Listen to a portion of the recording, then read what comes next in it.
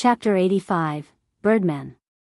Gentle Snow's invite caused both Xiao Yueru and Xiao Yuer to pay attention. Feng's strength must definitely be great. However, they have never specifically seen him in action, so they were extremely curious about his capabilities. They wanted to experience the strength of the rumored chief forger of Star Moon Kingdom, right? Join our party, Big Brother Black Flame. Our party members are all very skilled, so our leveling efficiency will be a lot higher, Xiao Yuer said from the side. Xiao Yueru sent a glare towards Xiao Yuer. The girl actually made the statement before she could. Xiao Yuer hid behind Gentle Snow, cutely sticking her little tongue out at Xiao Yueru. Xiao Yueru stamped her feet in anger, causing her chest to bounce indefinitely. If it were not for Black Flame being present, she would have taught this little girl a lesson right this instant. Although the beauties were filled with interest in Feng's strength, the remaining two male players had their fighting spirits raised instead. Just what did Feng possess to earn the attention of the three beauties? Suddenly, a heart of competition grew within them. They looked at Feng with a provocative expression, not believing that they were any worse than Feng. Regarding these provocative glances, Feng paid no attention to them. He said in a low tone, "Thank you for your kind intentions, Miss Snow. However, I have a quest that I need to do here, so I can't level up with everyone." "A quest, is it?" Gentle Snow was slightly shocked. This place was a level 8 monster area, so she was extremely curious about this quest Feng possessed. However, trying to ask about someone else's secret would be impolite, so she formally said, "Then, we won't disturb you anymore. If you need help, just ask. Although we don't know how much help we could be, we will still try our best to assist you." Feng smiled faintly when he heard Gentle Snow's offer. It was naturally good news that there was someone willing to help him. It would not be an easy task entering the Steel Fortress Barrutia. There would definitely be monsters there, and it would take Feng a long time to deal with them by himself. If there were such a powerful party helping him, then he would be able to save a lot of time. That's great. I need to go to a certain place. However, there are a lot of monsters there, so it won't be easy for me to enter by myself. Can you all help me clear the area? Feng implored. Originally, Gentle Snow was still thinking of a way to deepen the relationship between them and Feng. Never would she have thought that Feng would actually take the initiative to ask them for help.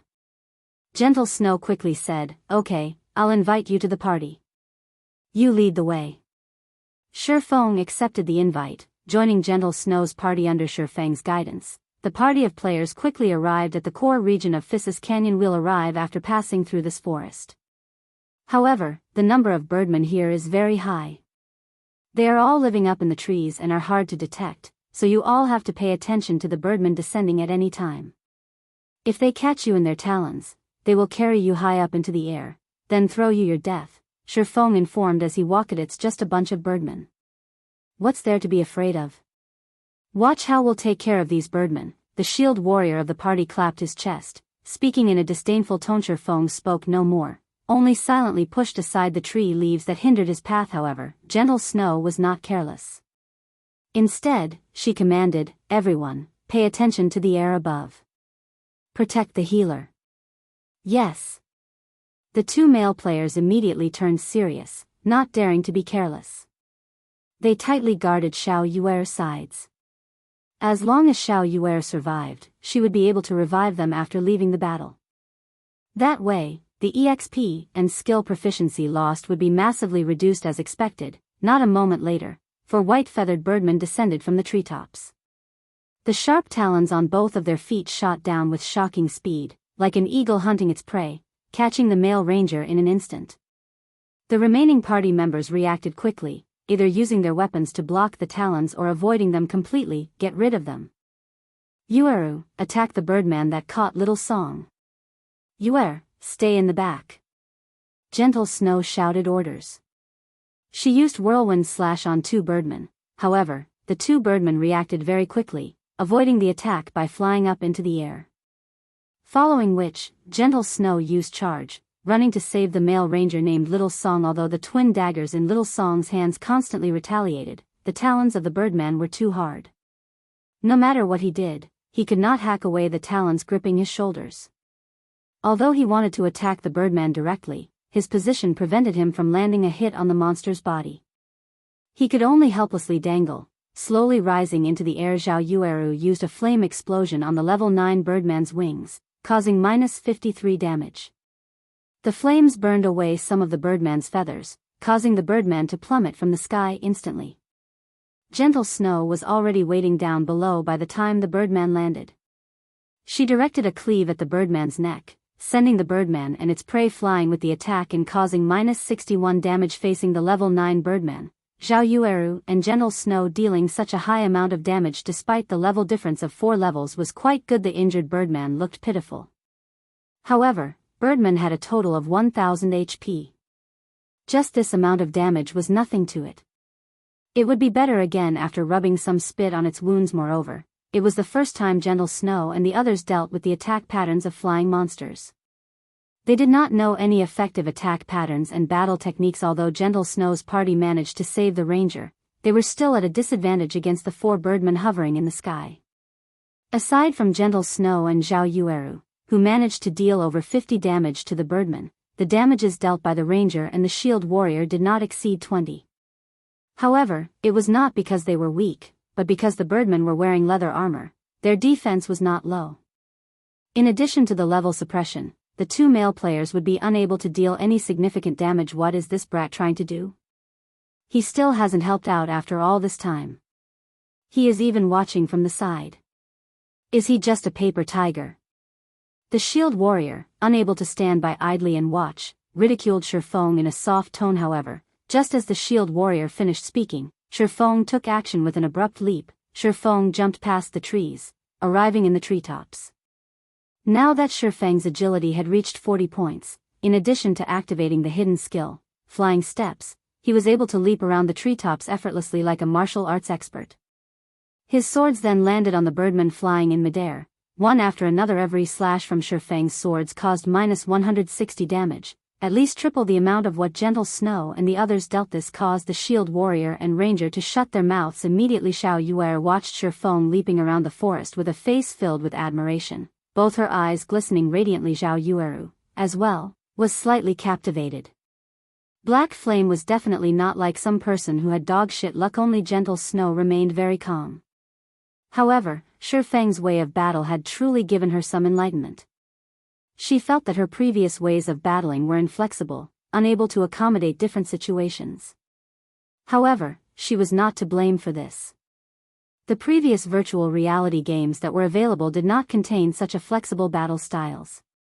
It would not be easy for her to change in such a short period. A short moment later, 4 of the hovering Birdmen fell dead. Their bodies fell heavily to the ground, dropping several copper coins and some light feathers. Let's go. Shifeng sheathed his pair of swords after landing on the ground. He then walked in the direction of his destination. Big brother Black Flame, don't walk so quickly. Teach me how to battle as well, alright? Zhao Yueru excitedly chased after Shifeng, hugging Shifeng's arm and shaking it. This is a technique for melee jobs. You don't need to learn it as a cleric. Shifeng did not think that Zhao Yueru would be so easygoing and unrestrained. She was completely different from the distinguished person she would be several years later. You little girl. Just a moment and you're already making trouble. Didn't Big Brother Black Flame already say it? You're not suited for it. Zhao Yueru pulled Zhao Yueru away, panting in rage. Unconsciously, the way she referred to Shifeng had changed as well, suddenly becoming much more intimate. Chapter 86, Mechanical Army. Watching Shifeng's back, Gentle Snow grit her teeth. When she thought about the horrifying amount of damage Shifeng previously dealt and his extraordinary battle methods, she suddenly felt Shifeng was even more opaque to her than before. She knew all of the top-tier experts in the virtual gaming world. However, she had never heard of a top-tier expert such as Black Flame. The equipment she was currently wearing could be considered the pinnacle amongst the current players. Both she and Shifeng were level 5, as well. However, the difference in their damage was actually so large. Just how excellent was Shifeng's equipment? Could it be that he was wearing a full set of level 5 mysterious iron set equipment? What Gentle Snow did not know was that the Silvermoon set equipment Shifeng wore was the best set equipment for swordsmen below level 10. Its attributes were much better than level 5 mysterious iron set equipment. In addition, Shifeng possessed a magic weapon and a secret silver weapon. Also, because of the effects of the Abyssal Blade, Shifeng could deal damage to the Birdman while ignoring the level suppression. So, his damage would naturally be extremely high. On their way through the forest, the number of Birdmen they met constantly grew. However, even if they were to face more than 10 Birdmen at a time, these Birdmen would still be killed off very quickly. Such a result was because of Shifeng's horrifying damage in addition to the shield warrior holding off the monsters and Gentle Snow and the others becoming more familiar with the battles. The leveling efficiency of Gentle Snow's party right now was much higher than before Shifeng joined them half an hour later. Shifeng and the others finally arrived at the Ruined Lands. Although it was called the Ruined Lands, in reality, it was just a gigantic crater. Cave systems of various depths and sizes could be found inside the crater. If one entered deep into a cave, they would easily become lost within it. Big Brother Black Flame, is this the place where you have to do your quest? Zhao Yueru moved closer to Shifeng's side, flipping her fine black hair and asking in a soft tone. After being in such a close range with the witch, Zhao Yueru, and seeing deep cleavage revealed by her red robes, it was impossible for Shifeng not to have thoughts about it. Even if he did not possess any evil intentions, it became much harder for him to pretend to be profound now. We'll reach it once we go down this path. However, there are too many Birdmen circling in the sky, so won't be easy to get over there. Shifeng deliberately shifted his gaze to a side, watching the sky above the canyon that led towards the large crater. The shield warrior and ranger no longer belittled Shifeng's reminder this time. Instead, they held a hint of reverence towards Shifeng now. Taking precautions, they looked towards the Birdmen in the sky. On the way to this place, it was only thanks to Shifeng that the two of them did not end up dead. Watching Shifeng take the first step, entering the narrow canyon, a faint smile appeared on Zhao Yueru's face. She kept on having a familiar feeling when she looked at Shifeng. This was the first time she felt this sort of sensation. Soon after, Zhao Yueru followed Shifeng tightly into the canyon. Gentle Snow only smiled sweetly at this scene. How could she not know Zhao Yueru's thoughts? There were extremely few situations where Zhao Yueru was interested in a man in such a way. Of course, if Zhao Yueru could enchant Shifeng, pulling him into Ouroboros, that, too, would be advantageous. Although there were a lot of Birdmen in the canyon, Gentle Snow's party had become increasingly familiar with dealing with these monsters. It was especially true for Gentle Snow. She was a genius. She had already learned Shifeng's battle methods after only seeing them a few times. She used the cliff walls to jump back and forth, and every time she brandished her blade, she would strike a Birdman from the air, sending it to the ground. Moreover, she was able to dodge and avoid the talons and fierce attacks of the Birdman in midair. Even without Shifeng's help, Gentle Snow's party could get rid of all Theseus Birdmen. After continuously killing several hundred Birdmen, a flash of golden light appeared around Shifeng's body. He had finally reached level 6, catching up to those leveling madmen. In order to equip the Dark Pursuer's cape a little earlier, Shifeng placed all of his attribute points into agility. If he were to level up the Abyssal Blade to level 5, he might even be able to equip the Dark Pursuer's cape at level 8. He's level 6 already? Gentle Snow looked over at Shifeng. She did not imagine that his leveling speed would be so swift. She had been killing monsters to level up without stop, yet, she was currently still 23% away from reaching level 6. Meanwhile, Shifeng clearly busied himself with a variety of things, yet, he could still reach level 6 before her. However, when she thought about how Shifeng could kill monsters of a higher level with such ease, it was no wonder he could level up so quickly. You want to go to that place? The number of monsters there is just too high. Amongst them, there are even quite a lot of level 9 elites and level 10 special elites. Are you sure you want to enter? After arriving at the deeper regions of the large crater, Gentle Snow suddenly discovered that the place was filled with wandering mechanical golems. She could not figure out just what kind of quest Shifeng had received that actually had such a high difficulty. Even if Shifeng were even more powerful than he was now, it was absolutely impossible for him to enter that place. The mechanical golems were around a person's height. Mechanical golem, common monster. Level 9.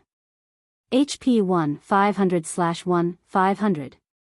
The mechanical warriors were double the size of the mechanical golems, and their hands were holding a blade and shield. Mechanical warrior, elite monster. Level 9. HP 3000/3000. The mechanical knights were the most terrifying of them all. They rode mechanical horses, and they held long pikes. They were over 6 meters tall, just like a 2-storied building. Mechanical knight, special elite. Level 10. HP 7000/7000. In the deepest parts of this horde of mechanical monsters, there was a pair of tightly shut steel gates. However, the number of mechanical puppets and mechanical warriors was just too ridiculous. Just from a simple glance, Gentle Snow estimated over 800 of them. Moreover, in the deepest parts, there were over 100 mechanical knights tightly guarding the front of the steel gates. Clearing all of those mechanical knights without a 1,000-man elite army was only a pipe dream. The amount of these mechanical monsters simply caused one despair. Even being more than 100 yards away from these mechanical monsters frightened Zhao Yueru and the others. The mechanical army would be unparalleled if they were to rush over altogether. The army would be able to annihilate Zhao Yueru and the others instantly. Big brother Black Flame, are you really going to go? You will definitely die. Even though Zhao Yueru was confident in her party's strength, just based on the standards of their level 5 party, clearing the surrounding mechanical golems and mechanical warriors was already a huge problem, not to mention the mechanical knights. A single mechanical knight might be enough to get rid of them all, let alone facing 100 of them. I must go there. However, we need to clear these golems and warriors, which are just hindrances, first. Shifeng nodded his head. Then, let's slowly lure them over and kill them, clearing the way bit by bit. Gentle Snow had already promised Shifeng that they would spare no effort in helping him. Naturally, she would not shrink back now. Moreover, this place was quite good for leveling up. After killing so many Birdmen on the way here, they gained quite a lot of common equipment and materials. If they were to clear all these mechanical warriors, their gains should be even greater. It was just that the strength of the mechanical warriors was still an unknown to them. Then, I'll lure them over one by one, Zhao Yueru volunteered. It was easiest for a ranged player to lure monsters. Moreover, based on her skills, even if the monsters were tightly packed together, she would still be able to lure only 2 to 3 of them over. Their party would also be able to dispose of the monsters easily. Hold on, Shifeng suddenly pulled Zhao Yueru back. Is there something wrong? Zhao Yueru asked. The others looked toward Shifeng, puzzled. Could it be that Shifeng did not believe in Zhao Yueru's skills? Shifeng was very clear with the difficulty of this place. However, Zhao Yueru and the others did not know that these mechanical monsters were all weapons of war made by the dwarven civilization. If Zhao Yueru were to go and lure the monsters without knowing this, it would only lead to a party wipe. The mechanical monsters are extremely troublesome to deal with. Their aggro range is extremely wide. There is no need to mention their defense and attack power. If you were to try and lure one, at least 10 more would follow. With the level suppression, we will definitely be unable to take on that many of them at once. I have another idea. Which one of you here has a movement speed of over 14 points? My movement speed is 17. Little Song has also reached 14 points. Gentle Snow answered, even though she did not understand why Shifeng asked such a question. You and Little Song both use a speed scroll. In a moment, lure all of the surrounding mechanical monsters and gather them in a single location.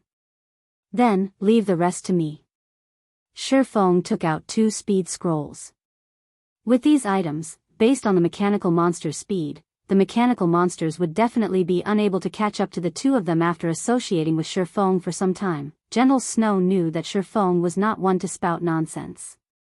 He definitely must have his own reasonings. Hence, she and Little Song both used the speed scrolls, the 2 of them starting to lure the monsters from both sides. Chapter 87, Flame Blade Dance. Gentle Snow and Little Song started luring monsters from 2 sides. Before they even came close to the 30-yard range, the monsters discovered the 2 of them. The monsters' eyes flashed a red glow, all of them turning their heads and staring at the intruders. Alert! Alert! Intruders detected. After the alarm rang out, all of the mechanical golems and mechanical warriors within a 40-yard radius were alerted. The surrounding mechanical monsters locked onto the 2 players, and within a moment, the 2 were being chased by hundreds of mechanical golems and mechanical warriors. Zhao Yueru was secretly shocked at seeing this. Fortunately, she did not rashly act and lure the monsters. Otherwise, they would definitely party wipe. Big Brother Black Flame, there won't be a problem luring the monsters in such a way, right? Zhao Yueru saw that Gentle Snow and Little Song were both being chased closely after by the mechanical army. If they had not run away in time, they might have already been dead by now. Relax. With the speed scroll in effect, these mechanical monsters won't be able to catch up to them, Shifeng said confidently. After some time, as expected, not a single one of the mechanical monsters caught up to the two. Everything happened just as Shifeng predicted. After luring all the surrounding mechanical monsters, the two of them circled the large, empty crater, while the mechanical golems and mechanical warriors chased them without stop. The two of them were very adept at luring monsters. Within a short moment, they had merged the two waves of mechanical monsters into a single wave inwardly. Zhao Yueru was speechless. She, too, had a speed scroll. However, this item was just too expensive. Even if it was her party members, each of them only possessed one speed scroll for the purpose of saving their own lives. She never imagined that Shifeng could easily take out two of them. Moreover, he was only using it to lure monsters. It was truly an extravagant use. However, it was true that, with this added speed scroll, the two of them were able to lure all of the monsters safely. Now, though, the real problem had arrived. After luring so many monsters, how were they going to deal with them? They did not possess any AoE magic, and even if they did, they would not dare to use it. Doing so would cause disorder to the control of hatred, as their MT did not learn an advanced skill such as Crowd Mock. At that time, everyone would just die. Shifeng naturally knew the question everyone was thinking. However, he only revealed a mysterious smile as he walked forward. In 10 seconds, both of you lure all the monsters to the center, Shifeng said in the party chat. Understood, Gentle Snow answered. Finished speaking, Shifeng took out a delicate, dark red scroll, then spreading it open in one go. Incantations were written throughout the inside of the scroll. Just the light coming from the incantations was enough to cause the fire mana in the surroundings to surge. After seeing this, even an amateur would know that the item Shifeng took out was not simple. As an elementalist, Zhao Yueru's face was filled with shock. Just what kind of magic scroll was this?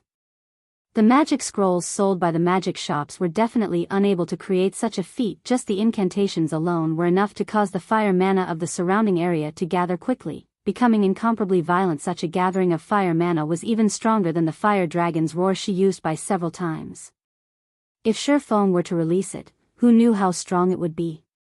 At this moment, Shifeng activated the magic scroll and pulled out the abyssal blade. Suddenly, the fire mana collected above the magic scroll poured down like mercury, and streak after streak of flames over 10 meters in length penetrated the abyssal blade. Magnificent flames then burst out of the abyssal blade's form, suddenly transforming into a sword of flame. It faintly released the cry of a phoenix, resounding throughout the surroundings. Naturally, everyone noticed such a vast and mighty power. Nobody thought Shifeng would actually still have such a hidden ace in the hole. In fact, Shifeng did not wish to use this tier 2 magic scroll. He would have won less after every use. Moreover, Shifeng had only harvested 4 such items from all of Moonlight Forest. Now that he had used one, he only had 3 remaining at this time. Gentle Snow and Little Song had already lured all of the mechanical monsters to the central region of the crater. They then ran towards Shifeng. The mechanical monsters were coming in closer and closer. 40 yards. 30 yards. 20 yards. 10 yards. However, Shifeng had still not taken any action. He was only standing there, silently, with his hand holding the dazzling and burning hot sword. Just as Gentle Snow and Little Song ran past Shifeng abruptly took action, slashing out his burning blade. Tier 2 Magic, Flame Blade Dance. In the blink of an eye, Shifeng's slash released countless crimson flames. The scorching flames were like an ocean, instantly swallowing the entire mechanical army. The cone-shaped flames burned everything in a 60-yard distance to ash. Even if the mechanical warriors had 3,000 HP, they were still unable to withstand the damage from this move as they all turned into a pile of scrap metal. Meanwhile, Shifeng's experience abruptly increased by a large chunk, rising to 37% of level 6. The other party members had also broken through from level 5, one after another, all of them reaching level 6. Their leveling speed was just too awesome. Everyone's gazes then went towards the loot littering the ground, joy immediately rushing up to their heads. Shifeng was just too awesome. He used a single move to kill level 9 elite monsters instantly. Although he depended on an external item to do so, being able to obtain such an item was still proof of his ability. If they were to go through this process again several more times, they would be able to reach level 10 at any minute. At this moment, Gentle Snow, as well, was rejoicing at her choice to aid Shifeng in his quest. Just the EXP they obtained alone profited them big time. Big brother Black Flame, what kind of scroll did you use? It was actually so powerful. Zhao Yueru blinked her eyes at Shifeng, asking curiously. A tier 2 magic scroll, Shifeng casually said. Big brother Black Flame, where can I buy it? Zhao Yueru was captivated by this magic scroll after seeing its destructive capabilities. It would be worth it even if she had to spend 10 silver coins to buy one. Shifeng shook his head, saying with a smile, this item can't be bought. It will only appear by chance when opening a high-grade treasure chest. Oh, Zhao Yueru was slightly disappointed. Shifeng might have spat out blood if he knew Zhao Yueru thought of buying the tier 2 magic scroll for only 10 silver coins. Nobody would sell a tier 2 magic scroll. That was because this item was just too valuable. If used at a crucial point, it was possible to create a comeback situation. In Shifeng's previous life, there were many large guilds who offered 2 to 3 gold coins for tier 2 magic scrolls but still failed to purchase any. If it were not due to the importance of this quest, Shifeng would not have been willing to use this scroll. Gentle Snow originally wished to find out more about the magic scroll, as this item was truly too useful. However, after hearing Shifeng's tone, it was clear that he was feeling heartache over having used the item. Even the rich and overbearing chief forger was feeling heartache. One could just imagine how rare this item was. However, when Gentle Snow heard that she could obtain such an item from a high-grade treasure chest, she thought to herself that she would let the players from her guild make a note of it, following which, everyone else started cleaning up the loot. There were plenty of elite monsters amongst the over 800 mechanical monsters, so there were many items dropped. Amongst them, there was no lack of level 7 to level 8 common equipment. There were even over 30 pieces of bronze equipment and several skill books. You killed all these monsters, and we were not of much help. So, we won't be taking any of the equipment or skill books. Gentle Snow traded all the items to Shifeng after she finished arranging the loot. However, the shield warrior started drooling when he looked at all the equipment for MTs. He was extremely reluctant to part with them. However, he also did not dare have any objections to give everything to Shifeng. You all helped out quite a lot. Let's split according to job requirements. As for these skill books, I'll be taking them. Shifeng only kept all of the skill books because he discovered a special skill, precision throw, amongst them. This skill was extremely useful to him. As for the bronze equipment, they were worth but a few gold coins, so they were not as valuable to him. The equipment he was currently wearing was the Silver Moon set equipment. Shifeng did not plan on changing equipment while he was below level 10. As for Blackie and the others, he would obtain equipment that would better suit them. Although the equipment did not serve much purpose to Shifeng, they were very useful to Gentle Snow. I would feel embarrassed if I were to accept them vainly. How about I purchase all of them? I currently don't have enough game coins on hand. Could I pay using credits? Gentle Snow, not wishing to owe Shifeng a favor, softly asked. Paying with credits is fine as well. Shifeng was naturally very willing. In a short moment, Gentle Snow had transferred 50,000 credits to Shifeng, enriching Shifeng quite a lot once more. What about the remaining mechanical knights? Are you going to use a magic scroll again? Gentle Snow looked towards the over 100 mechanical knights guarding the large gate, asking in anticipation. A tier 2 magic scroll can't get rid of them. Moreover, I don't need to kill them to enter into that place. I just need to lure them away. When Shifeng heard Gentle Snow saying so, his forehead couldn't help but sweat. Tier 2 magic scrolls weren't just some kind of cabbage he could waste.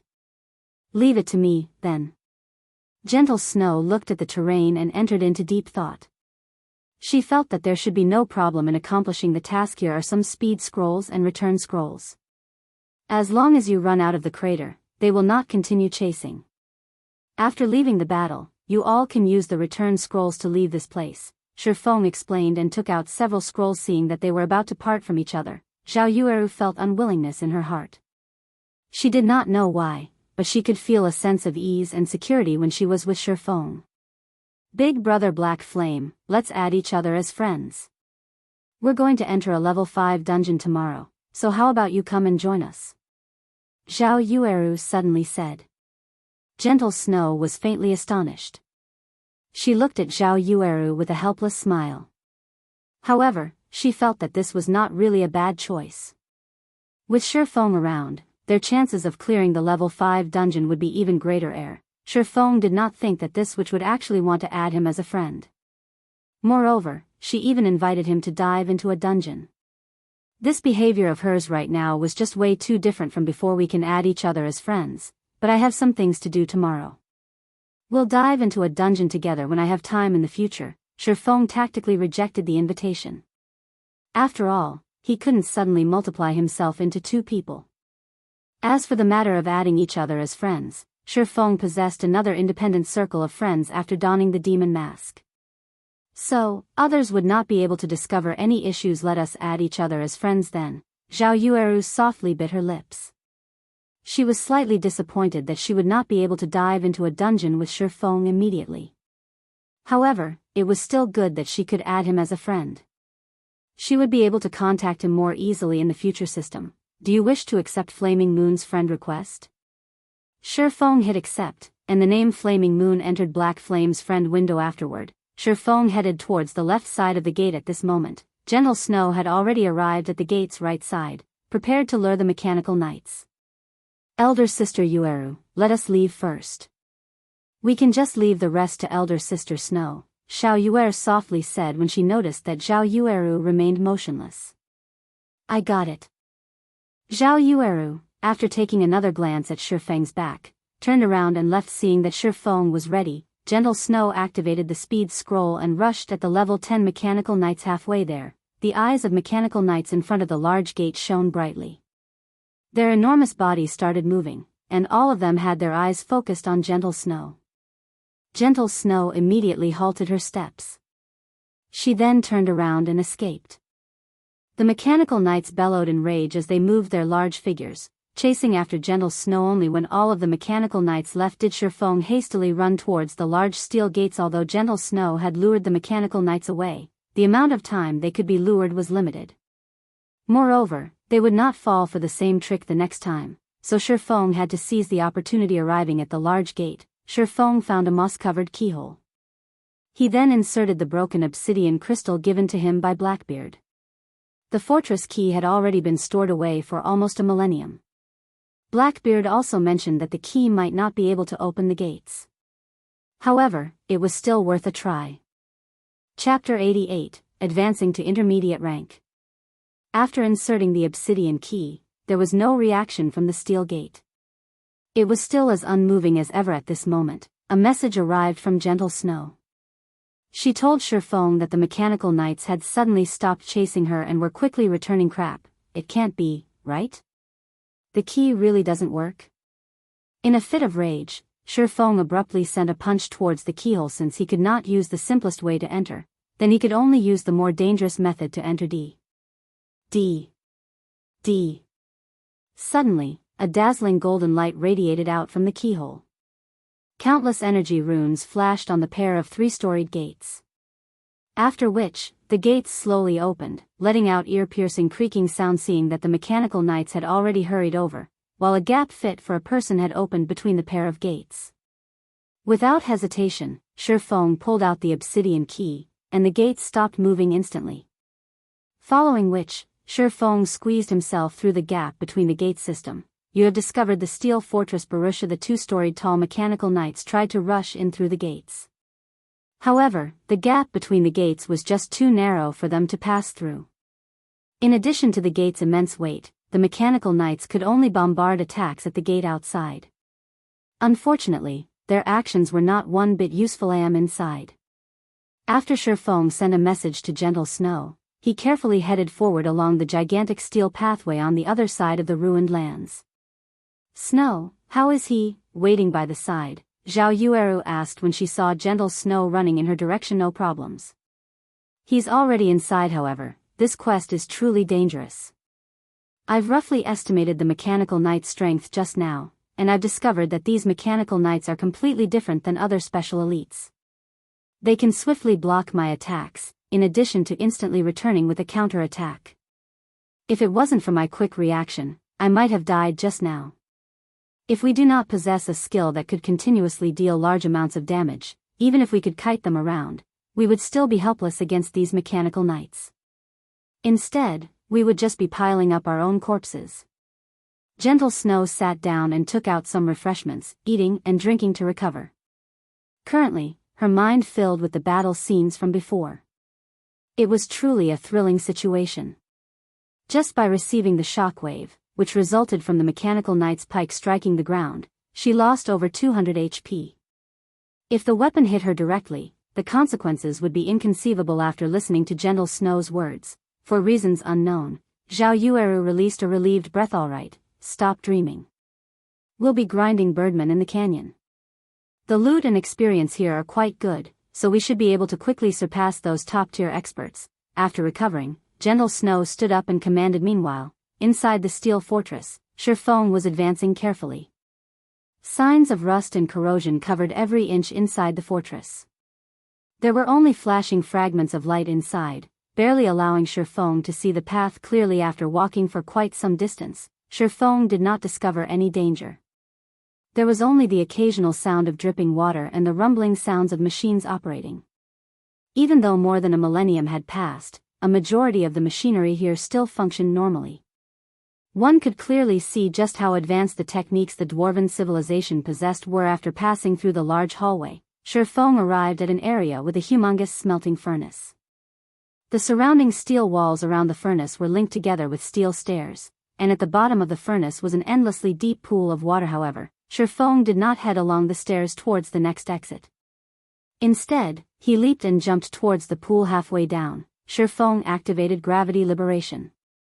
His falling speed sharply reduced, his body slowly descending like a feather. During his descent, Shifeng suddenly noticed a passage on the walls. The passage could barely allow a person to enter. However, the information Shifeng had collected in his previous life did not mention such a passage. Hence, Shifeng slowly floated over, accurately landing in the hidden passageway. There is actually a treasure chest here. Did none of those people notice it last time? Shifeng discovered that, in the deepest part of the passageway, there was a large pitch-black steel chest. Many runes were carved onto the chest, and a glance was enough to tell it was not just a simple chest. After observing it in detail, Shifeng determined that the chest was a mysterious iron treasure chest. However, Shifeng did not rush to open the treasure chest. Instead, he used Phantom Kill, allowing his doppelganger to go over and take a look. Just as the doppelganger started activating the treasure chest, the surrounding steel walls shot out countless flying arrows. The doppelganger was killed in an instant, giving Shifeng a scare. Fortunately, Shifeng had made it a habit to be cautious and prudent when in God's domain. Otherwise, he would have really died. Such types of traps were normally one-time uses. However, Shifeng did not rush. In any case, the chest wouldn't run away, so he might as well wait until Phantom Kill's cooldown finished, then use his doppelganger to open the treasure chest. This time, the doppelganger had managed to open the treasure chest safely. With no more dangers present, Shifeng walked over to the chest and took out its contents. Inside, there was a mysterious iron-ranked Blackstone shield. It was absolutely a top-tier level 10 shield. Blackstone shield, mysterious iron rank. Level 10. Equipment requirement, Strength 25. Defense plus 69. Defend rate 29%. Strength plus 7, Endurance plus 10. HP plus 200. After equipping, all damage received from the front will be reduced by 10%. There was also a mysterious iron mastery book. When used, players would randomly receive 10 to 50 free mastery points. This item was several times rarer than the Blackstone shield. That was because mastery points could last a player forever, while the Blackstone shield could not. Hopefully my luck won't be too bad. Shifeng slightly prayed before selecting to use the mastery book, following which, the system started displaying a pile of random numbers ranging from 10 to 50. As long as Shifeng yelled, "Stop," the final number to appear would be the number of mastery points he would obtain. It was something similar to Russian roulette in Shifeng's previous life. Many experts collected various kinds of mastery books to increase their weapon mastery. However, mastery books were just too rare, and even with money, one may not necessarily be able to buy it. Most players that obtained a mastery book would use it instead of selling it. After all, it was extremely hard to obtain a single free mastery point. Shifeng had once seen a person who was fortunate enough to obtain a fine gold mastery book. Many players looked at that person with immense envy, and some were even willing to spend 1,000,000 credits to buy the mastery book from that person. However, that person refused to sell and instead used the mastery book for himself. The range of free mastery points provided by the fine gold mastery book was between 30 to 200. Originally, everyone thought this fellow had very good luck. However, that person only obtained 31 free mastery points, in the end, becoming a laughing stock to everyone. The points he obtained was no better than a mysterious iron mastery book. Looking at the numbers constantly spinning, Shifeng's heart madly thumped, not knowing what number would come out. "Stop." Shifeng shouted. The wheel of numbers abruptly halted, and Shifeng peered open his eyes and took a look. 32 points, a relatively good number. Shifeng had just effortlessly obtained 32 free mastery points, which was the equivalent of the free mastery points he would obtain by leveling up to level 20. Shifeng opened his one-handed sword mastery window. Currently, his one-handed sword mastery was still at 20 points. Placing him at the level of basic swordsman and increasing his base damage by 10% if including the 8 free mastery points he obtained for leveling up to level 5, and the 5 points he had remaining from before, he now had a total of 45 free mastery points. Shifeng immediately added 30 mastery points to his one-handed sword mastery. Instantly, his one-handed sword mastery rose to the level of an intermediate swordsman, increasing his base damage by 15%. As for becoming an advanced swordsman, he was still 50 points away from doing so. Although it was just a 5% increase in base damage, it should not be taken lightly. This base damage would be magnified many times after factoring in the bonuses from skills. Often, the gap present between a top-tier expert and a normal expert was due to the difference in base damages. At this stage of the game, there might only be a fragment of experts who have reached basic mastery. Shifeng had already reached intermediate mastery, leading them by a lot. Just as Shifeng was about to continue advancing deeper into the steel fortress, the fortress alarm rang out. Chapter 89, Barrutia's Core Area. Alert! Alert! There is an intruder in Area F. Activating self-defense system. Before Shifeng could celebrate his gains, a bucket of cold water dumped over his head by this loud voice. He did not think that there would be such a trap. After opening the treasure chest just after arriving at the passage's exit, Shifeng discovered that the passages leading to the other areas of the steel fortress were all sealed off, preventing him from entering. Meanwhile, the water level of the pool below started rising, and according to its speed, it would not be long before the passage flooded. Without hesitation, Shifeng took out a bottle of underwater breathing potion, drinking it. The potion allowed players to breathe underwater for 20 minutes. Following which, Shifeng immediately leaped into the pool, diving towards the deepest region. After swimming down for over 10 minutes, Shifeng finally saw a dark passage.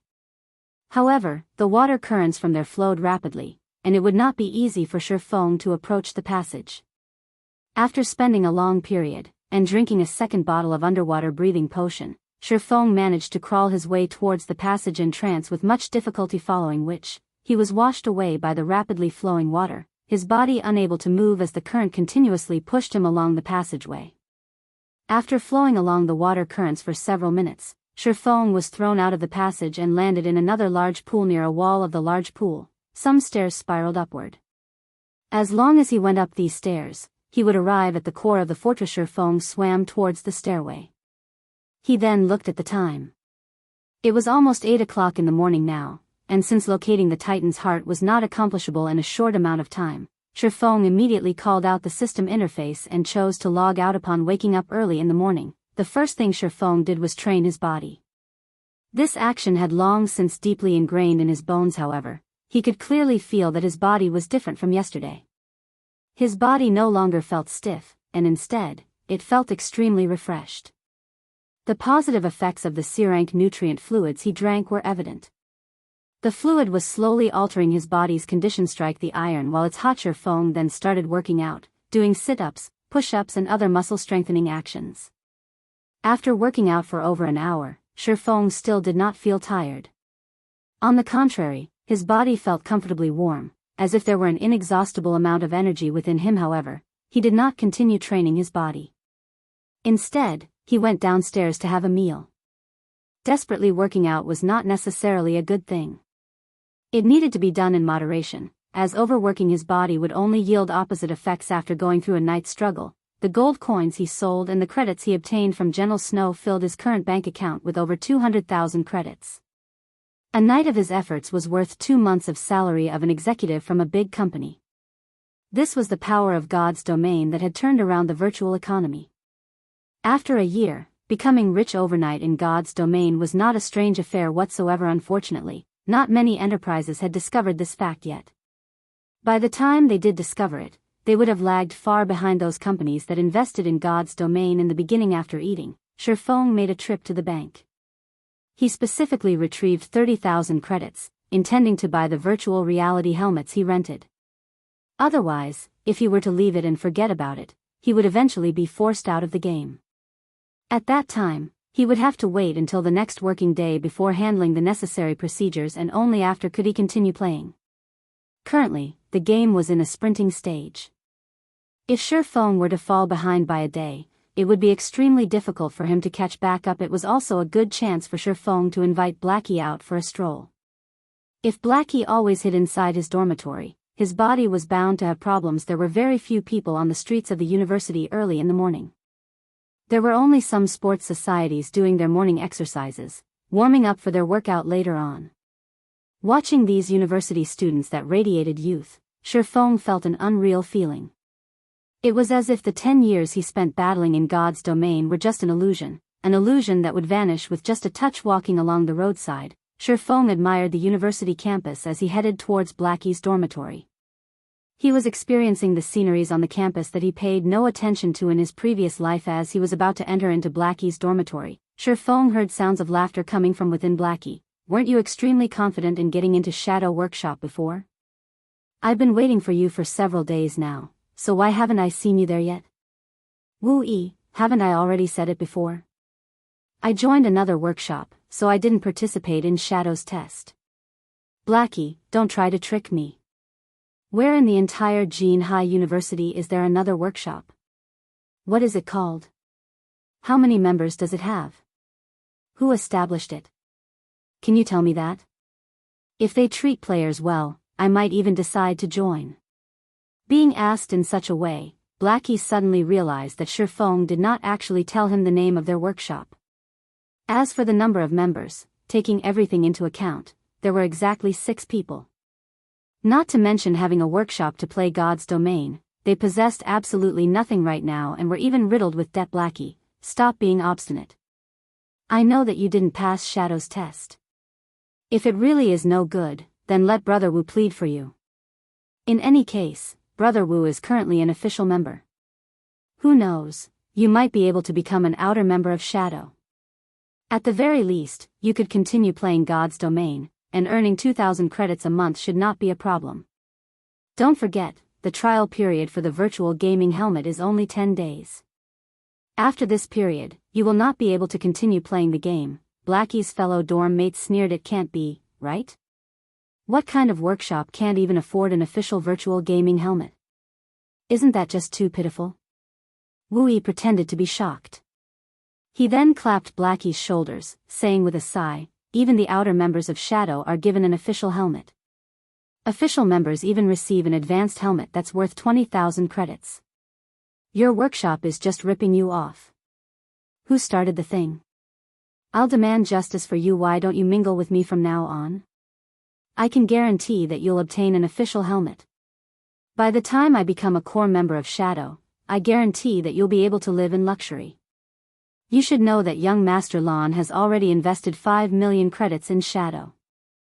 I heard that he has invested another 2 million now. If you enter Shadow, your future will be limitless. Wu Yi, I've already said it. I won't be joining. I'm currently getting by very well. Blackie quickly rejected Blackie. You should know that there aren't many such chances. Shadow Workshop is the best workshop in Jianghu University. If it weren't for the fact that you're already level 5 and we're classmates, I wouldn't even be looking for you. Wu Yi patiently persuaded, you keep saying that you've joined some other workshop, but you have to tell me at least the name, right? Must you keep lying to a classmate in such a way? What? Don't tell me that this workshop doesn't even have a name? Even if it doesn't have a name, you must know which person established it, right? Nowadays, even nobodies dare to make workshops, so you mustn't be tricked. Shadow Workshop has an upright business sponsoring it, and there is also a contract to ensure that you won't starve to death at the very least. Wu Yi was all praises about Shadow. It was as if one would become an elite in society just for entering Shadow Workshop, becoming the envy of others. However, Blackie had long since seen through Shadow. He did not have even the slightest favorable opinion towards Shadow. He only blamed himself for having a big mouth, showing off to others that he had already risen to level 5. As a result, the information was found out by Shadow Workshop, and they had sent Wu Yi, his classmate, to recruit him. However, how could he so easily betray Shifeng and join Shadow? He was only able to obtain all of his current achievements by relying on Shifeng. Even if he had to suffer hardships right now, he still believed that Shifeng would lead him towards the path of success. At this stage of the game, all the level 5 players were experts. To Shadow Workshop, which was currently lacking experts, Blackie was an alluring beauty. So, naturally, they were itching to try and recruit him, turning him into one of their belongings. At this moment, Shifeng opened the door, taking a step into the room. I am the nobody that established the workshop.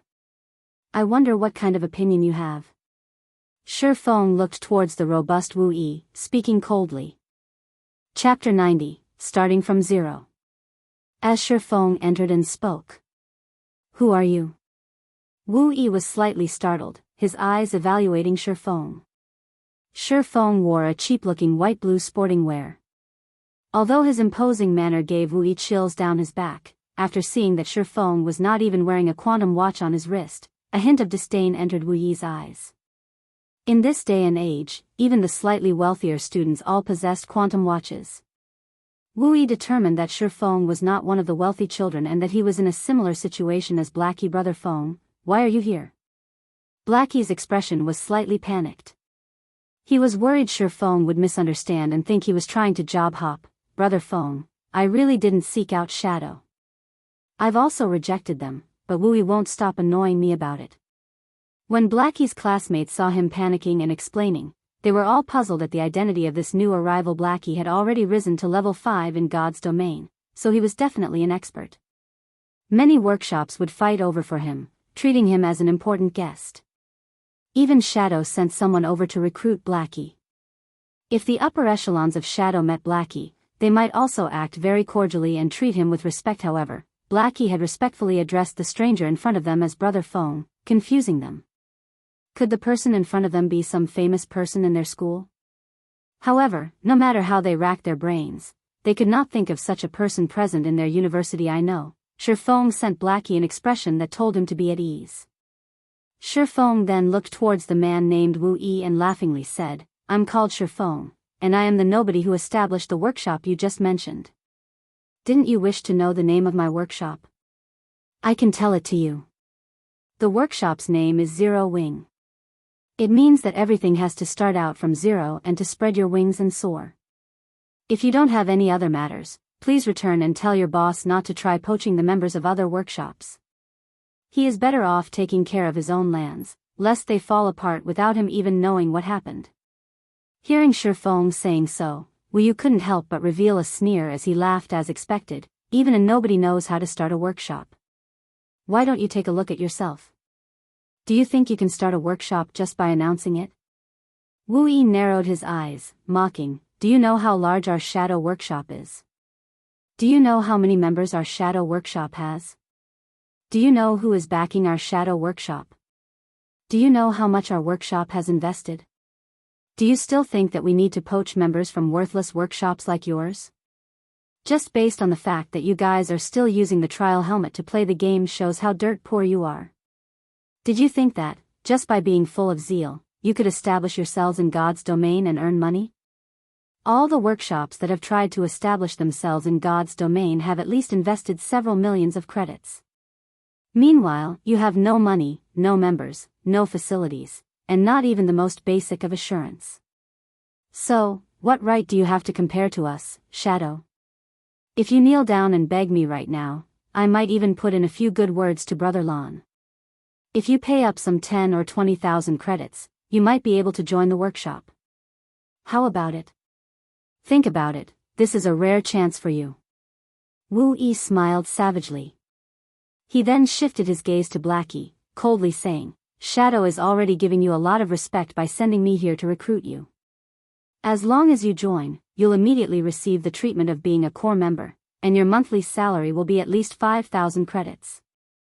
It is hundreds of times better than staying in a workshop that is barely surviving. When Blackie's several dorm mates heard of this treatment, all of them had expressions of shock on their faces. They did not think that playing God's domain would be so rewarding. Compared to those city white-collar workers, Blackie's salary was much higher. Suddenly, the gazes they used to look at Blackie changed.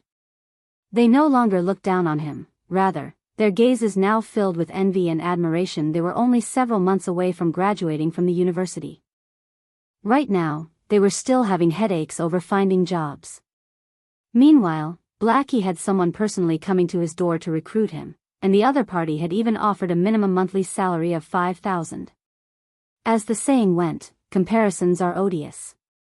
If they had known about this earlier, they would have properly played games and gave God's domain a try. They might have even become experts. They would not have had to chase after girls for their 4 years in universities and been looked down upon by those girls. If they managed to earn money, beauties would be lined up for their choosing. However, after listening to Wu Yi, Blackie, instead, started laughing. Wu Yi actually dared to make fun of the workshop Shifeng had started, calling it worthless, and even wanted to make Shifeng kneel before him in order to join Shadow. He was retarded. The snow goddess is even paying attention to Brother Feng, and she even wanted to recruit Shifeng. Who was the snow goddess? She was the vice-captain of the first-rate guild, Ouroboros. She was the publicly acknowledged goddess of the virtual gaming world. Compared to Ouroboros, Shadow Workshop was not even worth a dime. Seeing Wu Yi's mood sour, Blackie sneered at him and said, Wu Yi, even if you exaggerate it to no end, my decision will remain unchanged. Although Zero Wing Workshop has just started, I believe that our future achievements will definitely be greater than Shadow's. I advise you to leave Shadow a little earlier and join our Zero Wing Workshop. I'll ask Brother Feng for a favor. If you kneel and apologize to him, who knows, you might even be able to become a member of Zero Wing. Blackie's dorm mates were shocked upon hearing him. His declaration confused them greatly. In the end, which workshop was truly the awesome one? Could it be that, nowadays, choosing the workshop that couldn't even afford an official gaming helmet was the right choice? You are simply unreasonable. Wu Yi was almost speechless with anger. Blackie actually used his own words to make fun of him.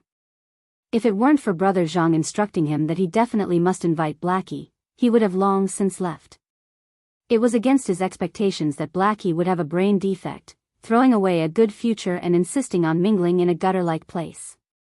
Blackie, I am only reminding you because I value talent. Our Shadow is currently trying to annex the 45th ranked workshop in Jianghu City, Hungry Wolves Workshop.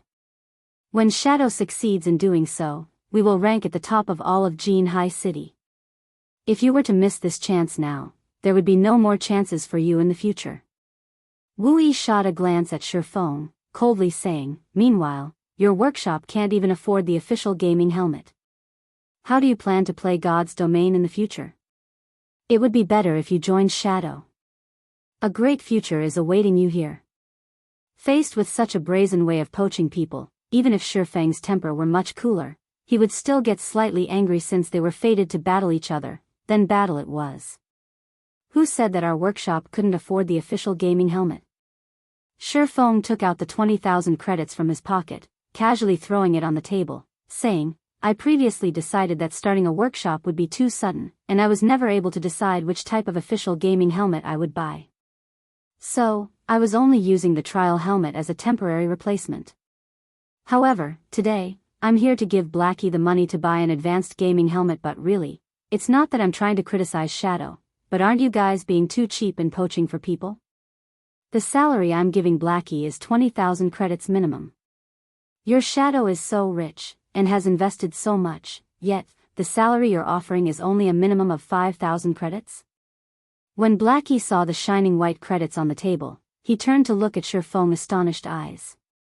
Nobody was more knowledgeable of Shifeng's financial condition than he was, so how was he able to suddenly throw down 20,000 credits? Could it be that Shifeng robbed a bank? The others in the dormitory swallowed their saliva when they saw the credits scattered across the table. Usually, Blackie remained hidden and did not seem like anything special. They did not think that his monthly salary would be 20,000 credits. It was no wonder why he refused to join Shadow Workshop. After all, Shadow was only offering him 5,000 credits, 4 times less than his current earnings. Even an idiot would know which side to choose. What was even more unthinkable was that Shifeng, who was wearing a suit of cheaply looking sportswear, was actually a brother tycoon. Chapter 91, Going Through Thick and Thin Together. Looking at the credits on the table, Wuyi's complexion alternated between green and red. His face was gloomy to the degree of being able to squeeze water out. How was this possible? Ignoring the credibility of the monthly salary of 20,000 credits, just being able to toss down 20,000 credits casually was not normal. Wuyi had seen many wealthy tycoons before, and his eyesight had never failed him before. The clothing that Shifeng was currently wearing was not even worth 300 credits, so how could Shifeng possibly have that much money? Moreover, when he took it out, it was just so simple. He even casually threw it onto the table. This series of actions were not habits of an average person, and they were impossible fake. Only those tycoons that paid no heed to credits would carry the action out in such a relaxed and comfortable manner. What Wuyi did not know was that Shifeng was once the guild leader of Shadow. Throwing money away like dirt was just a small matter to him. He even spent tens of millions of credits to poach a few master-level lifestyle players. During those times, he had thrown stack after stack of credits onto the table, causing those lifestyle players to worship him immediately. Throwing out just 20,000 credits was not even a warm-up for him. Humph. Just this amount of money is nothing. As long as you have the strength to join the upper echelons of Shadow, a monthly salary of 50,000 to 60,000 credits is just a small matter. Moreover, we have the support of young Master Lan, so our funds are extremely abundant. Furthermore, the celebrities of our school have also joined Shadow. The 1st, 3rd, 6th, and 9th ranked students in the university's most recent fighting competition have all joined Shadow. These people are the true experts, and they could easily rise to fame in God's domain. Meanwhile, what kind of true experts does your workshop have? Wuyi pretended to be calm as he coldly snorted. However, he still could not help himself to steal a glance at the 20,000 credits thrown on the table. The basic wage for an official member of Shadow was just 3,000 to 5,000 credits. Although it was slightly better than the salary of many university fresh graduates, there was still a limit. Such an amount was not enough for one to act carelessly. Wuyi, we will deal with the matters of Zero Wing by ourselves. It is still not up to you to comment on our problems. If your boss wishes to annex our workshop, first offer up a monthly salary of 100,000 or above, let me be Shadow's vice leader, and Brother Feng the guild leader. Otherwise, please return. Blackie was extremely irritated after hearing Wuyi speak. He abruptly stood up and pointed towards the dormitory's entrance as he looked at Wuyi with a disdainful smile. Blackie's performance was extremely arrogant and incomparably rampant. He held no regard for Shadow at all. Was it amazing to have many members? Did being an expert in a fighting competition mean they could play well in God's domain? If one had the ability, then they could hitch up a relationship with those first-rate guilds. See if they pay any attention. Blackie, you better not regret this in the future. Shadow is fated to become a giant in Jianghu City. When that time comes, don't even think about joining Shadow. Wuyi left after speaking. He was determined to tell Brother Zhang and young Master Lan about everything that had happened here, letting them take care of the ignorant Shifeng and Blackie. Thanks for your worries, but I never eat the medicine of regret when I do something. Although shadow is amazing, unfortunately, it isn't enough to enter my eyes. Blackie loudly declared, and almost everyone in the entire building could hear him speak. Blackie's dorm mates were all stunned. When did Blackie become so awesome? He actually dared to let out such bombastic words, publicly rejecting the invitation of Shadow Workshop that's famous throughout the whole university. How many people dreamed of the job he rejected? After Wu Yi left, Blackie instantly lost his previous heroism. His bum immediately landed in a chair, his heart silently lamenting that it was all over. Because of his momentary rampant emotions, he became hot-headed and made enemies out of Shadow. Wasn't this just making trouble for Zero Wing? On the other hand, Shifeng was extremely touched. As expected, Blackie was still the same in both his previous and current lives. In Shifeng's previous life, Blackie had immediately resigned from his position without hesitation and followed Shifeng. Now, this was a true brother. In Shifeng's previous life, the countless people around him could only share the gains but not the pains. Shifeng also knew what Blackie was currently worried about, so he clapped his hands and said in agreement, "Well said." In the struggles of the virtual gaming world, winning or losing can be changed in the blink of an eye. There are no such things as eternal winners. As long as we work hard enough, sooner or later, we will definitely surpass Shadow. As long as Zero Wing Workshop developed, they were bound to come into conflict with Shadow. If Shadow wished to spare no expense to deal with them, then they could just use Shadow's reputation to spread Zero Wing's fame throughout the university campus. That way, Shifeng would not have to waste efforts to publicize his guild. Let's go. We'll go out and take a walk and buy an advanced helmet on the way. Always staying in your dormitory won't be good for your body. Shifeng left the room, letting Blackie tidy himself up. Blackie was constantly holed up in his dorm room these days. He was even playing God's Domain during the daytime, not doing any other activities. Although it wouldn't be a problem in the short term, after a while, the damage to his body would become very significant. Brother Feng, wait for a moment. I'll come immediately. Blackie immediately collected all the credits on the table, then tidied himself before leaving the dormitory with Shifeng. Only his dumbfounded dorm mates remained in the room. They all looked at each other, their faces revealing bitter smiles. Normally, they had, many times, made fun of Blackie. Never would they have thought that Blackie was hiding his true appearance. He even managed to gain the favor of a tycoon. This won't do. I will also apply for a trial gaming helmet. I've decided. I'll become a professional gamer in God's Domain.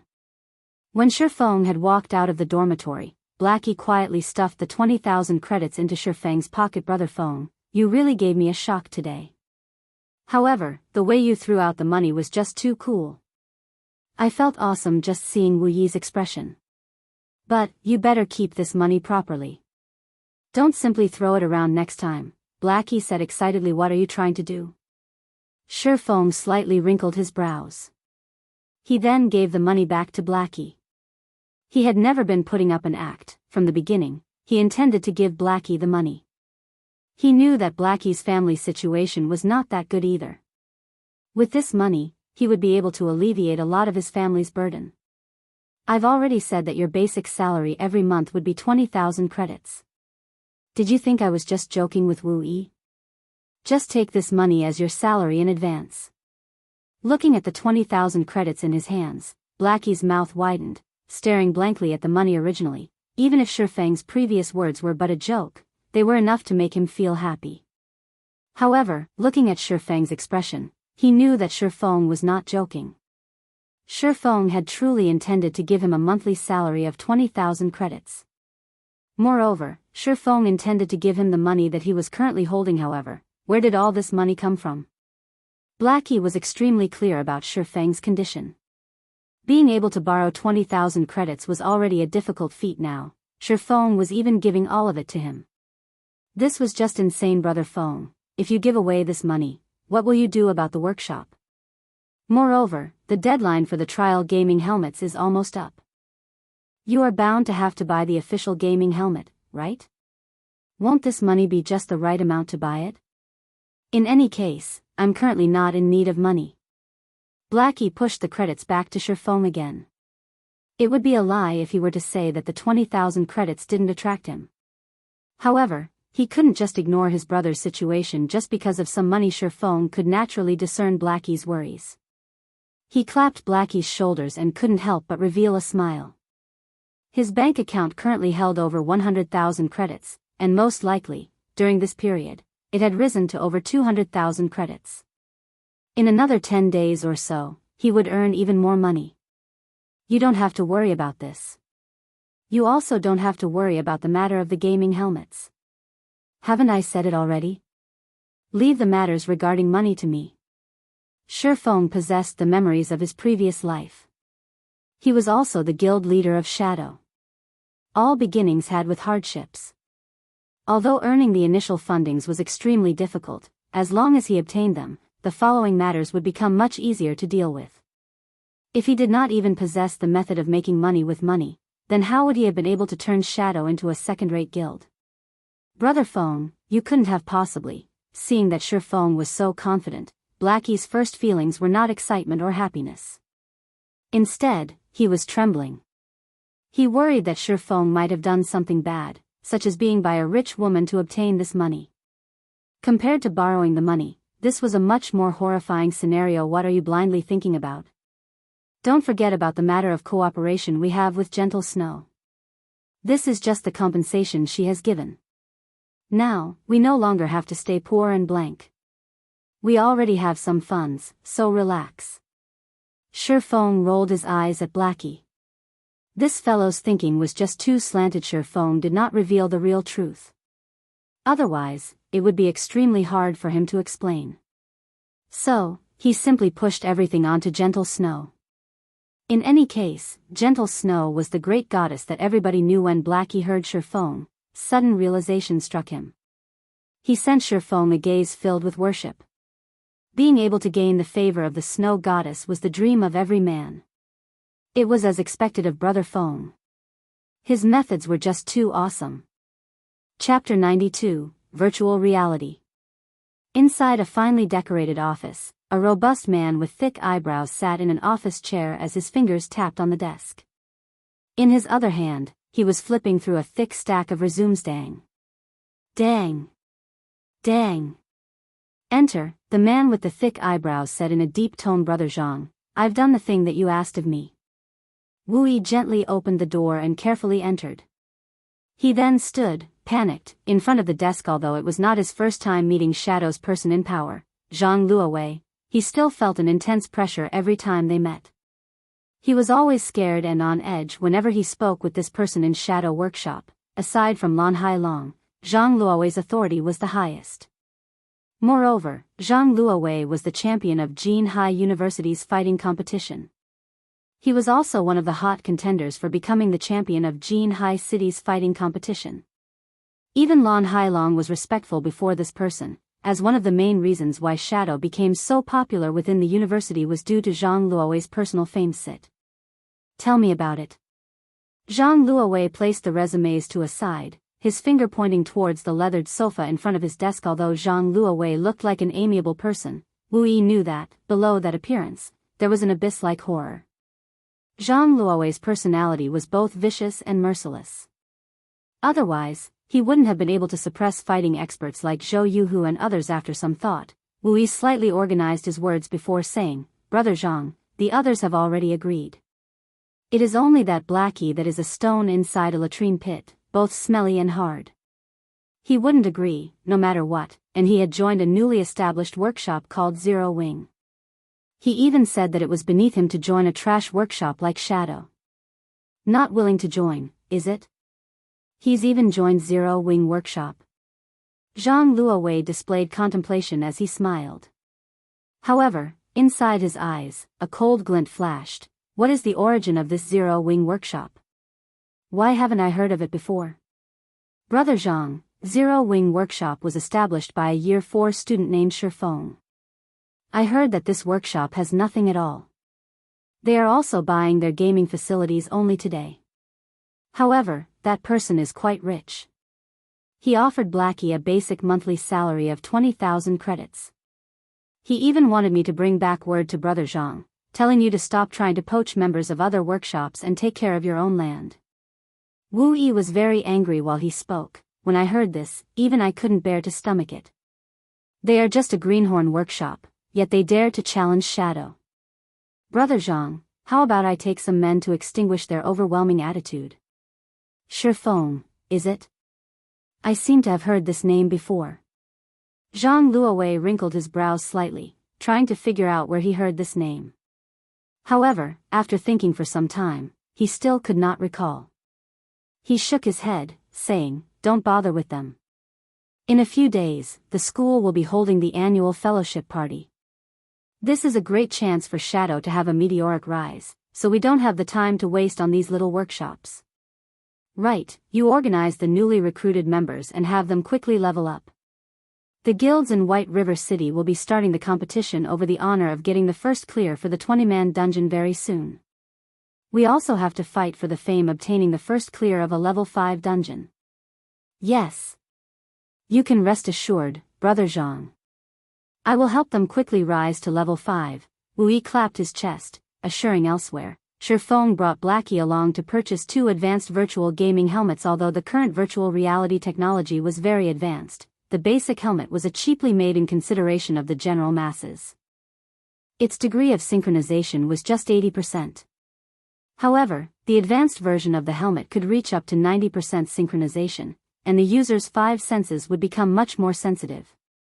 Although the difference did not seem too great, during a battle between equal strengths, this small difference would be the determining factor of victory or defeat. The battles in God's domain were always life or death battles.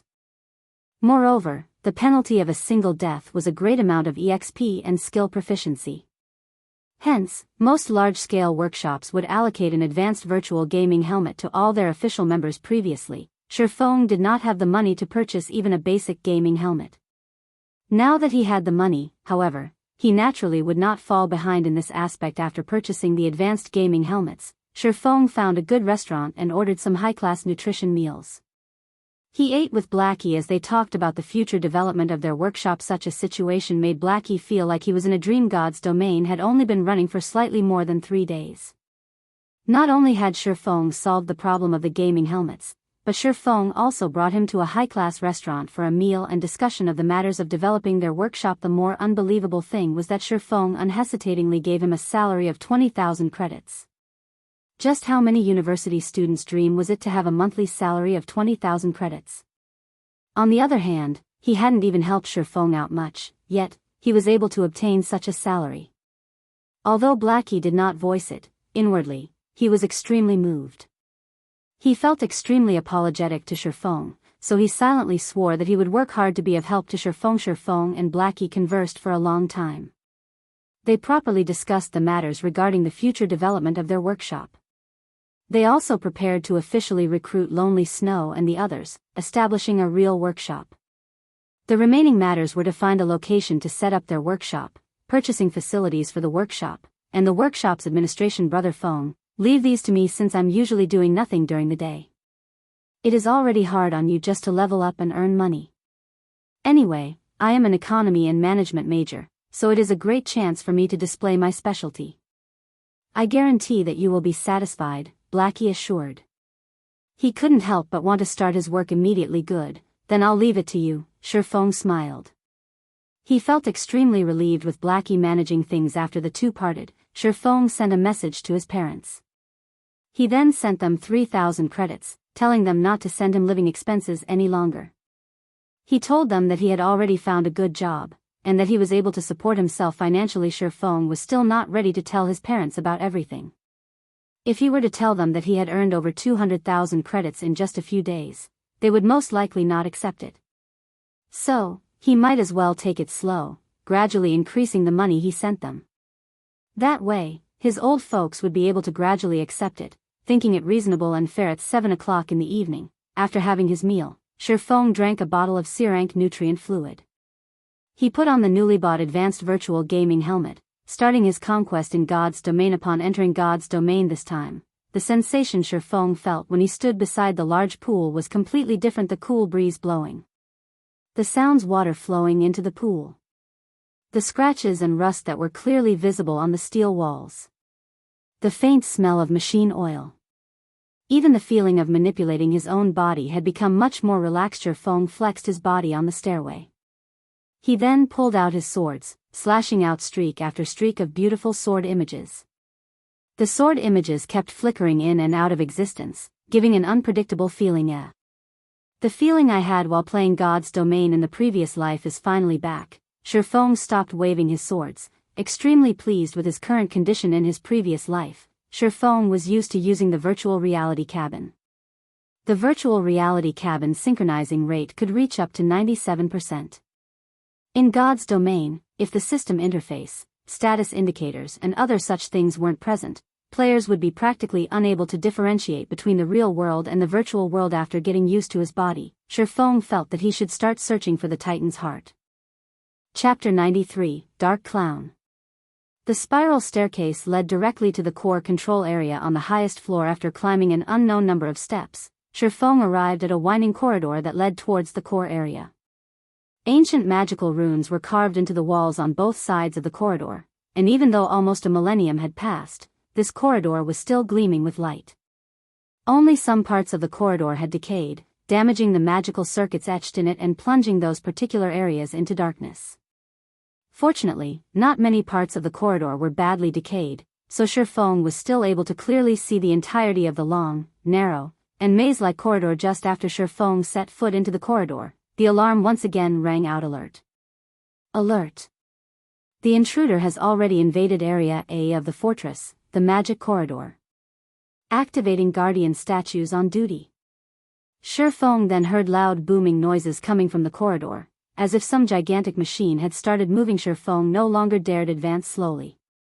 He immediately used a speed scroll, dashing through the magic corridor at flying speed. After taking several turns in the magic corridor, Feng discovered a machine that had a flashing red light. Although this machine was just the size of a football, it was constantly producing alarms, as if it were a tool meant for guiding the guardian statue. Sentinel Guard, Common Monster. Level 10. HP 200/200. Feng immediately understood how he was so easily discovered. This Sentinel Guard was just like a radar. It could detect enemies within a range of 500 yards, and after discovering them, it would set off an alarm. The distance between the entrance of the corridor and this location was roughly around 500 yards, so the Sentinel Guard was able to immediately discover Feng. As long as Feng could get rid of it, then he would be able to rid himself of the alarms of this area. However, this thing had very sensitive reactions. It would not let any enemies get within 30 yards. Also, if it were attacked even once, it would try to retreat with all its might. Simultaneously, it would increase its speed of calling for its allies, and it would absolutely not give the enemy a second chance to attack. It was extremely hard to deal with. I guess I've no choice left. I can only give it a try. Feng unsheathed both of his swords. He could already hear the angry roars of the guardian statues coming from behind him. Based on his strength, fighting in this narrow area would only lead to his own death. His only chance of throwing off those guardian statues was to get rid of this Sentinel Guard. When Feng was nearing the 30-yard range, just as the Sentinel Guard was about to break into a run. Feng's eyes locked onto the Sentinel Guard, the muscles in both of his arms bulged, and with the strength of his entire body, he cast out both swords. Both swords flew towards the Sentinel Guard. Precision throw. The throwing distance of the skill was just at 30 yards, and it caused 150% of his weapons damage. The Sentinel Guard was extremely vigilant. It rapidly moved its body, immediately dodging the crimson blade that flew at it. However, the Sentinel Guard's dodge had, in turn, placed it in the flight path of Feng's second sword, the Abyssal Blade Peng. The Abyssal Blade pierced through the Sentinel Guard, causing -211 damage and instantly killing its system. Level 10 Sentinel Guard killed. Level difference of 4. EXP obtained increased by 400%. Obtained 800 EXP. Feng activated Windwalk, his speed once again increasing by a notch as he rushed to pull out his swords that pierced into the ground. He then rushed towards the magic corridor's exit. Without the guidance of the Sentinel Guard, the guardian statues were like flies that lost their eyes. They ran around all over the place, completely unable to find Shifeng more than a dozen minutes later. After getting rid of another 3 sentinel guards, Shifeng finally escaped the magic corridor. Arriving at the control room, there was a barrier in the central region of the control room. A dark gray-colored sphere of iron was placed inside the barrier. This sphere of iron was the heart of the steel fortress, and it was the fortress' source of energy. It was the Titan's heart. I never thought that, after so many years have passed, there would still be somebody who would come to this place. Before Shifeng could examine the entire control room in detail, he heard a deep sneer coming from the entrance of the barrier. This sound was bone-chilling, and no human was capable of producing such a sound.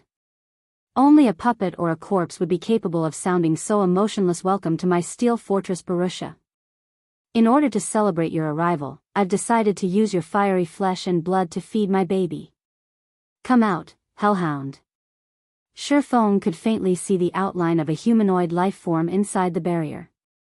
However, the figure seemed to be currently absorbing the energy of the Titan's heart, so it did not have surplus powers to deal with Shifeng, sending out its pet in its stead. A large black dog, its entire body covered in flames, rushed out from the barrier. Hellhound, elite rank. Level 15. HP 6000/6000. Crap, did I come at a bad time? Shifeng's brows slightly wrinkled as he observed the Hellhound. According to the information in his previous life, there were definitely no life forms or monsters in this place. The person that did the quest was able to safely take the Titan's heart away. So, why was it that, when it was his turn to do the quest, a mysterious character appeared here, trying to steal the Titan's heart's energy? However, Shifeng also thought of another possibility. This mysterious character stole all the energy of the Titan's heart first.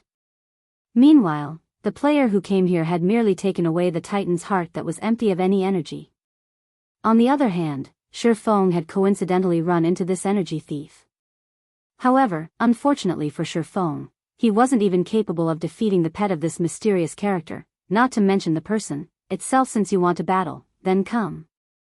Shifeng pulled out his swords, his attention affixed on the slowly approaching Hellhound. As the Hellhound's distance from him continuously shortened, Shifeng could feel his surroundings become exceptionally hot, causing his mouth to feel parched.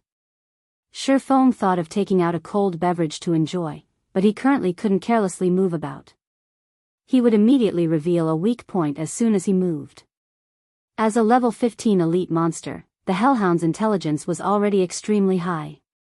It was the reason why it leisurely walked toward Shifeng. That was because the Hellhound knew the best time for it to launch an attack. As long as Shifeng revealed a gap, it would immediately bite at him with all its might, not letting go of Shifeng until he was completely dead. In the confrontation between the two, after all was said and done, the Hellhound was still the more powerful. So, naturally, it would not simply wait. Its legs immediately pushed against the ground, leaping high into the air and transforming into a ball of fire.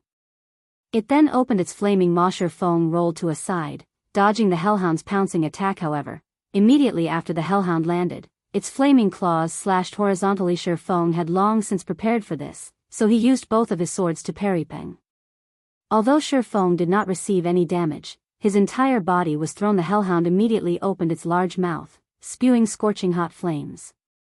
The flames wrapped around Shifeng completely, preventing him from escaping. Shifeng clenched his teeth. He used Phantom Kill, and at the moment of imminent peril, he swapped positions with his doppelganger in mid-air. Shifeng's doppelganger was immediately swallowed by the flames, instantly turning into a pile of ash. Meanwhile, the system notification showed a damage of up to -3,000. Even if Shifeng were to take the hit with his HP full and all of his life shield activated, he still wouldn't be able to shoulder this attack. Shifeng clearly felt how powerful the Hellhound was. Such damage was definitely not something a level 15 elite monster could dish out. Its strength was greatly increased because of the quest storyline. According to his experience, Shifeng estimated the Hellhound's actual level to be over level 30, and it should be a Lord rank boss. If the pet were already this powerful, then what about its owner? Seeing that the Hellhound's flaming claws were about to slap down at him, Shifeng used Abyssal Bind. Even if the Hellhound were any stronger, it would still be restricted for 3 seconds. Following which, Shifeng rushed into the barrier at the center of the room. Currently, the best option Shifeng possessed was to snatch the Titan's heart and swiftly depart. However, just after entering the barrier, Shifeng immediately became shocked upon seeing this mysterious person's true identity. Dark Clown. Shifeng immediately recognized the identity of this mysterious character. His heart could not help but be surprised. Why is such a bastard here? Chapter 94, Titan's Heart. Although Shifeng was shocked, his feet never stopped moving. His figure turned into an after-image as he rushed towards the Titan's heart, located at the center of the barrier. He then used observing eyes on the Dark Clown unknown. Shifeng was shocked. Aside from the information showing that the figure was indeed a Dark Clown, there was nothing else displayed. All of it was just question marks. There were only two possibilities for such a situation to occur.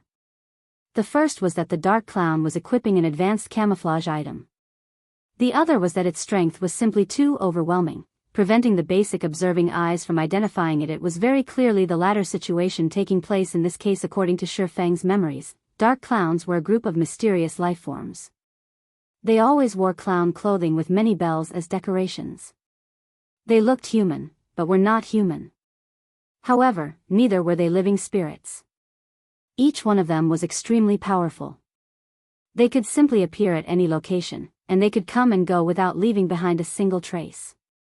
Even if it was the palace of Star Moon Kingdom, they could still easily enter it. However, this was but a small matter. Shifeng had previously seen a Tier 3 Great Druid NPC die at the hands of the Dark Clowns. Their methods of attacking were simply unforgettable. The attacks were impossible to avoid. Despicable human, you actually dare barge into this place? The Dark Clown had its face wrapped in a black cloth, revealing only its two glowing red eyes. Although its enraged expression could not be seen, its tone was extremely agitated. Streak after streak of green-colored energy was currently being absorbed by the Dark Clown. Clearly it was a crucial moment, so it was unable to take action against Shifeng. This situation gave Shifeng a chance to prevent this assimilation ceremony, and deal heavy damage to the Dark Clown.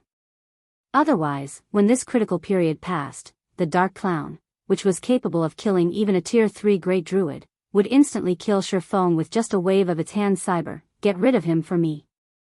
The Dark Clown urged. Shifeng revealed a faint smile. Seeing the Dark Clown's anxious appearance, Shifeng tried even harder to deal some damage against it. As for the Hellhound behind him, it was still restricted by chains. It was too late, even if it tried to rush over to Shifeng. Chop. Shifeng used all of his strength. With the flick of his wrist, a large explosion sounded out. The abyssal blade turned into a streak of black light, piercing directly towards the magic circle that was absorbing energy from the Titan's heart. Dang! The magic weapon Abyssal Blade, which had been successful in every previous endeavor, was blocked outside of the magic array. It created brilliant white sparks as it collided with the magic array, dealing no damage at all to the absorption magic array. Pitiful human. Did you think a weak little swordsman like you could destroy my magic array? Just give up and become Cyber's food. Who knows, I might even let your soul go. Otherwise, prepare for endless pain after you die.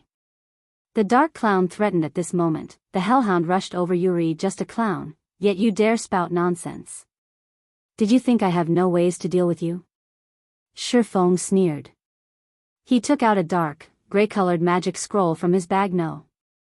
You're literally insane. Do you know what you are trying to do? The Dark Clown abruptly yelled out in shock after seeing this piece of dark, gray-colored magic scroll. It seems you know your stuff. At worst, we'll both die together. Shifeng did not wish to use this item either. However, he was going to die anyway, so why should he still care? He then unfolded the magic scroll, and his mouth started chanting the activation incantation. This was one of the only 3 Tier 2 magic scrolls that Shifeng possessed, Obliterating Torrent. It possessed the ability to devour all magic elements, turning them into nothingness. This magic scroll belonged to the peak of Tier 2 magic scroll. Suddenly, the magic elements in the center of the barrier surged, becoming incomparably violent, following which, it started collapsing without any signs of stopping. The absorption magic array was made up of magic elements, so, naturally, it could not escape its fate as it collapsed and exploded. The entire magic array was similar to frying beans, producing crackling sounds.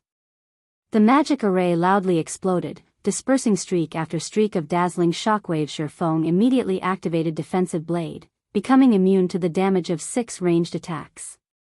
He then rushed towards the Titan's heart. However, it was not easy to collect the Titan's heart. Shifeng either had to deplete all the energy the Titan's heart possessed, or he would need to have the key to remove the barrier. Fortunately, Shifeng had the key. In the midst of the explosions, Shifeng unlocked the barrier protecting the Titan's heart, then stored it in his bag. The shockwaves created by the obliterating torrent sent the hellhound flying away, violently slamming it into a wall. The wall then split apart like a spiderweb. Following which, the hellhound heavily landed on the ground, and didn't stand back up. However, the shockwaves of the explosion did no harm to the Dark Clown, as if they had just passed through its body. The Dark Clown's body seemed as though it did not exist in this plane of existence. However, the backlash from the magic ceremony failing had caused great damage to it. The Dark Clown silently glared at Shifeng, faintly having the intention to take action. Humph. Come if you have the ability. Shifeng smiled in disdain as he took out another deep blue-colored Tier 2 magic scroll. Shifeng had already obtained the Titan's heart. Even if he died, a quest item could not be dropped. The Dark Clown was already extremely weakened as well, and at most, it would only be slightly stronger than him. Shifeng still had 2 pieces of Tier 2 magic scrolls. At worst, he would perish together with the Dark Clown. He could still revive after dying, but if the Dark Clown died, then it would truly be dead. Let's see who's afraid of who. Despicable human, I'll let you off this time. We will meet again sooner or later.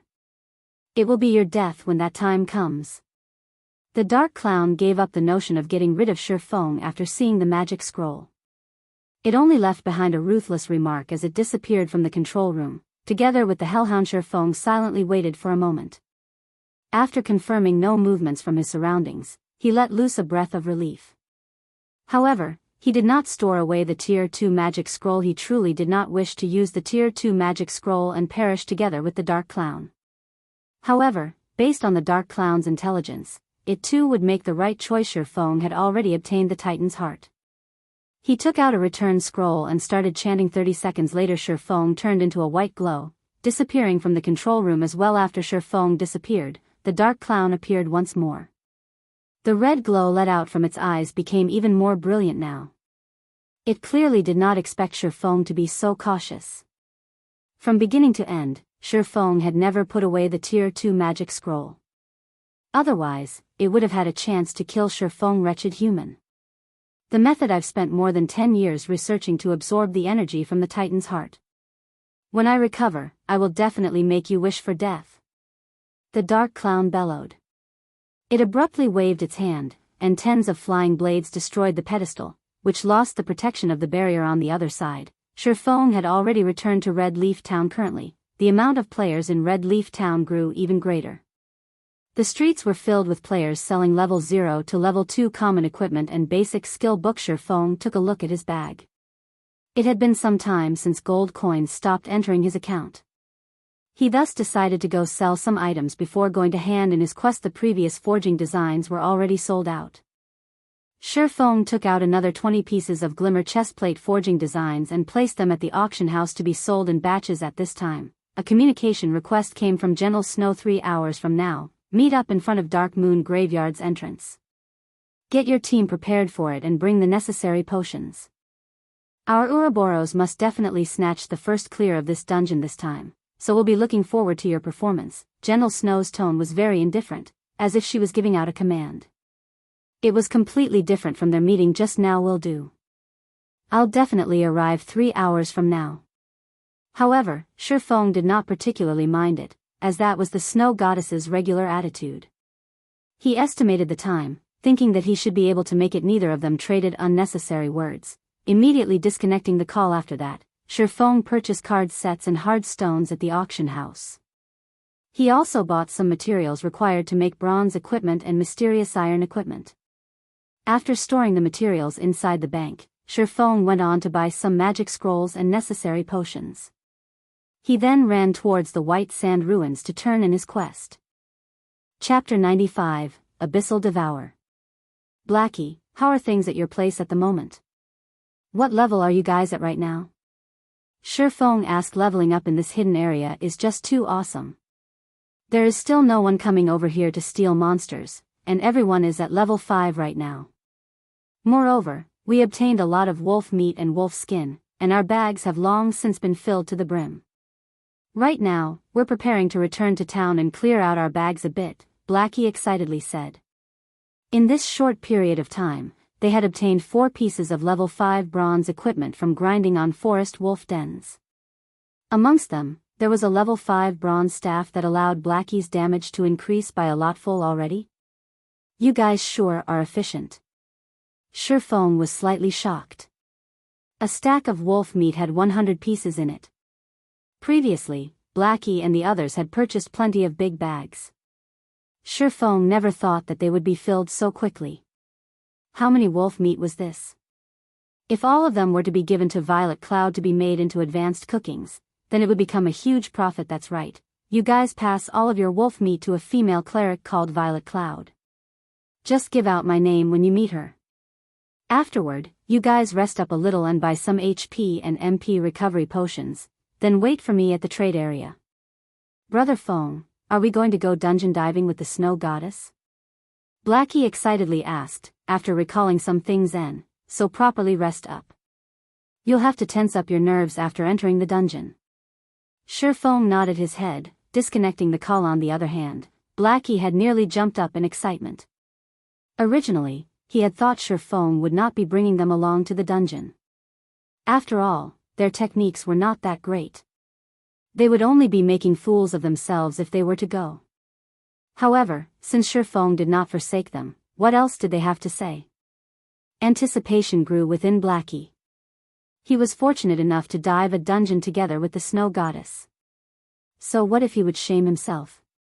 It would still be an honor when mentioned to others. Regardless of what others may say, they would be players who had gone dungeon diving with the snow goddess in the same party. White Sand Ruins, Stonehammer Town. When the town mayor Blackbeard saw Shifeng entering, he went forward and greeted Shifeng in a very welcoming manner. Brother Yifeng, you've come. The fruit juice you sold to me the last time was just too good. It captivated everyone in our little town. Now, we can't sleep properly if we don't drink a cup before bed every day, Blackbeard joked. Lord Mayor Blackbeard, is this the Titan's heart that you wanted? Shifeng smiled, taking out the Titan's heart as he asked. When Blackbeard saw the gray-colored, metallic sphere, his mouth suddenly opened wide in shock. This shape, this color, this texture. It was exactly the same as the Titan's heart mentioned in the legends. Correct, this is the Titan's heart. It is exactly the same as the one recorded in the ancient records. I never thought that I would be able to personally see it in my lifetime. Brother Yifeng, I truly did not think that you were such a powerful adventurer. For bringing back our Black Steel Dwarves' glory, I represent all Black Steel Dwarves in thanking you sincerely. Blackbeard excitedly received the Titan's heart, continuously thanking Shifeng. System, unique quest, Steel Fortress Barrutia, completed. Rewarding 1 Black Steel insignia. Obtained Blackbeard's recommendation letter. Obtained Advanced Book of Magic. Rewarding 10,000 EXP, reputation at Black Steel Town has reached worship. The large amount of rewards dazzled Shifeng's eyes. His level had also risen to 73% of level 6. Such a leveling speed had even exceeded that of those leveling madmen. Shifeng did not care much about the amount of EXP. Instead, the other items were the most important ones. The rewards this time far exceeded Shifeng's expectations. A Titan's heart that possessed no energy, and it could transform a third-rate guild into a second-rate guild. However, right now the Titan's heart in Shifeng's hands still possessed a quarter of its energy. Shifeng never imagined the rewards to be so good in his previous life. The player that completed this unique quest did not obtain such a bountiful reward. The player had only obtained a recommendation letter, an intermediate book of magic, and reputation reaching the level of worship. There was absolutely no Black Steel's insignia. Black Steel insignia, fine gold rank. Unique equipment. User restriction, Yifeng. The Black Steel insignia is the highest medal of honor amongst the Black Steel Dwarves. After equipping it, forging success rate increased by 5%. Proficiency has a 10% chance to increase by 1 extra point when forging. There is a 1% chance to increase the forged item's attribute. Shifeng was shocked after looking at the introduction. This black steel insignia was literally a godly tool for forging. It was several degrees stronger than the forging talent. It was especially true with the 1% chance for an attribute increase. That meant that, out of 100 items forged, there would be one piece that would have its attributes increased. If Shifeng forged items every day without stop, he would have no problem making 300 to 400 pieces of equipment. In turn, he would have 3 to 4 pieces of equipment with their attributes raised. The thing players compared most when playing games was the quality of their equipment. Even if the attributes on a piece of equipment was only slightly higher, when the attributes of all the other pieces of equipment were accumulated together, the total amount would allow a player to exceed the others by quite a lot. Regardless of whether it was PK or dungeon diving, the player would have a great advantage in both situations. Although Shifeng did not know how much of an equipment's attributes would be increased, even an increase of a single point would cause an equipment's price to increase by multiple percentages. If it was a big increase, then the price would increase by several folds. The price of a single piece of equipment could even rival the price of 10 or more pieces. The black steel insignia was an unexpected profit. Shifeng's main purpose for doing this quest was to obtain the Book of Magic and recommendation letter, as both of these items were capable of allowing a guild to rise up. It was especially true for the Book of Magic. Moreover, the one Shifeng obtained was even an advanced Book of Magic. Aside from forging equipment, Shifeng could also forge other items, such as armor kits, gemstone buckles, alchemy wands, and much more. Amongst them, armor kits were the most popular and also had the largest demand generally. Armor kits were capable of increasing either a chestplate's defense or attributes. These all depended on the armor kit's quality and level. Meanwhile, the Book of Magic Shifeng obtained from Blackbeard was for making the strengthened version of the armor kit, the Mana Armor Kit. The Book of Magic was a unique item, and there was only one of it in the entire God's domain. In Shifeng's previous life, it was exactly this item that had allowed a guild to earn a large sum of money, turning it from a third-rate guild into a second-rate guild. As for Blackbeard's recommendation letter, it would only be useful in White River City, so Shifeng was still unable to use it right now. However, now that Shifeng's reputation in Stonemer Town had reached the level of worship, he could purchase a few bronze equipment, and even mysterious iron equipment, that would bind to the player's character upon purchase. Moreover, the prices of these equipment items were very cheap, to the degree that even an average player at level 10 could afford them. Stonemer Town could be called the best location for players to obtain mysterious iron equipment. Hence, many players loved coming to this place to grind for reputation. After their reputation reached worship, they would be able to gear themselves fully with level 10 mysterious iron equipment. Unfortunately, it was not easy to grind for reputation. It was almost impossible for anybody to fully equip themselves with level 10 mysterious iron reputation equipment. Moreover, a complete set of mysterious iron reputation equipment was still somewhat weaker than the bronze-ranked Silvermoon set equipment. So, top-tier players all felt that it was below their dignity to equip it. Although Shifeng would not be equipping these items, he still had other uses for them. For example, using them to level up the Abyssal Blade. The Abyssal Blade needed to devour weapons in order to level up. According to his understanding, the better the quality of the weapon devoured, the higher the increase in attributes of the Abyssal Blade. The Abyssal Blade was like a cultivating weapon, hence the reason it was so much more powerful than those epic-ranked weapons.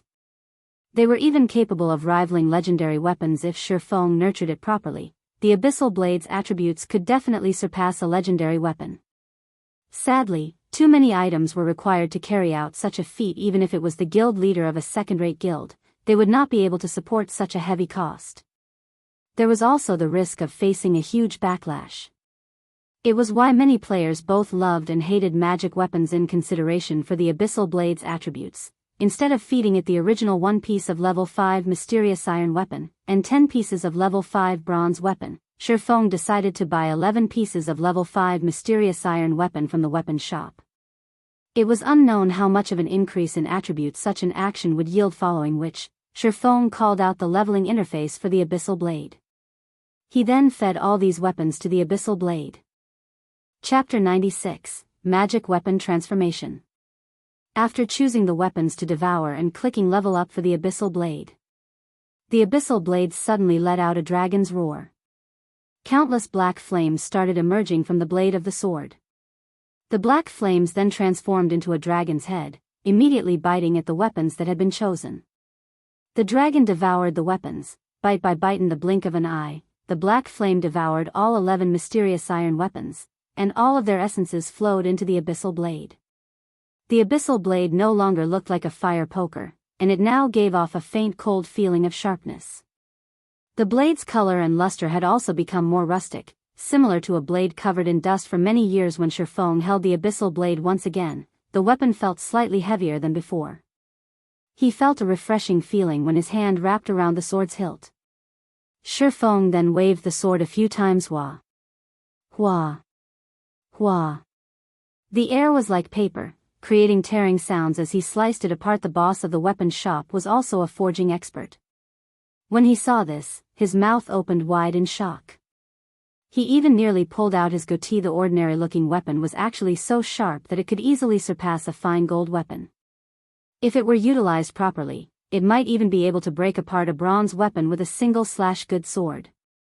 Shifeng waved the abyssal blade a few more times. After leveling up the sword, Shifeng felt that it had become much more suitable for him. He then checked the abyssal blade's attributes. Abyssal blade, magic weapon, one-handed sword. Attack power 39. All attributes plus 14. Attack speed plus 5. Ignore monsters level by 5 levels. Attacks have a 15% chance to cause 2 times damage, 10% chance to induce doom curse, reducing all stats by 40%, lasting 30 seconds if wielder belongs to any swordsman job, all skill levels plus 2. Increase free ability points received by 2 points for every increase in level. Equipment level 5. Can be leveled up. Devour 10 level 10 bronze equipment and 1 level 10 mysterious iron equipment to level up to level 10. Can be evolved. Unknown. Additional skill 1, Phantom Kill. Instantly creates a doppelganger. You can control this doppelganger. Doppelganger will have 50% of original body's attributes and all skills. At the same time, doppelganger and the original body can be swapped. Duration of 35 seconds. Cooldown, 5 minutes. Additional skill 2, Abyssal Bind. Binds enemies and prevent movement, reducing defense by 100%. Duration of 3 seconds. Cooldown, 1 minute. Additional skill 3, 9 Dragon's Slash. Instantly create 9 phantoms of the abyssal blade for the wielder to use. Each phantom sword is capable of dealing up to 30% damage. Duration of 24 seconds. Cooldown, 5 minutes. The abyssal blade was personally created by Master Smith Alices using the Black Dragon King's fangs as material. It is one of 36 famed swords, and it is ranked 31st. However, this sword has been cursed by the Black Dragon King. Aside from being able to provide the wielder with immense strength, there will be a backlash every period. However, after being remodeled by Jack using a star crystal, the strength of the backlash has been greatly reduced. If the wielder is unable to suppress the backlash, the wielder will receive the curse of the Black Dragon King, permanently reducing all attributes by 50%. Unable to be dropped, unable to be traded. The abyssal blade's attributes increased by quite a lot. Just its attack power alone could rival a level 5 mysterious iron two-handed weapon. With the basic attributes included, it would far exceed even a level 5 secret silver two-handed weapon. It was a one-handed weapon that had the destructive power of a two-handed weapon. Moreover, a one-handed sword was much lighter, and its speed was much faster. That meant the abyssal blade possessed both the destructive power of a two-handed weapon and at the same time, the lightness and speed of a one-handed weapon. This was the terrifying part of magic weapons, and only master smiths were capable of forging such weapons with such a result. Shifeng was looking forward to the abyssal blade's rise to level 10. Originally, Shifeng intended to sell off the level 10 fine gold greatsword he had obtained from the Sun Temple. However, he dismissed that notion. If he were to let the abyssal blade devour this weapon, he wondered just how much of an increase the abyssal blade would have. However, it was but a thought of Shifeng's. To obtain an overall positive increase, it would not be possible just depending on a single weapon. Shifeng would, at the very least, need to pair it up with 10 level 10 secret silver weapons. Currently, even mysterious iron weapons were as rare as a phoenix's feather, not to mention priceless secret silver weapons. After sheathing the abyssal blade, Shifeng took out a return scroll and started chanting, returning to Red Leaf Town. If he were to run back instead, he would, with a 100% chance, be late. If he were to make the snow goddess wait for him, he dared not to think of the consequences. Red Leaf Town, trade area. After Shifeng transformed back to his original appearance, he made some minor adjustments to the appearance of the Silvermoon set equipment. It now looked more like an assembled set of bronze equipment. If Shifeng were to appear in front of Gentle Snow with his original appearance, she would definitely find something fishy about it. At that time, Shifeng would not find it easy to explain himself. Brother Feng, we're over here. Blackie stood up and shouted as he saw Shifeng walking over. The others, as well, stood up to welcome Shifeng when they saw him approaching, sending gazes of appreciation at him. If Shifeng had not let Blackie carry them, they most likely would not have been able to reach level 5 so quickly, and very likely, they would still be struggling at the bottom of the ranks currently. Most of the veteran players in God's domain were level 4, and a minority had reached level 5. However, there was nothing great about the equipment they were using. If veteran players were lucky, they might possess 1 or 2 pieces of bronze equipment that had good attributes. Only those expert players would possess 6 or 7 pieces of bronze equipment. On the other hand, every one of them now possessed 7 or 8 pieces of bronze equipment originally. This reason alone already caused them to be extremely grateful towards Shifeng. They all decided to continue following Shifeng. They never thought that Blackie would actually be willing to sign a contract with them, allowing them to join Zero Wing Workshop and become one of its official members. They could also enjoy a monthly salary of 4,000 credits. They were not just fools playing a game. They knew the treatment an official member received in other workshops. The treatment for official members of top-ranking workshops in the city only received a monthly salary of 3,000 credits. Even so, many veteran players would still try to worm themselves into these workshops in whichever way they could. Meanwhile, they were just a bunch of fresh noobs, yet, they actually had a monthly salary of 4,000 credits. This situation was just like a dream to them. Although they requested to lower the treatment they received, Blackie had firmly rejected all of them. He had said that Shifeng had personally declared it as such, and no changes were permitted. Helpless, they could only sign the contract, becoming official members of Zero Wing Workshop. Although they looked well off now, deep in their hearts, they were very clear about their own strengths. It was practically impossible for them to get invited to a workshop. It would be a good thing if they could even become outer members, not to mention official members. Shifeng swept a glance at everyone's equipment.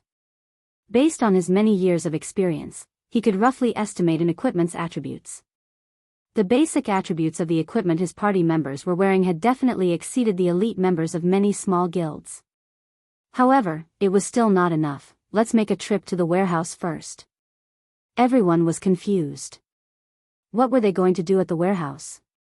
However, they did not question Shifeng's decision. Only following him arriving at the bank, Shifeng retrieved all the equipment that could be used by his party members. He obtained all of the equipment from the treasure chests he opened in the Moonlight Forest. Every piece of the equipment had extremely good attributes. Everyone was dumbfounded when they saw the equipment. They had ceaselessly grinded monsters and had even killed quite a few elites. Yet, all of their gains combined could not even rival the equipment Shifeng had obtained by himself. The quality was, of course, much higher. It was all level 5 bronze equipment, surpassing the level 2 or level 3 equipment they obtained by leaps and bounds. Brother Feng, how many elite monsters did you actually kill? Blackie's heart was filled with shock. However, he did not remain courteous as he swapped all his equipment that could be swapped. After doing so, the set of equipment on his person was just slightly weaker than a level 5 bronze set equipment. However, the level 5 mysterious iron staff he wielded easily made up for this gap. The other party members also fully swapped out their equipment. Their basic attributes right now far surpassed those of the elite members of large guilds. Every one of them had exchanged their shotguns for cannons. Even if they were to enter a 20-man dungeon right now, they would still be full of confidence. Shifeng examined through everyone's attributes once, nodding his head in satisfaction as he said, "Let's go." Chapter 97, Gathering of Heroes. Dark Moon Valley, Dark Moon Graveyard. Countless tombstones stood around a dilapidated chapel. In the midst of night, one could hear wails of agony coming out from the tombstones. Meanwhile, Kobold assassins roamed the dark and hidden locations around the broken-down chapel. This place was the most famous location of Dark Moon Valley due to this place being the closest and the first 20-man team dungeon activated near Red Leaf Town. It held high importance to the many guilds stationed in Red Leaf Town. Compared to the previous 6-man party dungeon, the various guilds were paying the most attention to this team dungeon. That was because team dungeons and party dungeons were different. Not only was the difficulty for team dungeons higher, but the equipment that dropped from them was also better. Moreover, only by clearing a team dungeon would a guild be able to prove their strength. Aside from that, there was a gigantic glory list beside the teleportation gate of every team dungeon. On it, the names of the team and players who obtained the first clear for the dungeon would be listed for latecomers to admire. Of course, aside from the first clear, the record for the fastest to clear the dungeon would also be recorded, with the reserved record set at 3 hours. As long as a team surpassed the record time, their names would be recorded. However, this record was not permanent, but only temporary. As long as another team could obtain an even shorter record time, they would replace the current holders of the record. Currently, players filled all of the Dark Moon Graveyard. Aside from the various large guilds from Red Leaf Town, there were plenty of temporary groups attempting to challenge this team dungeon. Wow. It's just as expected of the competition for the first clear of the team dungeon. The equipment on these guys is just too gorgeous. Our temporary group has no chance of competing against them at all. That's only natural. Why don't you look at just how many times these guilds have cleared the level 3 to level 4 party dungeons? Even the team belonging to the weakest guild here would have 7 to 8 pieces of bronze equipment on each party member. Look at Martial Union over there, all of their members are wearing bronze equipment. Their leader, Ironsword Lion, is wearing the Wolf Fang set equipment that can only be obtained from the level 4 dungeon, Black Wolf's Denver. Ironsword Lion's equipment could be considered quite good amongst the unrated guilds. However, look over there at the third-rate guild, Heaven's Crowns. The equipment on their elite team's vice leader, Passenger of Wind, is the Spirit Wind set equipment obtained from the level 4 advanced dungeon, Ghost Fortress. The players of temporary teams gazed at the equipment of the guild teams in envy.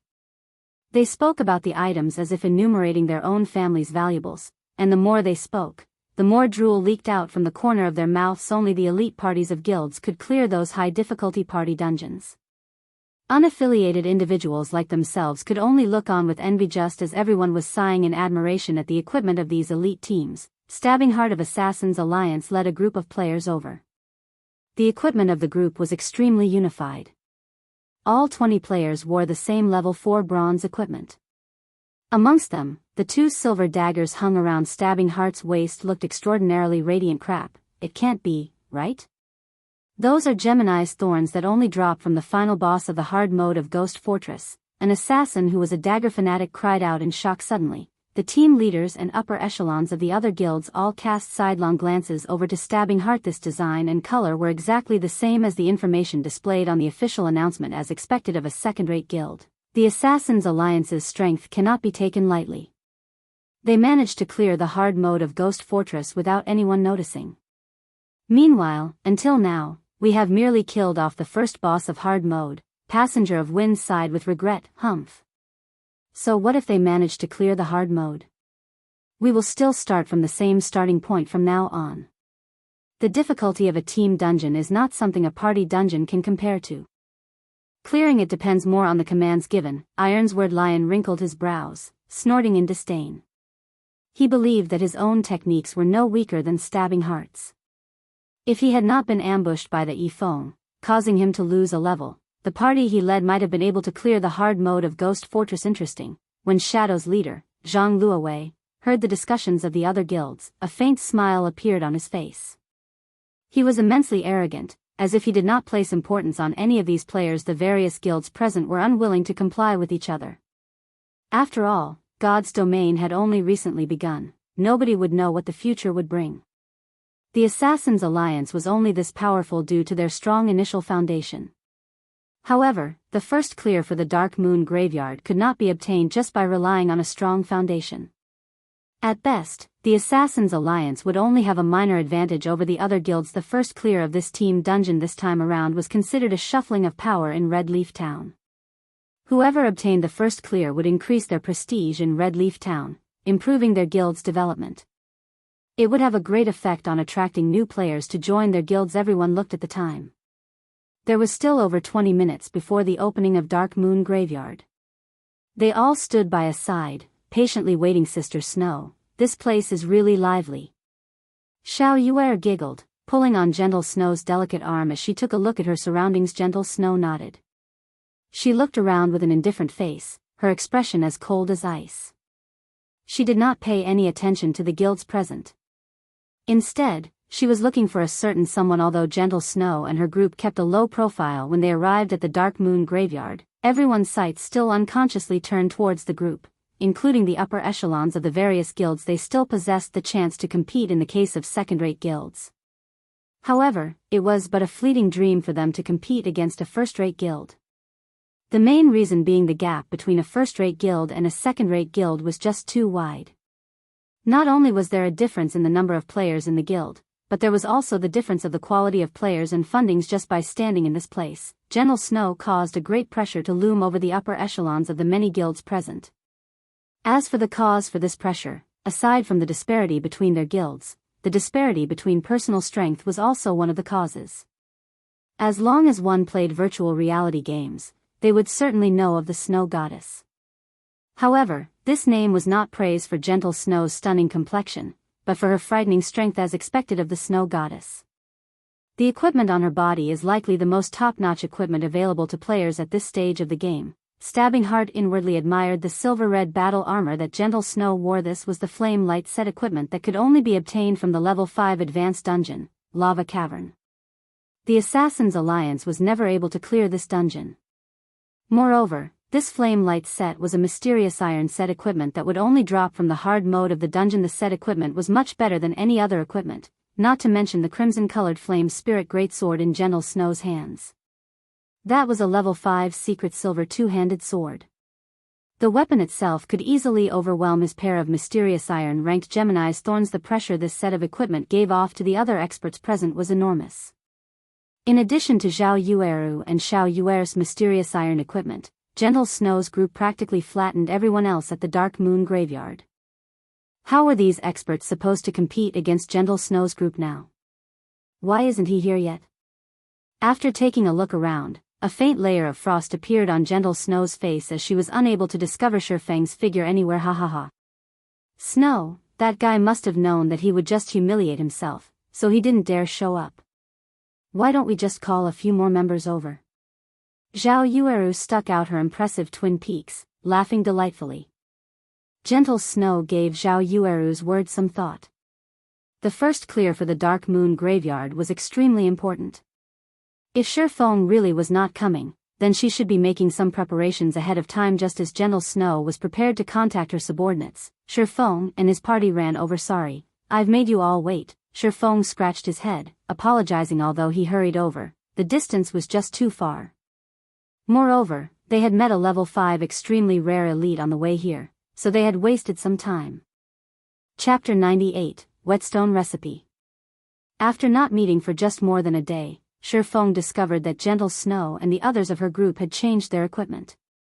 All of them were wearing gorgeous equipment. The level 5 Flame Light set equipment all of them were wearing was the best team equipment currently available. With this equipment, as long as the team leader commanded properly, they would definitely conquer the normal mode of Dark Moon Valley after familiarizing themselves with the dungeon regarding the Dark Moon Graveyard. Even if Shifeng now possessed a full suit of Silvermoon set equipment, he still had quite a lot of requirements. For instance, the advanced Whetstone recipe. This was the strengthened version of the Whetstone. The recipe for this item could only be obtained from team dungeons. Moreover, only bosses of the dungeon would have a chance of dropping it. You still remembered to come. That's enough. Since you're already here, leave your party, and we'll reform the group. Zhao Yueru originally wanted to taunt Shifeng, but Gentle Snow stopped her a step earlier. Gentle Snow was still slightly angry from before, but after sweeping a glance at Shifeng, she shockingly discovered that Shifeng had reached level 6 currently. The level 6 players in all of Red Leaf Town were top-tier players previously. When she met Shifeng, his level was nothing special. It was just below average. Now that he was able to catch up to such a degree, one could see that Shifeng's leveling speed was extremely fast. As for Blackie and the others standing behind Shifeng, all of them were level 5. They were also fully geared with bronze equipment, and such a standard was relatively good amongst temporary Team Shifeng's party then disbanded, all of them joining Gentle Snow's team. All of the surrounding guilds and players saw Shifeng join Gentle Snow's team. Judging from the equipment of Shifeng's party, it was obvious that Shifeng and the others were not members of Ouroboros. However, it was extremely odd that they were still able to join Gentle Snow's team and enter the dungeon together. The equipment worn by Shifeng's party did not seem very high-leveled. They wore only scattered pieces of bronze equipment, not that different from the equipment of a temporary team. This was the important struggle for the first clear of a team dungeon. Was Gentle Snow so confident in being able to easily obtain it that she'd invite a group of people like this? Only Stabbing Heart knew of Shifeng's strength. Now that both powerhouses had joined, the competition for the first clear of the Dark Moon Graveyard had just become much harder. Brother Zhang, that's the brat that set up our men, Flaming Tiger hatefully commented when he saw Shifeng. So, it is him? Zhang Luowei raised his brows. He could not help but pay more attention to Shifeng. He then said in a deep tone, since he has some connection with the Snow Goddess, try not to stir up trouble with them in the future. I don't wish for us to go against a first-rate guild right now. Being able to wipe out Flaming Tiger's group, and having a connection with the Snow Goddess, this person was not that simple. He still needed to do some investigations of this person. If this person had just joined the Snow Goddess by chance, he would definitely make this person pay for his actions. Yes, I understand, Brother Zhang. Flaming Tiger glared at Shifeng, only gritting his teeth as he answered. However, it was a different situation on the side of Martial Union. Every member of Martial Union could not help but wish they could get rid of Shifeng right that instant. It was especially true for Ironsword Lion. Previously, he put out the word that he would kill Shifeng back to level 0. Now that he saw Shifeng had already reached level 6, one level higher than Ironsword Lion himself, he felt extremely humiliated. What is that group of assassins doing? They actually allowed him to wash away his red name, and even rise to level 6.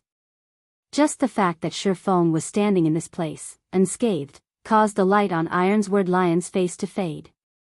His face turned crimson from anger, saying, immediately contact the party of assassins. What exactly is going on here?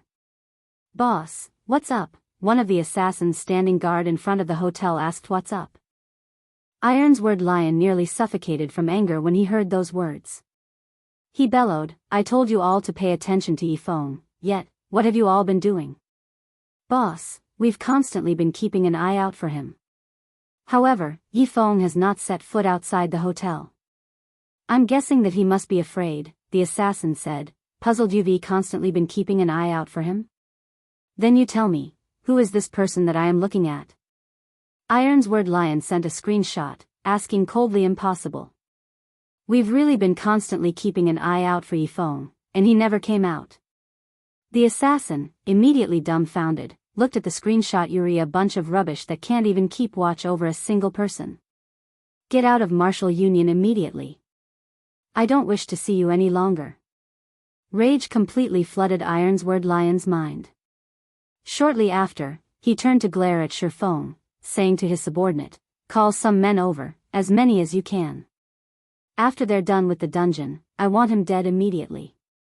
Boss Ironsword, this wouldn't be a good move, right?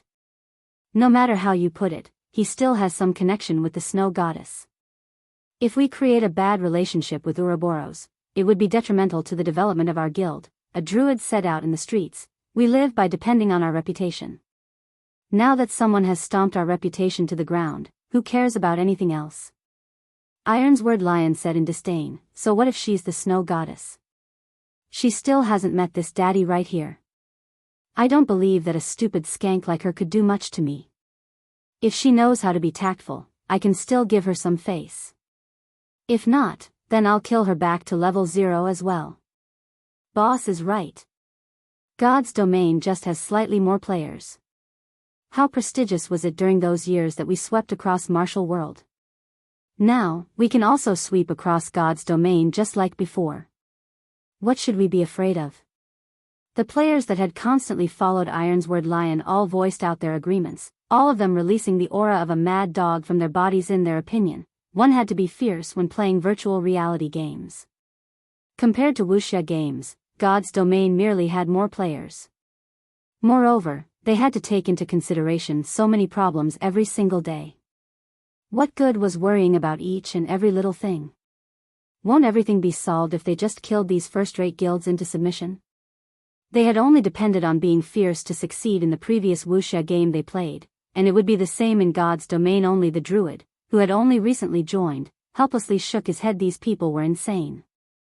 Shifeng did not notice the movements of martial union. He only discussed the matter of cooperation with Gentle Snow. The items dropped from the dungeon will be distributed according to job requirements. If both sides require the same equipment, then there should be no problem if we just roll for it, right? We don't have any problems with the distribution of equipment. However, I want priority over the recipes and materials for lifestyle jobs. Shifeng's goal in coming here was the advanced Whetstone recipe, while equipment didn't really matter to him. Don't forget that we are the ones who will be carrying you through the dungeon. Moreover, do you know how valuable the recipes for lifestyle jobs are? After hearing Shifeng's words, Zhao Yueru stamped her feet in anger, bellowing like a fierce tigress. The other members of Gentle Snow's team were also feeling aggrieved. Shifeng and his party were just a group of wild players. They were already extremely benevolent by rolling to distribute the equipment.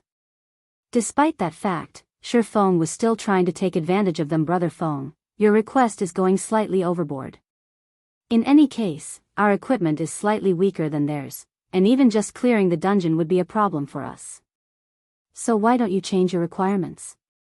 Blackie advised. Although their equipment was very good, compared to the set equipment of these people, they were clearly still a step behind. Being able to roll for equipment was already a good condition. Going further to compete over recipes for lifestyle jobs. Nobody would be willing to concede to such a request. To put it bluntly, even without them joining, Gentle Snow's team could similarly clear the Dark Moon Graveyard. Shifeng shook his head. He would not mind if it were any other recipes. However, he would not concede even a single step for the advanced Whetstone recipe.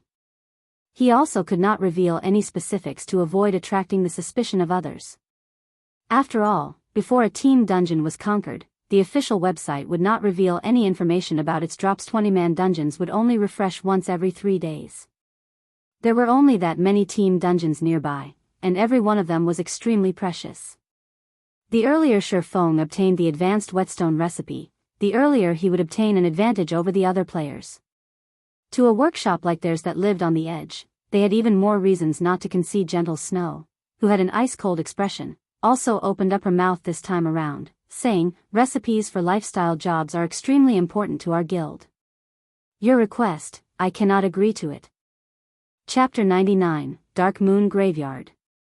Gentle Snow's single sentence determined the final verdict, not allowing anybody to refuse. After having worked with Black Flame, Gentle Snow discovered the importance of lifestyle jobs. Although their influence towards God's Domain was small right now, who could guarantee that it would remain so in the future? Hence, she would not let even a single recipe that dropped from the dungeon slip by with Gentle Snow's approval. The confidence of the members of Ouroboros grew. Every one of them looked towards the foolish-looking Shifeng. Now that our leader has refused, let's see how you are going to continue acting arrogant. If you have the ability, then form your own team to enter the Dark Moon Graveyard. We will have an easier time that way as well. Shifeng slightly wrinkled his brows. He did not think that Gentle Snow would be so resolute. He wondered what had happened to Gentle Snow to trigger a nerve in her. She was completely different from when they first met. At that time, there was still room for discussion. However, Shifeng did not have a clue that the person who triggered Gentle Snow was exactly himself. How about this, then? We'll hold a party auction for the lifestyle recipes that drop, Shifeng said. Without having any better options, he could only take a step back and make some compromises. Hearing Shifeng, Zhao Yueru covered her delicate mouth as she revealed a shallow smile. Yifeng, stop dreaming. Team dungeons only reset once every 3 days. The recipes obtained from inside are extremely important to a guild's development. How could we auction them amongst the party? If you insist on doing so, then we will just call in a few more of our elite members. That way, those enter the Dark Moon Graveyard will all be our members, and we won't need to share anything with you. Zhao Yueru's tone turned chilling. Zhao Yueru had already made her words extremely clear. If you are going to stay, then forget about the recipes. Otherwise, pack up and leave. We won't be obstructing you on your way. Meanwhile, Gentle Snow showed no signs of hindering Zhao Yueru. Her actions meant that she, too, agreed with Zhao Yueru's viewpoint. Miss Zhao, please don't get angry. Brother Feng doesn't know how important the recipes are to you all. I apologize. Blackie could no longer stand to watch this scene continue to unfold. Any more of this, and the final result would definitely be a separation. They managed to obtain the favor of the Snow Goddess after much difficulty. Hence, they could not simply just let go of this chance to further advance their workshop. Blackie continuously hinted Shi Feng not to act rashly and to properly grab a hold of this chance. Shi Feng could feel Gentle Snow's resolute behavior. Such an attitude gave him a headache. However, it would not be easy for him to find another team to enter the Dark Moon Graveyard with. It was a team dungeon, after all. A certain standard of equipment, trust, and cooperation was required to successfully clear it. Moreover, players that were abruptly recruited might not necessarily be reliable.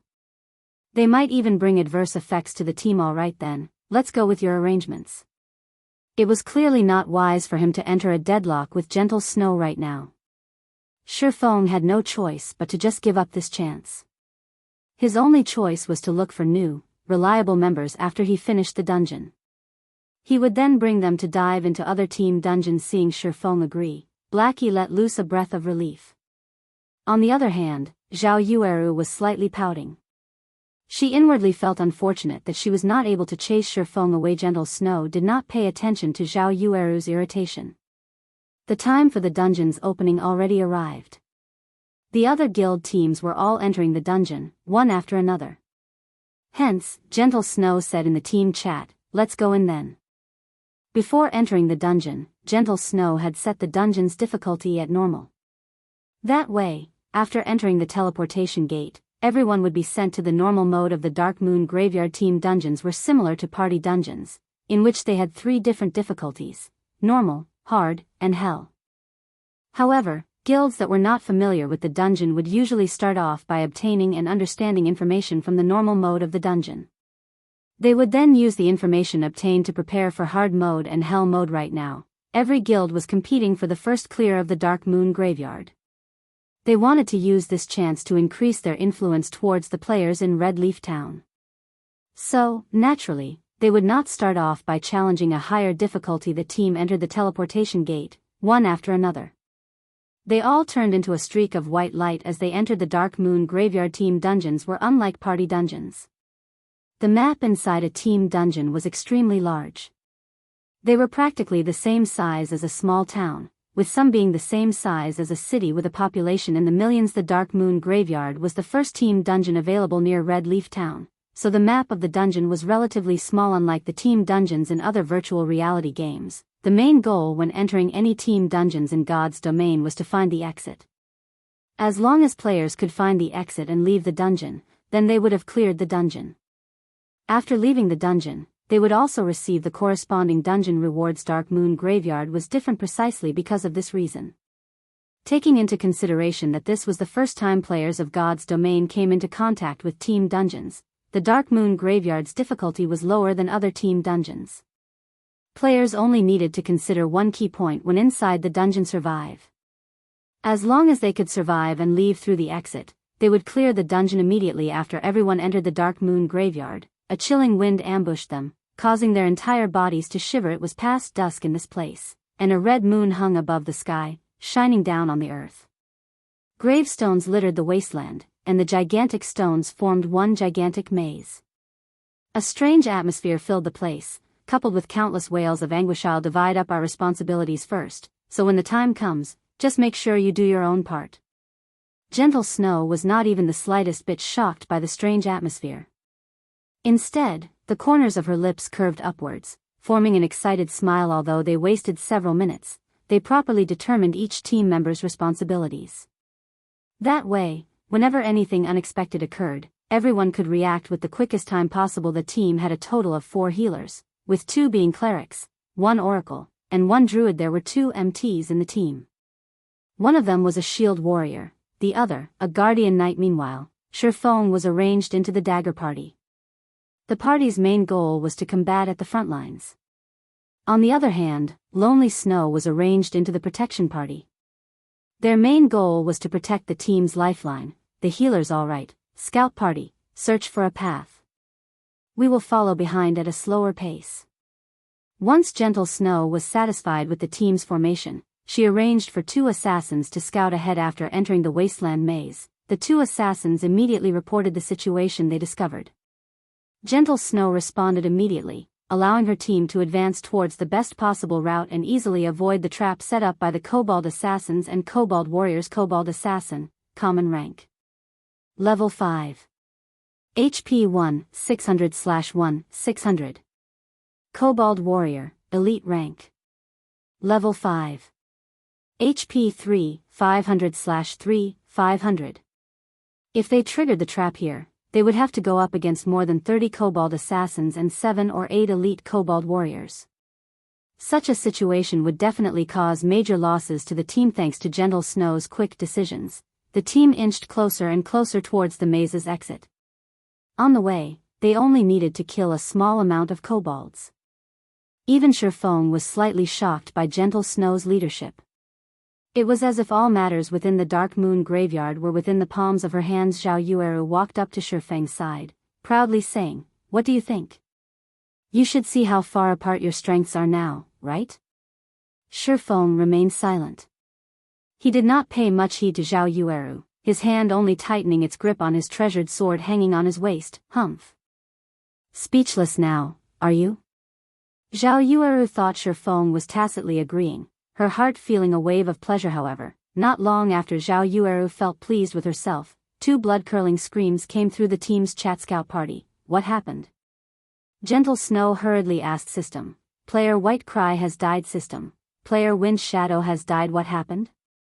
When Zhao Yueru saw that the 2 players who died were both from the scout party, her heart filled with questions. However, nobody answered Zhao Yueru. Due to the settings of God's domain, players were unable to initiate communication after death. Everyone immediately tensed up. They watched their surroundings vigilantly. The mysterious deaths of the 2 players informed the members of Ouroboros of one thing: both players who died had very good techniques. Otherwise, they wouldn't have become elite members of Ouroboros. Their sudden deaths and the lack of even the slightest information could only mean one thing: this place had become extremely dangerous. Chapter 100, Go ahead, if you can. Everyone, pay attention to your surroundings. Healers, stand in the middle. Protection party, guard the healers. MTs, prepare to activate your life-saving skills at any time. Dagger party, prepare for battle. Gentle Snow was not frightened by the situation. She immediately gave out commands, staying combat ready. Haughtiness invites disaster, humility receives benefit. This sentence just happened to be applicable to the members of Ouroboros. It was especially true for the arrogant Zhao Yueru. Problems were bound to occur when one became complacent. Only, the problems, this time, arrived somewhat too quickly. Zhao Yueru, who was still relaxed, suddenly tightened her grip on her crystal staff. She was no longer acting cheerful or witty, her expression now turned solemn. She observed her surroundings for every little detail, revealing the unquestionable quality of an expert. The other members of Ouroboros also no longer dared be careless.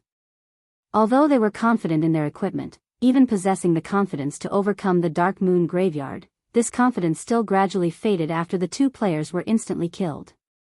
They could not help but become cautious and timid. As for Shifeng's party, they were even more nervous. Inside their hearts, they were still considering themselves to be a bunch of noobs. Meanwhile, the elite members of Ouroboros before them were experts. Their techniques surpassed them by leaps and bounds. However, such experts that wore top-tier set equipment still died an unfathomable death. This Dark Moon graveyard was just too horrifying. Seeing everyone in such a panic, Shifeng remained incomparably calm. As for what actually happened, nobody had a better understanding of it than him, or rather, he long since predicted such a situation. Since Dark Moon graveyard had a lower difficulty, depending on equipment and some experts, it was easy enough that it could be relaxingly cleared. However, in Shifeng's previous life, an unknown number of guilds fell to the dungeon over and over, to the degree of cursing someone's mother. Based on the strength of Gentle Snow's team, they would still be able to clear the dungeon, even after being team-wiped over a dozen times. Only, the price to pay for such an action was very high. Something's coming.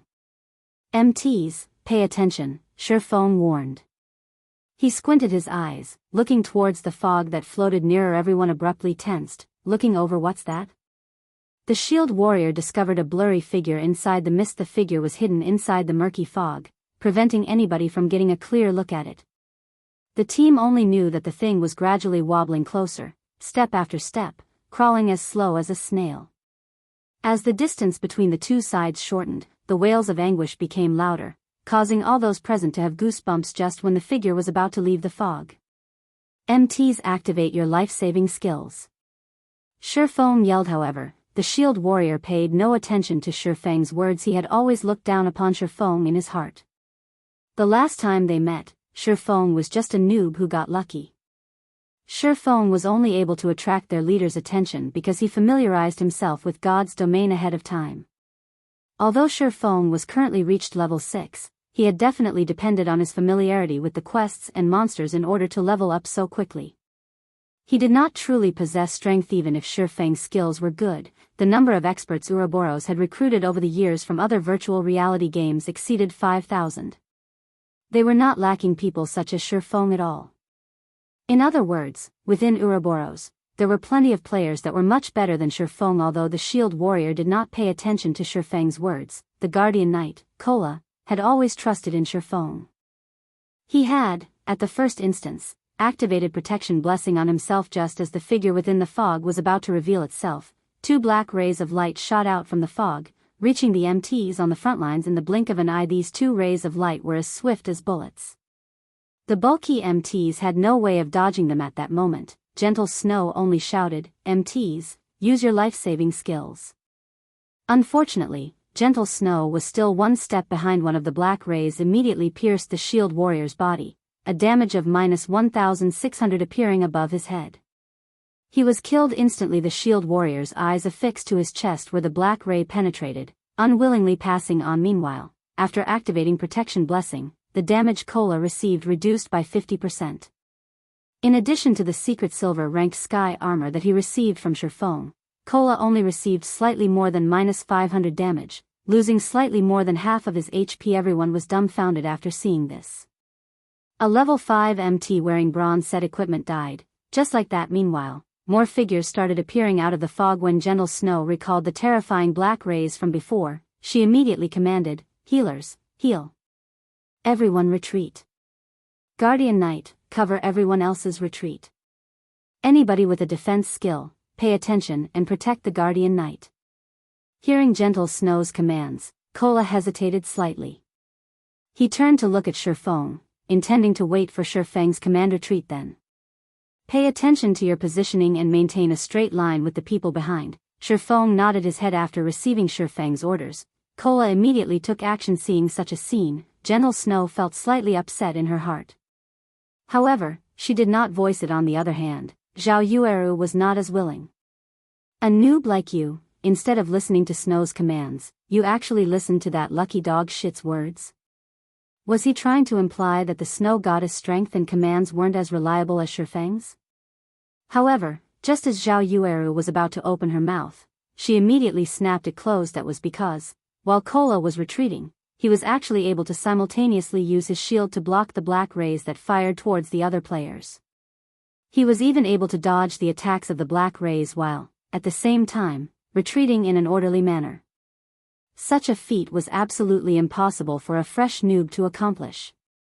His skills were even better than their own shield warriors by a thread. With 4 healers healing him, Kola was able to maintain his HP above the safety line. During the occasional desperate moments, Shifeng would use parry to help Kola block the black rays, allowing Kola to retain his life. Such scenes caused the members of Ouroboros, who had been previously dissatisfied with Shifeng, to have a change of heart. They questioned whether they were able to carry out such actions. Moreover, Shifeng rescued Kola multiple times now, proving that it was not just a coincidence, but skill. As long as Kola did not die, the remaining team members would remain safe. It could be said that Shifeng was holding on to the lives of the entire team. It would seem that I have still been underestimating him. Gentle Snow started viewing Shifeng in a different light. Although she, too, helped Kola block some attacks, her actions were not as natural and pleasant as Shifeng's. He was capable of blocking the attacks while not hindering Kola's movements. After everyone retreated some distance, they were finally able to clearly see the figures within the fog. They had gigantic bodies with the height of 2 people. Their arms were both equipped with black, metallic claws. When they attacked, their claws were like swords shooting forth and sheathing quickly after, all within a blink of an eye. Kobold Zombie, Special Elite. Level 6. HP 5000/5000. Just a single Kobold Zombie was headache to them. However, there were a total of 6 Kobold Zombies that appeared from the fog. Such numbers practically demanded their lives. To make matters worse, a group of Kobold warriors also appeared in their path of retreat. Everyone finally understood the difficulty of a team dungeon. Its difficulty was practically over 10 times that of a party dungeon. Weary finished, Xiao Yueru felt despair in her heart when she saw the number of elites and special elites. How are we supposed to fight this many elites and special elites? Moreover, they have both ranged and melee to cooperate with each other. The other team members similarly agreed with Xiao Yueru's opinion. Is there no way for us to pass through? Gentle Snow creased her brows. She was unwilling to just leave the dungeon like this. At that moment, Shifeng opened his mouth, saying, "If we utilize the terrain properly and cooperate well with each other, it is not entirely impossible." The members of Ouroboros felt displeasure in their hearts when they heard Shifeng.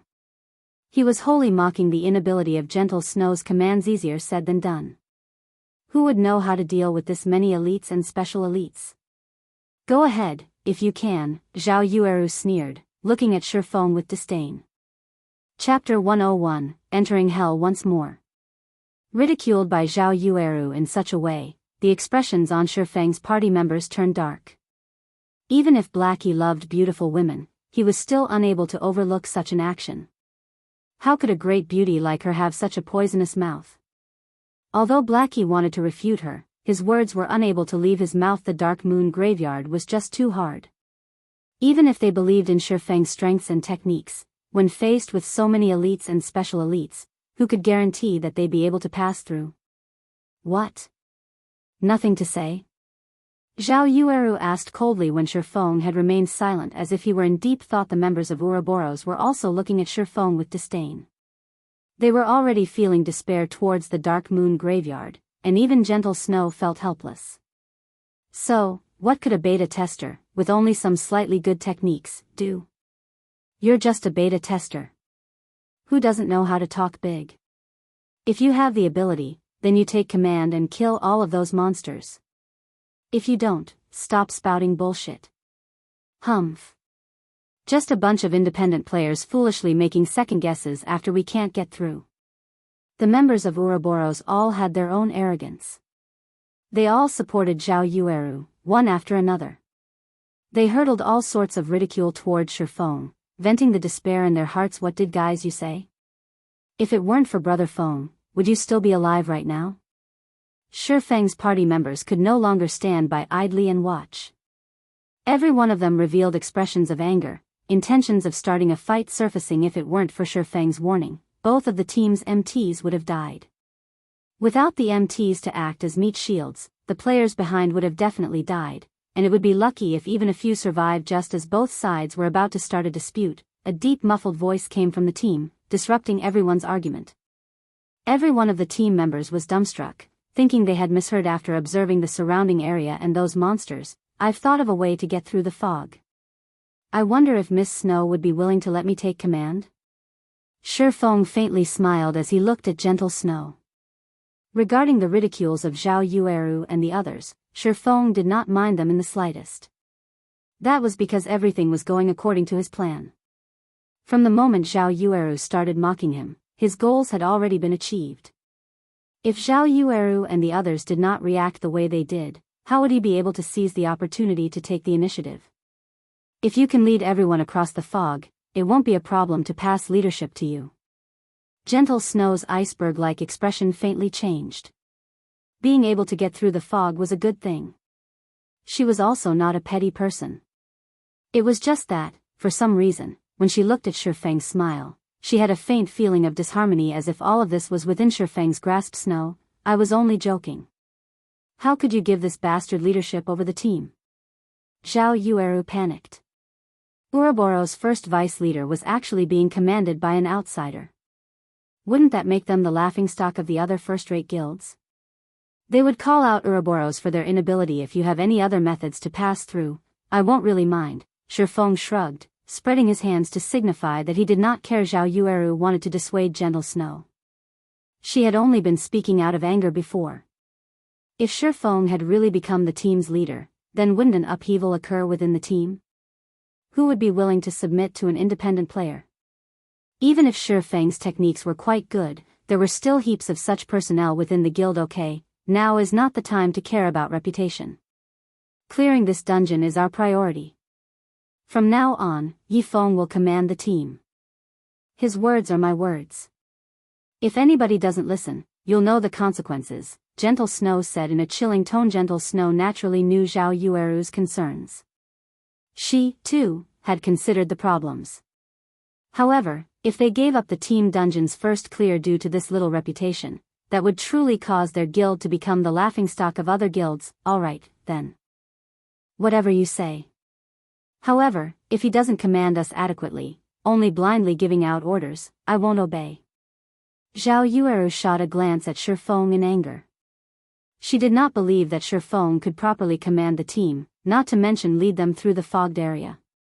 After all, Shifeng was just an independent player.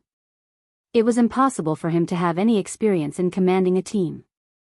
In a moment, she would watch and make fun of Shifeng making a fool of himself. Seeing that Gentle Snow had already nodded her head in agreement, Shifeng unhurriedly said, since we're done with the matter of leadership, let's talk about the matter of distribution.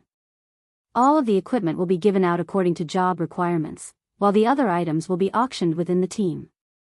Any problems? Yifeng. Don't go overboard. Zhao Yueru glared at Shifeng like a wrathful tigress. Miss Zhao, I'm not trying to swindle even a single item. We're just fairly competing inside the dungeon, so is there a need to talk about going overboard? Shifeng calmly smiled. Previously, Shifeng agreed to Gentle Snow's arrangements because he did not possess the power to back himself up. He knew the strategy to conquer the Dark Moon Graveyard. However, he couldn't reveal that fact earlier. After all, Team Dungeons had not activated during the beta test of God's domain. Hence, if Shifeng were to reveal knowledge that not even beta testers of God's domain had, Gentle Snow and the others would definitely become suspicious. Now, everyone was aware of the Dark Moon Graveyard's information. Moreover, Shifeng, himself, had followed them into the dungeon. As long as Shifeng performed thinking up a strategy, naturally, no one would question him. Even the astute Gentle Snow would not suspect Shifeng had long since known how to conquer the Dark Moon Graveyard. Zhao Yueru became speechless from anger. She felt Shifeng was just a scoundrel intoxicated by success. On the other hand, Gentle Snow did not hesitate as she revealed a faint smile, calmly saying, all right. As long as we can get through, I'll agree to your conditions. Snow. Zhao Yueru did not dare believe her own ears. Gentle Snow agreed, just like that. Recipes for lifestyle jobs.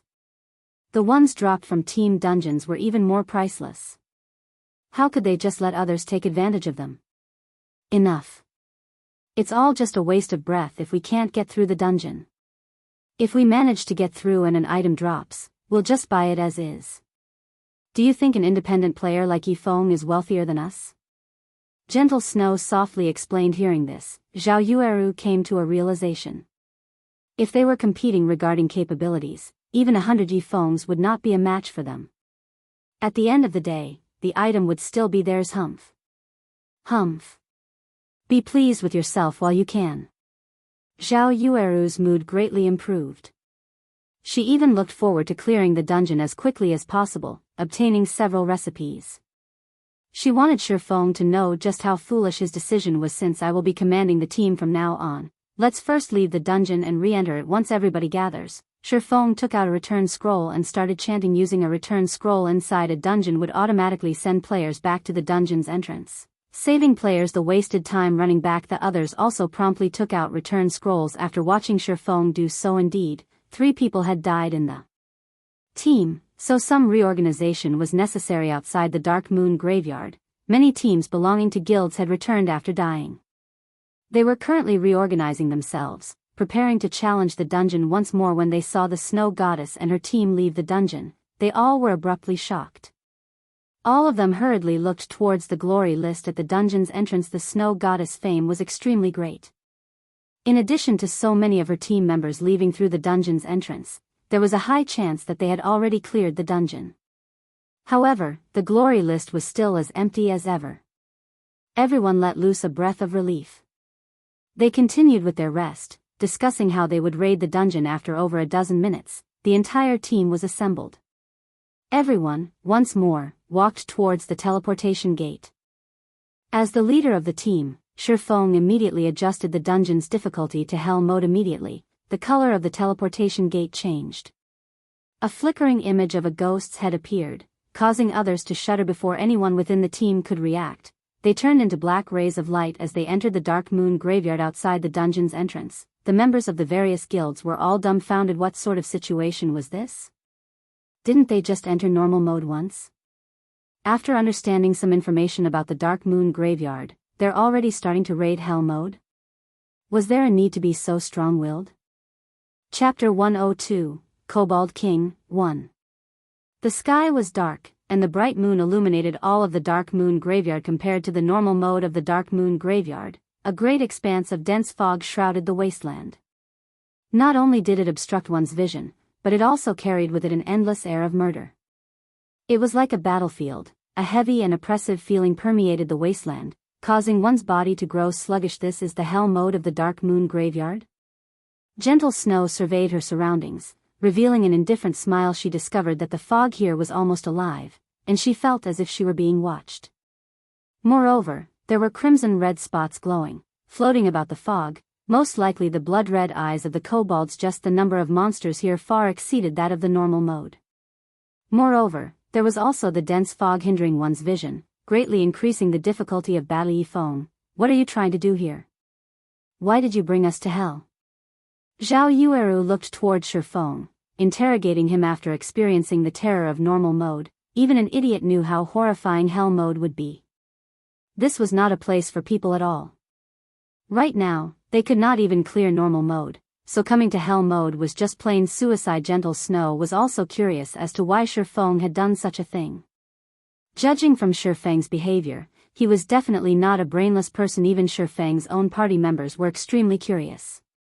They had clearly agreed on entering the normal mode, yet, why had they entered hell mode?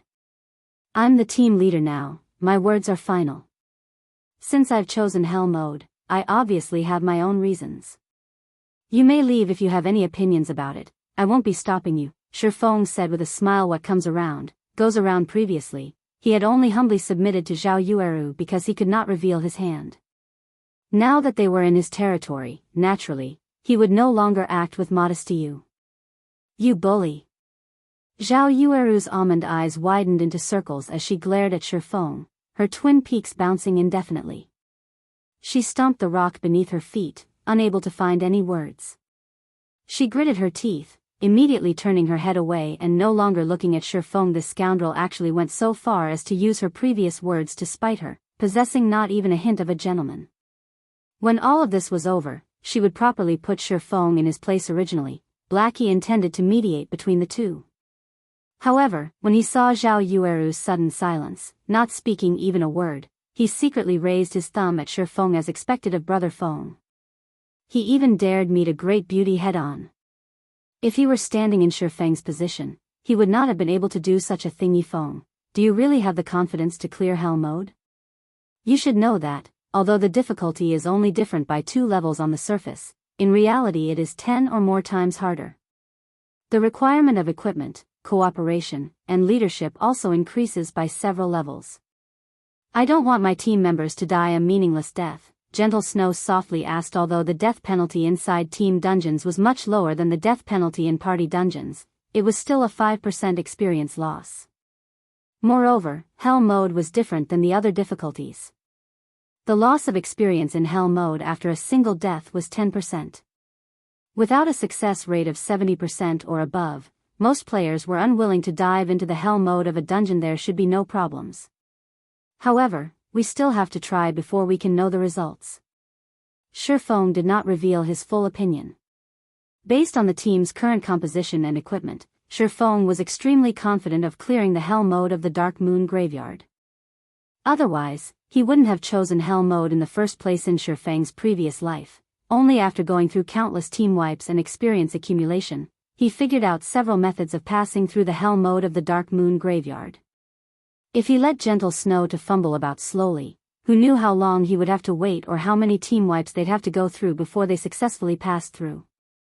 Watching Shifeng's calm behavior, after giving it some thought, Gentle Snow decided to support Shifeng's decision. It was a good chance for her to observe the extent of Shifeng's capabilities. If he performed well, it would be beneficial to invite him to join the god-slaying army. Gentle Snow nodded. At this time, even if the others were still unwilling, they had no choice but to listen to Shifeng's commands. However, it was not because they believed in Shifeng, rather, they believed in Gentle Snow's decision, after which, Shifeng started assigning responsibilities. Overall, his arrangements were mostly similar to Gentle Snow's. The difference was that he placed 3 elementalists in the Dagger Party and disbanded the Scout Party to place their members in the Protection Party instead, protecting the healers after entering the fog. Both MTs are to activate your life-saving skills and rush after me without stopping. However, pay attention to dodge attacks. Everyone in the back must also follow, and remember, no matter what happens, never stop moving your feet. Healers only need to use instant cast skills to heal the 2 MTs. Everyone else should use your own recovery potions, Shifeng explained. If all of you understand, then everyone should use a speed scroll now. Everyone grew suspicious after hearing Shifeng. What was he trying to do, turn them into kamikazes? He even wanted them to use speed scrolls. Was he complaining that they wouldn't die quick enough? Moreover, they could only earn so much money from a trip into the dungeon. There were 20 players in the entire team, which meant they would be expending 20 speed scrolls. Just how much money was that? Alright, everyone just use your speed scrolls. Noticing the unwillingness in everyone's eyes, Gentle Snow could only helplessly support the command. Everyone was helpless.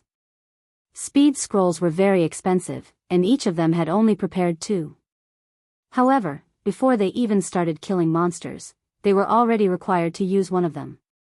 This was just too extravagant. However, such a decision did not alarm Shifeng's party members. Speed scrolls had long since become a necessity for them to grind elite monsters, so they each had 6 or 7 on their person. After everyone used a speed scroll, they followed Shifeng towards the entrance of the maze area. Follow closely. I won't concern myself if you fall behind, Shifeng reminded in the team chat. Having Shifeng tell them in such a way, everyone became nervous. If they fell behind, needless to say, only death waited for them. Run. After seeing everybody ready, Shifeng activated his title, Might of 1,000, greatly increasing everyone's attributes. As a result, their running speed also increased. Before shock took hold of anyone over their increased attributes, Shifeng started running. Every one of them tightly chased after him, disappearing into the fog within. The fog massively limited everyone's vision. They could only barely make out an area of 5 yards. After running for some time, Shifeng suddenly said, MTs, use your life-saving skills. Healers, heal. Hearing Shifeng's commands, the 2 MTs started activating their life-saving skills. The healers also started using their healing skills on the 2 MTs, following which, black rays appeared, fired out from the fog. The black rays struck the 2 MTs, dealing a horrifying amount of damage. Fortunately, the healers constantly replenished their HPs to make up for the damage they received. In addition, the 2 MTs had high movement speeds, reducing the chances of the black rays striking them. With the 2 MTs taking the full brunt of the damage, the other team members behind had nothing to worry about. In such a way, everyone ran after Shifeng for a full 10 minutes, making twists and turns every so often. In between, they all used another speed scroll. If the healers were lacking mana, they would drink mana recovery potions. Such a situation worried the members of Ouroboros greatly. How was this still a dungeon raid? They were just throwing money away. Moreover, everyone clearly felt the countless monsters closely chasing after them.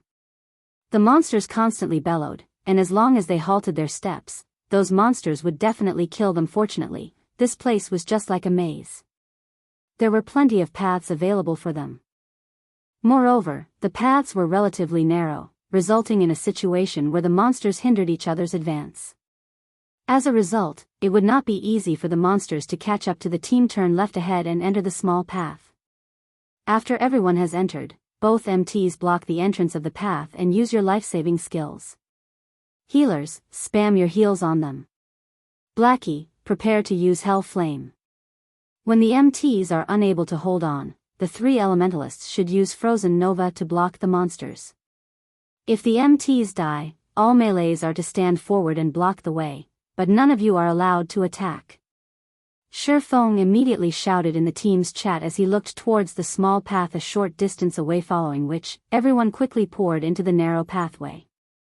Both the MTs just happened to block the entire entrance of this path successfully. When both MTs were in position, they received powerful attacks, one after another, constantly pushing them backward. Damage appeared above their heads endlessly. Just as the 2 of them were about to be sent flying from the barrage of attacks, Shifeng placed both his hands on their backs, bracing against them. The 2 MTs felt like they leaned against a wall, their bodies unable to retreat any further. Blackie, hurry up. Elementalists, prepare your Frozen Novas. Shifeng hurriedly commanded. I am ready. Blackie chanted the final incantation. MTs, retreat. Elementalists, cast Frozen Nova. Shifeng yelled, following which, a Frozen Nova spread out to encompass all the monsters, freezing them and stopping their movements. Over 20 points of damage appeared over every monster's head. Such a high ice resistance. Zhao Yueru's brows slightly cringed. She was extremely dissatisfied with the damage she inflicted at this time. Pillars of green-colored flames shot up amidst the monsters, causing damages of over -300 to every monster. The pillars of flame lasted for 5 seconds, and during this period, the monster's HP incessantly fell. This scene dumbfounded everyone. Even Blackie, himself, was stunned. Wasn't this damage a little too high? After all, these monsters were all elites and special elites. Being able to cause damages of over -100 was fortunate. However, what Blackie did not know was that the kobolds in the Dark Moon Graveyard lived in this cold and dark environment for many years now. They loved the cold but were afraid of fire. Hence, the damage from fire-attributed magic would be multiplied by several folds. It was especially true for the kobold zombies, as they feared fire the most. After Hell Flame ended, the 2 MTs stepped forward once more to block the monsters. Due to the road being narrow, only 2 or 3 monsters could attack at a single time. If it was the large-sized kobold zombies, just one of them was enough to fill the entire path. Moreover, the kobold zombies were unable to display their might in such a narrow space. At most, 1 or 2 claw attacks would land on the MTs, and even then, the MTs were sharing the burden with each other. As a result, the kobold zombies became utterly harmless. After more than 10 minutes passed, Blackie's Hell Flame annihilated the kobolds that rushed towards the team. Everyone's experience greatly increased as a result, and there was even a pile of dropped items. The members of Ouroboros were astonished. Although Blackie's magic surprised them, Shifeng's strategy thoroughly stunned them. He was actually able to think up such a strategy and discover such a location. His mind and perception were truly great. Members of Ouroboros had always revered the strong. As a result, every one of them now felt embarrassed over their previous slandering of Shifeng. Even Zhao Yueru was rendered speechless after witnessing Shifeng's leadership. However, she still felt hatred for Shifeng inside her heart. She silently lamented over the stupidity of these monsters. As expected, he does possess real skill. It is no wonder he rose to level 6 so quickly. Gentle Snow started her re-evaluation of Shifeng's strength. She did not imagine that he would be capable to this degree. Not only did he possess a title that could raise the entire team's attributes, but he also had such a frightening perception. Shifeng's performance far exceeded her expectations. If her team had such personnel in the future, they would have a much easier time conquering dungeons.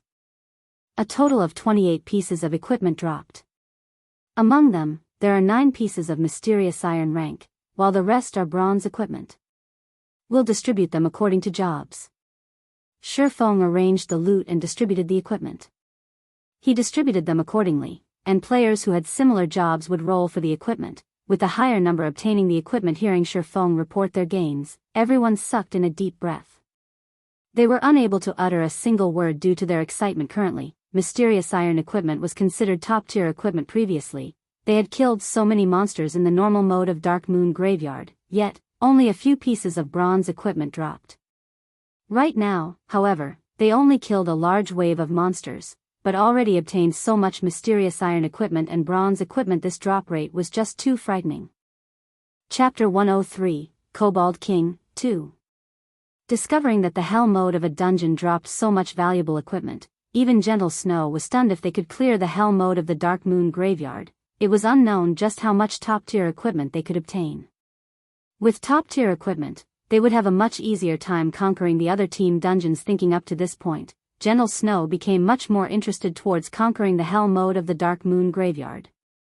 It was just that she did not know whether Shifeng was capable of accomplishing this magnificent feat. After Shifeng distributed the equipment, many of the team members immediately swapped out their old equipment for the new. It was especially true for the extremely lucky Blackie. Blackie was the only cursemancer on the entire team. Among the 9 pieces of mysterious iron equipment, there were 2 pieces of the Death Word set equipment meant for cursemancers. The Death Word set equipment was at the apex of all level 5 set equipment for cursemancers. Just the effect of having 2 set pieces increased Blackie's Dark Arrow by 1 level. In addition, Blackie's Dark Arrow was already level 4 at level 5. The Dark Arrow's damage increased by a large leap. Meanwhile, Kola managed to win a mysterious iron shield by rolling. After equipping the shield, his defense surpassed the shield warrior from Ouroboros, Ghost Chop, by quite a lot. Although many items dropped, Shifeng incessantly shook his head at these items.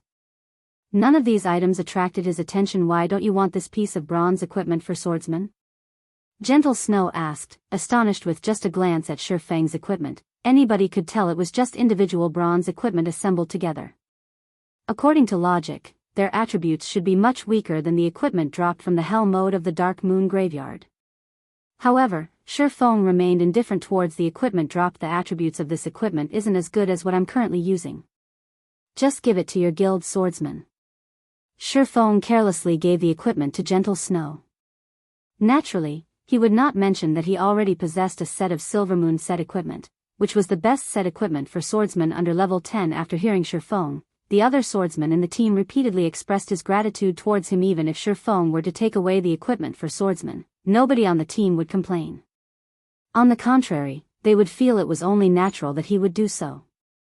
No matter what anybody said, it was all due to Shifeng's efforts that they were able to obtain so much equipment. However, Shifeng displayed himself to be extremely impartial, causing the members of Ouroboros further admiration. Their gazes when they looked at Shifeng held even more reverence. Now Shifeng stayed unmoved while faced with top-tier equipment.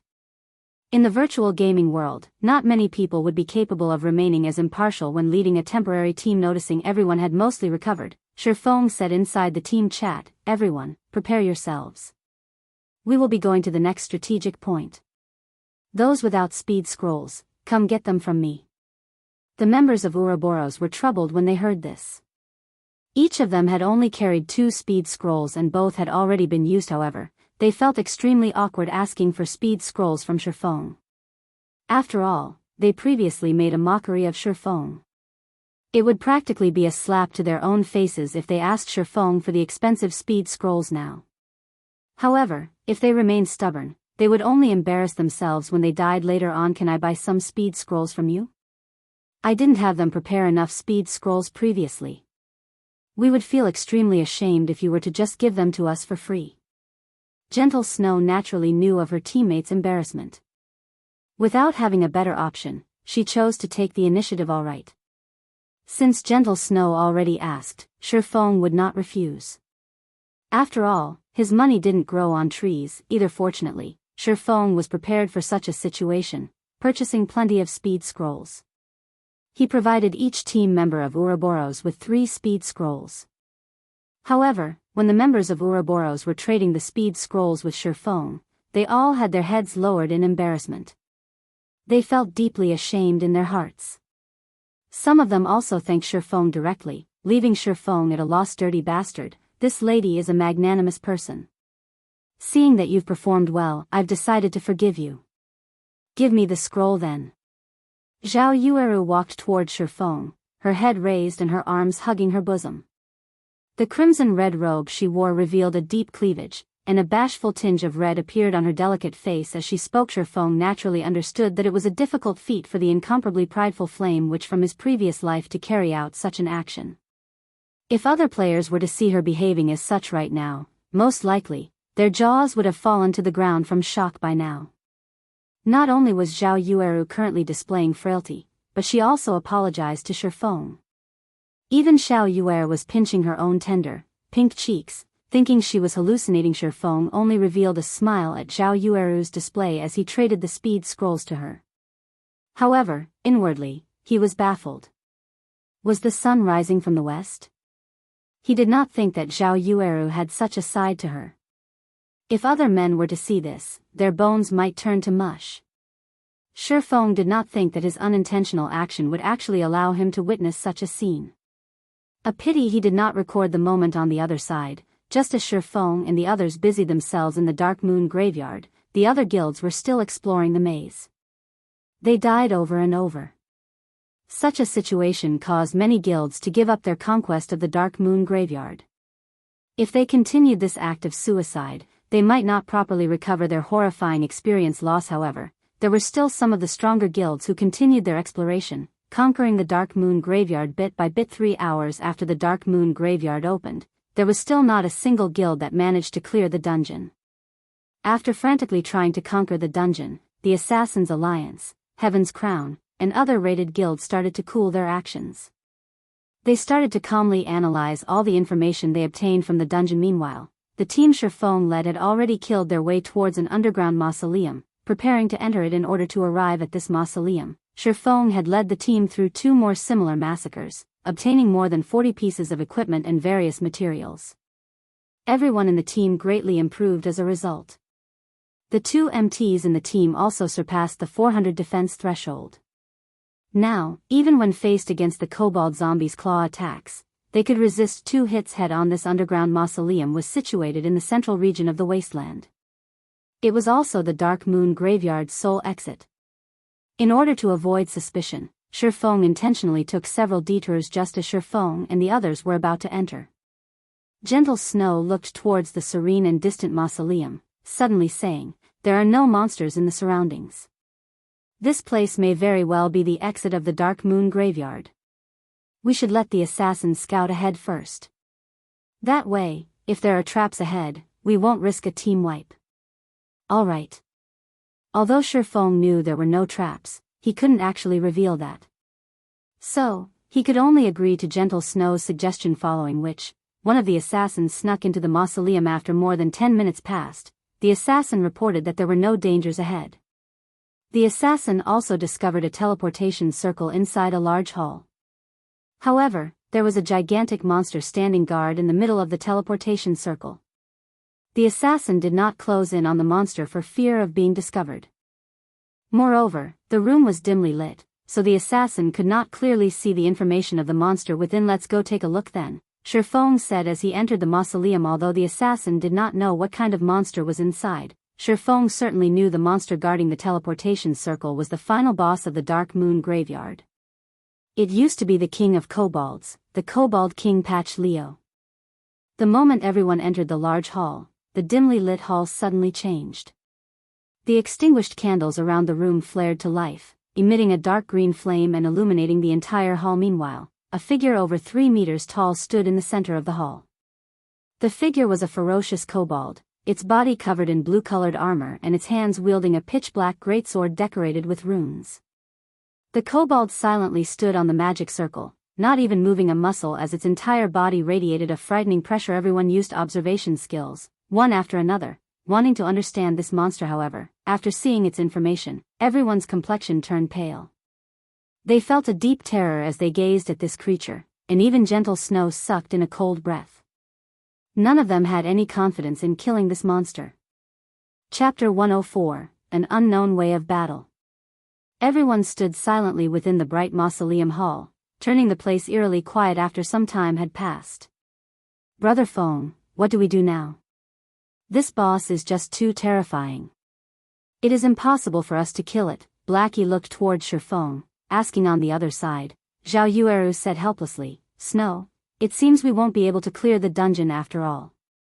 The other team members also indicated their agreement. There could be no greater folly than to attempt something they already knew to be impossible. Are we just going to give up like this? Gentle Snow's slender eyelashes trembled slightly, her crystal-clear eyes shifting towards the Kobold King's figure once more. They had reached this point after much difficulty. Were they just going to give up like this? Kobold King Patch Leo, Lord Rank. Level 6. HP 120,000/120,000. Not mentioning its frightening amount of HP, just the mere words, Lord Rank, were enough to cause players to tremble. That meant that there was a single aspect to this monster that was extremely terrifying, either in terms of speed, strength, or magic. Based solely on the terrifying aura radiating off of the Kobold King's body, its bulging, iron-like muscles, the pitch-black greatsword as tall as a man, which pierced deeply into the ground. Even without having any exchanges with this Kobold King, everyone knew there was no way to overpower it. Why don't we give it a try first? Ghost Chop, try out the boss capabilities. The others will leave the hall first, Gentle Snow said after giving it some thought. Gentle Snow still intended to give the boss a try. She was hoping to look for a strategy to kill it. Let's leave first then, Shifeng said as well. Gentle Snow's thoughts were exactly the same as his. He would let the MT try out the boss, then let the team watch. That way, he would have an appropriate excuse when he revealed his strategy. Following this, the Shield Warrior, Ghost Chop, activated his video recording, charging towards the Kobold King alone. Meanwhile, the thick and heavy stone doors leading into the hall started closing just as Ghost Chop was midway through his charge. The Kobold King abruptly opened its eyes. Ketchak. The Kobold King casually pulled out the pitch-black sword from the ground. Its robust legs abruptly exploded with power as it similarly charged at Ghost Chop like a fierce gale. The Kobold King swept towards Ghost Chop. Ghost Chop's body was frightened stiff. He rapidly reacted by raising his shield, blocking it in front of his chest. In the blink of an eye, a black ray, which carried with it an explosive sound, struck on the shield hung. Ghost Chop's entire person was sent flying, and a damage of 633 points appeared above his head. His entire arm felt numb from the attack. If he had not used his shield to block, he might have been killed instantly. Ghost Chop felt that his own techniques were quite good, and he was an elite member of Ouroboros. Moreover, his task right now wasn't even to kill off the boss. If he could not even force the boss to reveal its hidden cards, then he would be an absolute disgrace. Ghost Chop abruptly stood up. He poured a bottle of basic regeneration potion down his throat, his HP recovering to more than half of its total. Just as he was considering attempting another bout with the boss, he suddenly discovered that the boss was already standing behind him, its greatsword raised up high. Abruptly, the Kobold King slashed the greatsword at Ghost Chop's shield wall. Ghost Chop no longer had the option to dodge the attack.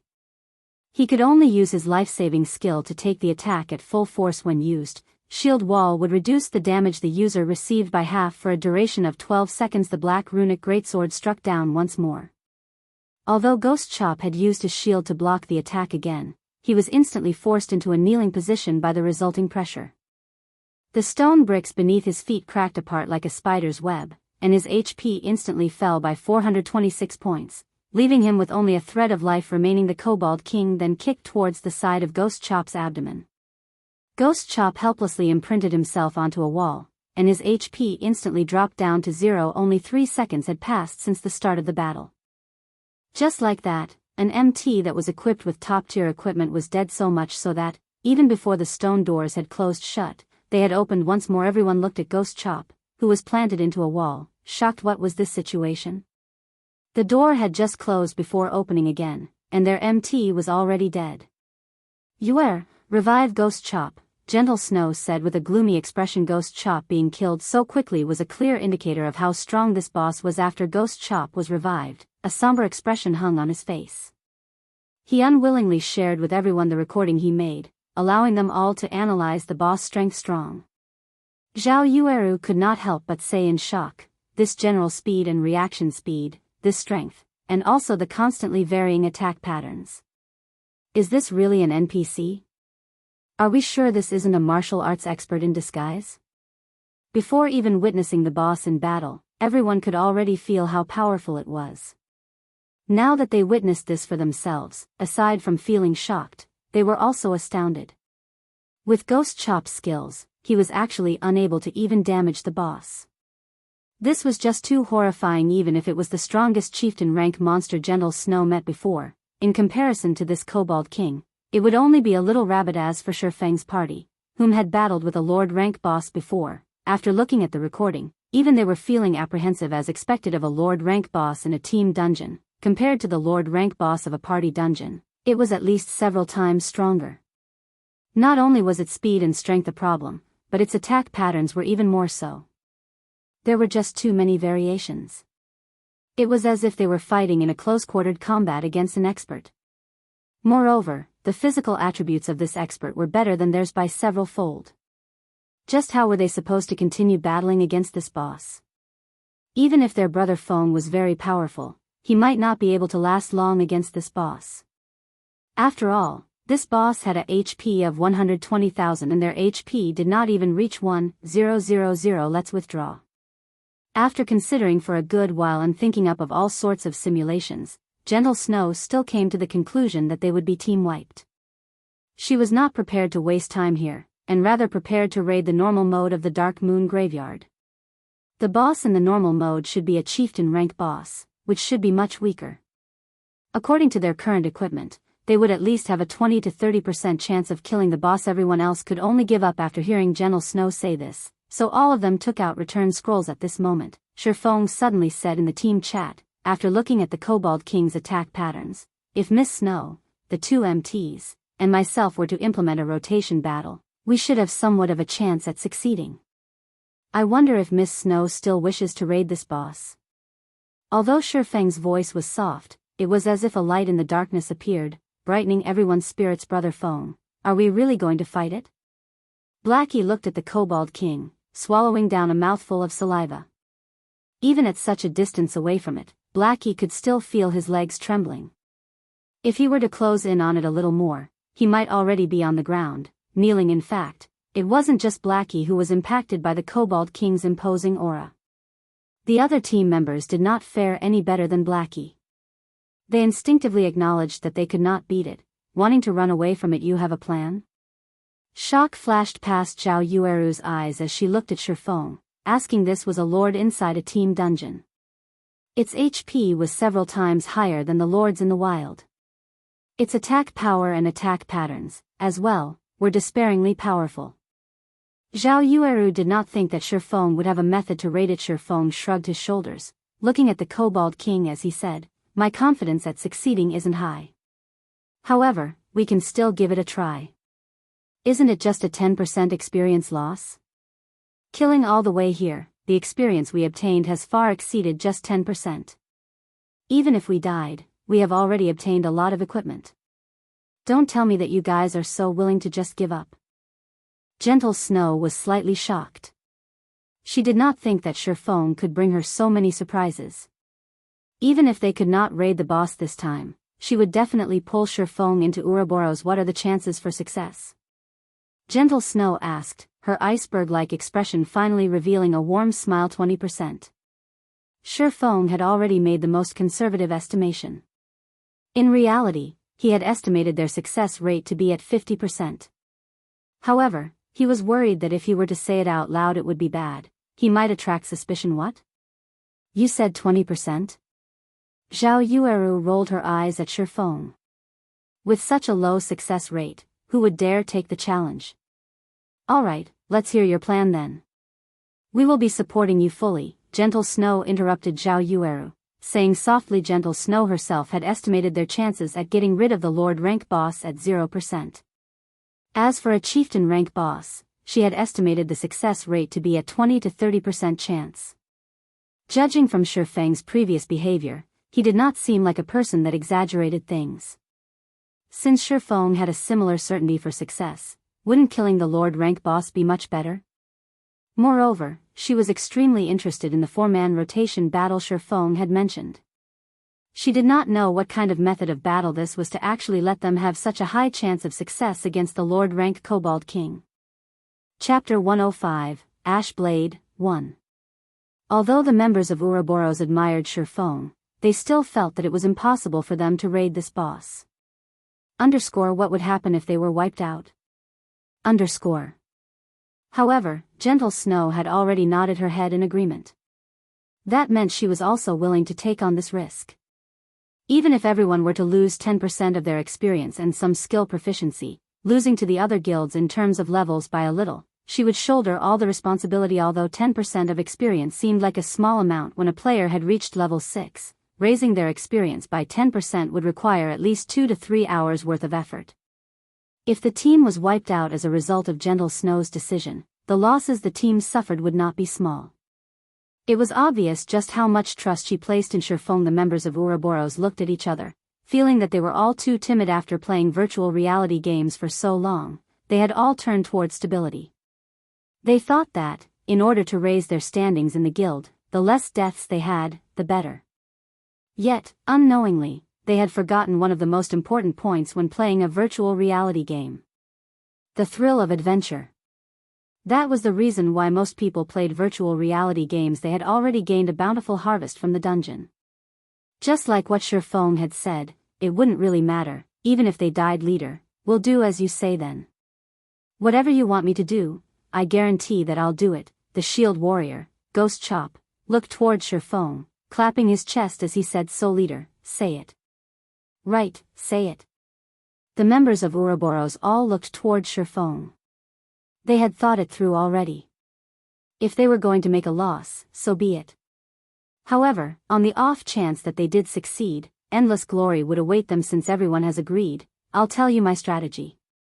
After we start the raid, only me, Miss Snow, and the 2 MTs will battle with the Kobold King. The other melee jobs are to all stay at a distance. Berserkers, listen to my command to use charge. Assassins, after giving the boss a bleeding effect, immediately distance yourselves and use bows to attack. The other ranged jobs should just dish out as much damage as you can. However, pay attention to maintain a distance of 25 yards or above from the boss.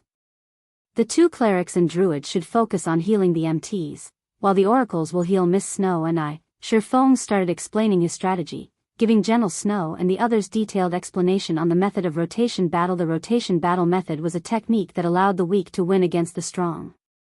It was a technique specifically meant for dealing with bosses in Shifeng's previous life. This method of battle was gradually discovered by some experts a month after God's Domain's opening. These experts then carried out the technique in an actual battle against the boss of a dungeon. Unexpectedly, the technique yielded remarkable results. Bosses, which they were previously helpless against, were easily gotten rid of with this technique. Following which, this technique slowly spread out, and within 2 months' time, almost every guild's elite team members had learned the technique. Right now, if they wished to raid this Lord rank Kobold King, then they would need to utilize this method of battle. Otherwise, for as many battles as they carried out, they would die an equal amount of deaths. There would be no exceptions. After Shifeng's explanation ended, everyone entered into the large hall of the mausoleum. The Kobold King, equipped with blue-colored armor, still stood silently in the middle of the hall. Kola, start the raid. Pay attention to your positioning and set aside the Kobold King for the ranged players. After which, you and I will cooperate to hold off the boss.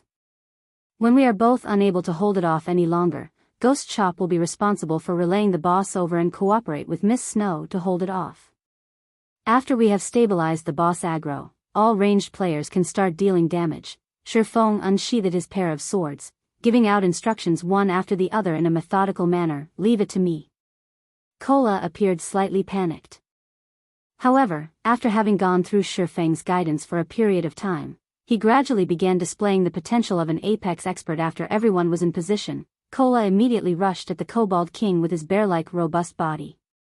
However, before he had even covered half the distance, and having yet to alert the Kobold King, he used Divine Shield Strike.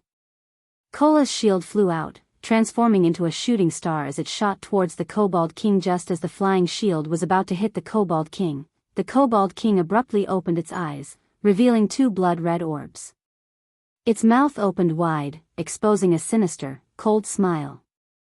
With a single draw of its greatsword, the Kobold King sent the shield flying away. The shield did not cause even a single point of damage. Before anybody could be shocked by the Kobold King's skill, the Kobold King had taken a large stride forward. It reached Kola in the blink of an eye, its greatsword striking downwards with the arm that was holding onto the shield. Kola blocked against the attack from the greatsword, receiving more than 400 damage. Meanwhile, Kola's other hand abruptly tightened its grip around the dagger, and with a yell, he slashed out the dagger, striking at the side of the pitch-black greatsword. The sword brandished by the Kobold King, due to the offset produced from Kola's dagger, had slid off along his shield and pierced into the ground, causing a halt to the Kobold King's battle rhythm. Beautifully done. Shifeng appeared behind Kola at this moment. Shifeng brandished the crimson blade, striking at the Kobold King's greatsword once more, causing the greatsword to sink deeper into the ground. At the same time, Shifeng cast Chop, using the Abyssal blade. The sword transformed into a black ray as it pierced at the Kobold King's neck. This time, they finally caused damage to the Kobold King, with a damage of 193 points appearing above its head. Before Shifeng could retrieve his swords, the Kobold King had released its grip on its greatsword, sending a punch toward Shifeng. Switch. Shifeng yelled. Ghost Chop had long since been waiting at the side. Immediately he sent a slash at the Kobold King's arm. As a result of the impact, he was sent retreating 2 steps backward by the Kobold King's fist with a damage of over 200 points appearing above his head. However, the Kobold King was also forced back, its body nearly losing its balance. Gentle Snow rushed up at this time, her flame spirit greatsword transforming into a sword of fire as she used flame slash on a gap in the Kobold King's armor, dealing 132 damage to it. Soon after, the Kobold King finally managed to stabilize its body. It brandished its greatsword in a fit of rage, casting a horizontal slash. However, Kola was a step ahead of it as he forcefully received this horizontal slash. As a result, no one else received a single point of damage from the Kobold King's attack. Kola himself, however, received 560 damage. Fortunately, there were 3 healers healing him at the same time, bringing his HP from a critical state back up to more than half. Subsequently, Shifeng and Gentle Snow continuously overlapped their attacks with each other, while Kola and Ghost Chop kept on receiving the damage, and the healers healed them without stopping. In such a way, the team slowly reduced the Kobold King's HP. After coordinating their attacks for several rounds, Gentle Snow was extremely astonished. She did not think there was such a way to fight against a boss. She really did not know just how Shifeng had managed to think up such a technique. However, what shocked everyone even more was the damage caused by Shifeng. The damage he caused left everyone practically dumbstruck. A single thundering flash was able to cause almost 700 total damage. Earth Splitter caused over 400 damage, while his normal attacks each caused over 100 damage. Compared to that, Gentle Snow, who was equipped with a suit of mysterious iron set equipment and a secret silver greatsword, had only managed to deal around 240 damage, even after using her most powerful skill. Seeing such a scene, everyone began to wonder, between Shifeng and Gentle Snow, just who was actually the berserker here? However, no one knew that Shifeng wielded a magic weapon in his hands. In addition to the Silvermoon set equipment and his damaging skills, which were at level 4 to level 5, the damage he could cause would naturally be exaggerated. Ranged players can start attacking now, Shifeng shouted in the team's chat after feeling that the boss hatred had been completely stabilized at this time. The others were woken up with a start. The mages started reading out incantations, sending out fireballs and dark arrows. Meanwhile, the rangers continuously fired off arrows from their bows, causing a series of damage to the Kobold King. Amongst all these attacks, Zhao Yueru was the person who dealt the highest damage in a single attack, which was over 100 damage. Following her, Blackie could also deal over 80 damage with each of his dark arrows, while the others only dealt 40 to 50 damage. Under Shifeng's instructions and the constant combination attacks, the Kobold King became helpless. The Kobold King was forced to retreat, step after step, until its HP continuously decreased without pausing. From start to finish, it was constantly forced into a passive state, unable to display its true potential after being continuously attacked for over 10 minutes, the Kobold King's HP had been reduced down to 30%. Reaching the boundary of entering a berserk state, the Kobold King's body started increasing its size, and its muscles inflated after it goes berserk. We won't be able to hold on for long. Ranged players, stop all your attacks, and MTs prepare to activate your life-saving skills to escape. Remember to pull the boss aggro before running. Everyone else should distance yourselves from the boss. The other warriors, wait for my command to use charge. Mages who have restriction skills should all get ready. Seeing that the Kobold King was starting to go berserk, Shifeng loudly reminded. Immediately, he too distanced himself from the Kobold King. A Lord rank boss berserk was no small matter. If it was not properly dealt with, then the result would be a team wipe now. Their chances of successfully killing the Kobold King depended on whether the two MTs were able to survive. Chapter 106, Ash Blade, 2. AO. AO. AO. The Kobold King let out an angry roar. Multiple shockwaves rolled out and struck the team, causing 60 to 70 damage to everyone with each consecutive wave. Moreover, the mages in the team were constantly forced to retreat backward by each shockwave, having no choice but to lean against a wall. Lowly ants. You dare taint this sacred ground with your presence? Receive the punishment of death. The Kobold King's enlarged foot abruptly stomped down, causing the stone ground in a 5-yard radius to crack, and sending debris flying into the air. After seeing this destructive power, the two MTs could not help but have a cold sweat seep down their backs. Fortunately, they had retreated a step earlier. Otherwise, the consequences of receiving that stomp would have been unimaginable. Just as the both of them were still celebrating, the Kobold King tightly gripped onto its greatsword with both its hands. Without warning, it abruptly slashed the greatsword at the two MTs from a distance. A black streak of sword aura sliced through the air, striking across the bodies of the two players, and causing more than 600 damage to each of Thima's sword aura area attack. Gentle Snow wrinkled her brows. She did not think that, after the Kobold King's HP decreased to 30%, it would actually switch to attacking from a range. Moreover, the damage it dealt was still so high that even after both MTs had activated their life-saving skills, reducing the damage they took by 50%. The difficulty of raiding the Kobold King had suddenly increased by many folds. If the chieftain-rank Kobold King could carry out a similar feat, then it would be quite fortunate if her previous estimates could have even a 10% success rate. All healers heal the two MTs. The other ranged players, distance yourselves from the two MTs. MTs, pay attention to your positioning. Absolutely do not let yourselves come into range of the boss. The other warriors, prepare to use charge to restrict the boss, Shifeng immediately commanded. Before Shifeng could finish his words, the Kobold King took action. It stepped out from the debris and abruptly rushed towards the Guardian Knight, Kola, who first held its aggro. The Kobold King reached Kola in an instant. The Kobold King swung down its raised sword, the sword bringing along a fierce gale as it descended.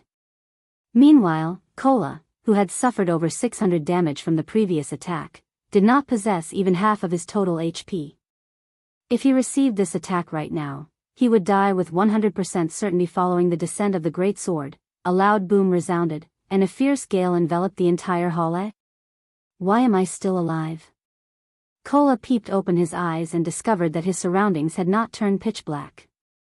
Instead, he saw a familiar back standing in front of him. He immediately shouted in surprise, "Brother Feng! Run, quickly!"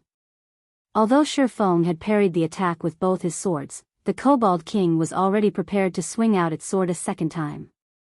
Unable to use parry any longer, Shifeng was left with no choice but to use out one of his life-saving skills, Defensive Blade. Kola dared not stay any longer, hurriedly running away. Meanwhile, the healing spells from the 4 healers only now landed upon Kola's body, recovering him back to his full HP. After running away for about 2 yards, Kola turned his head to the sound of stone bricks exploding in his ears and saw clouds of dust rising into the air, following which, Shifeng ran out from the dust cloud, not daring to stay even half a second longer. After all, the Berserk Kobold King possessed the capability of instant killing him. Just after Shifeng ran out of the dust cloud, the Kobold King was already hot on his heels. However, its target was not Shifeng, but the escaping Kola used charge to block it. Shifeng naturally would not let the Kobold King have its way immediately after Shifeng commanded. The three spectating berserkers started using charge in succession.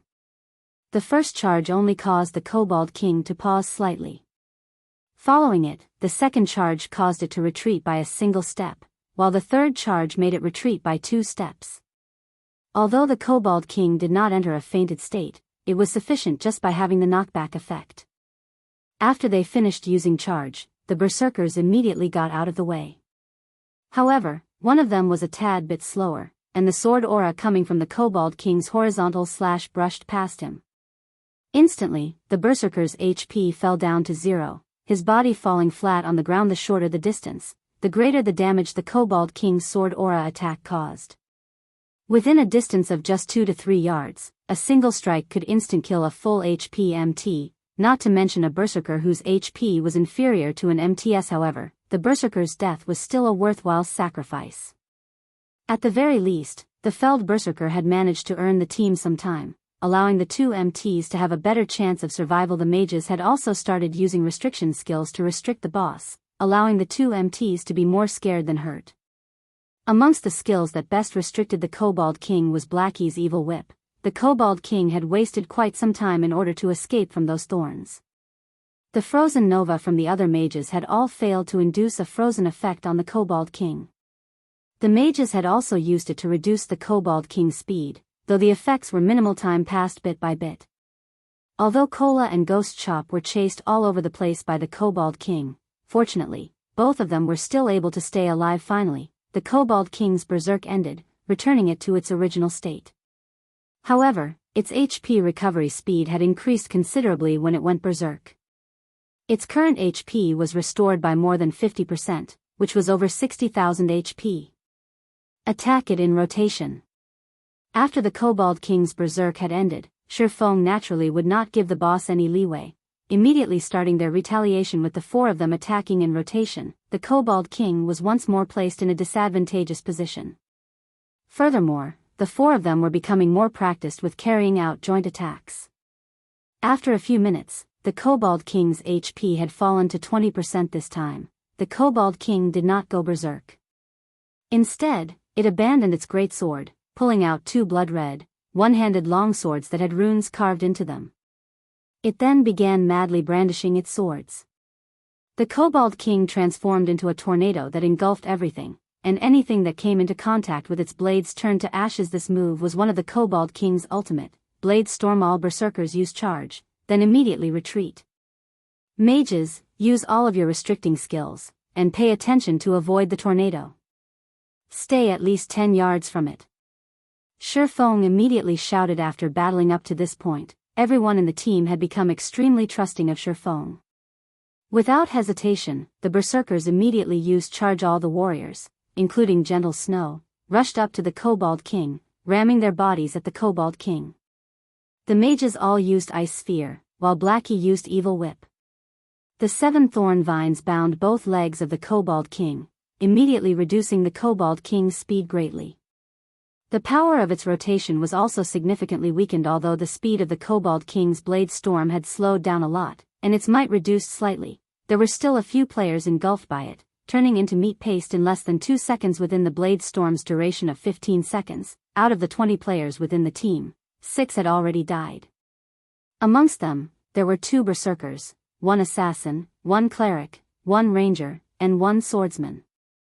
Meanwhile, the Kobold King still had 10% of its total HP. Seeing that the 2 MTs had their HP hanging by a thread, the Kobold King followed up by slashing its 2 swords at both their necks.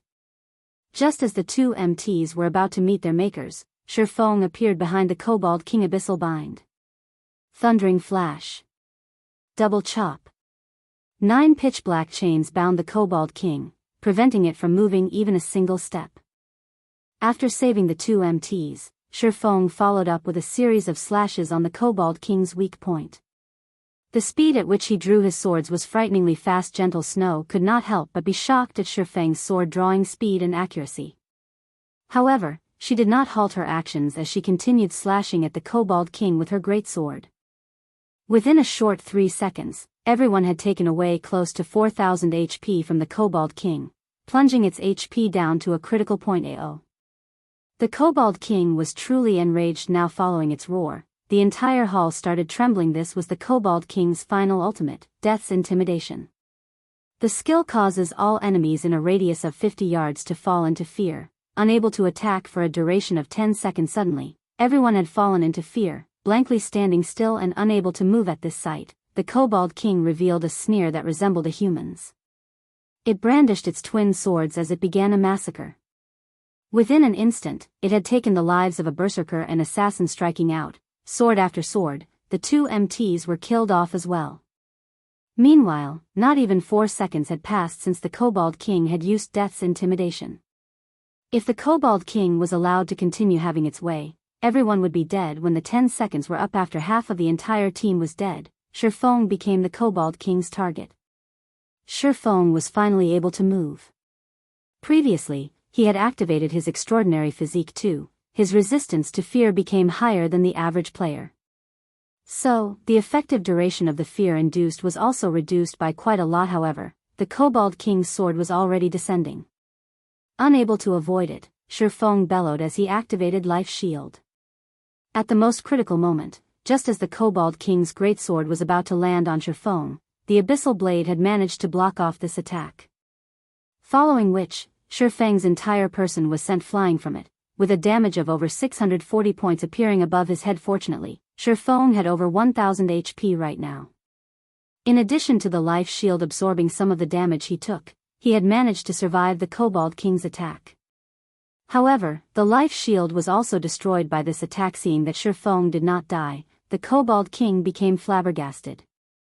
It then rushed towards Shifeng, wanting to give him the final blow. Phantom kill. 9 Dragon Slash. Shifeng's doppelganger used parry to block against the Kobold King's attack. Simultaneously, the doppelganger activated defensive blade and was able to delay the Kobold King for quite some time. Meanwhile, the Kobold King was receiving continuous attacks from the 9 abyssal blades. Its HP steadily fell, leaving it with only 1% remaining. Seeing that the cooldown for his own defensive blade was finished, Shifeng as well activated the skill. From a distance of 10 yards, Shifeng started attacking the Kobold King with sword auras. Damages of over 100 points kept on appearing above the Kobold King's head, taking its HP away bit by bit. After the Kobold King had managed to get rid of the doppelganger, its remaining HP did not even reach 300 points. Suddenly, it threw out both of its swords, sending them piercing towards Shifeng. Unfortunately, both swords were blocked off by Shifeng's defensive blade. However, the Kobold King had yet to give up. It turned into a streak of shadow, appearing in front of Shifeng in the blink of an eye and sending a slap at Shifeng with its claws. At this moment, Shifeng's thundering flash had finished its cooldown. Blocking the sharp claws with the crimson blade, Shifeng slashed at the Kobold King's neck with the abyssal blade, the blade turning into a streak of lightning as it struck at its target. Peng. Shifeng was blasted towards a wall, with only a thread of his HP remaining. On the other hand, the Kobold King lay on the floor, motionless. Shifeng had also abruptly risen by a level, reaching level 7. A large pile of items dropped. Amongst these items, there was one that was unusually dazzling. The item released a demonic silver glow, bringing a chill to those who laid their eyes on it. Ash blade. Shifeng was shocked after seeing this item. This thing was the legendary item of Dark Moon Graveyard. In Shifeng's previous life, he had only heard rumors of it, and never actually saw it before. Chapter 107, Moment of Glory. After the Kobold King's death, everyone's fear was similarly dispelled. They all regained their freedom of movement. However, at that moment, there were only 6 members alive in the entire team. When everyone looked at the corpse of the Kobold King laying on the floor, they all had expressions of shock on their faces. Even Gentle Snow was baffled at this result. Logically speaking, they should not have been able to survive through the fear state. So, just how did the Kobold King die?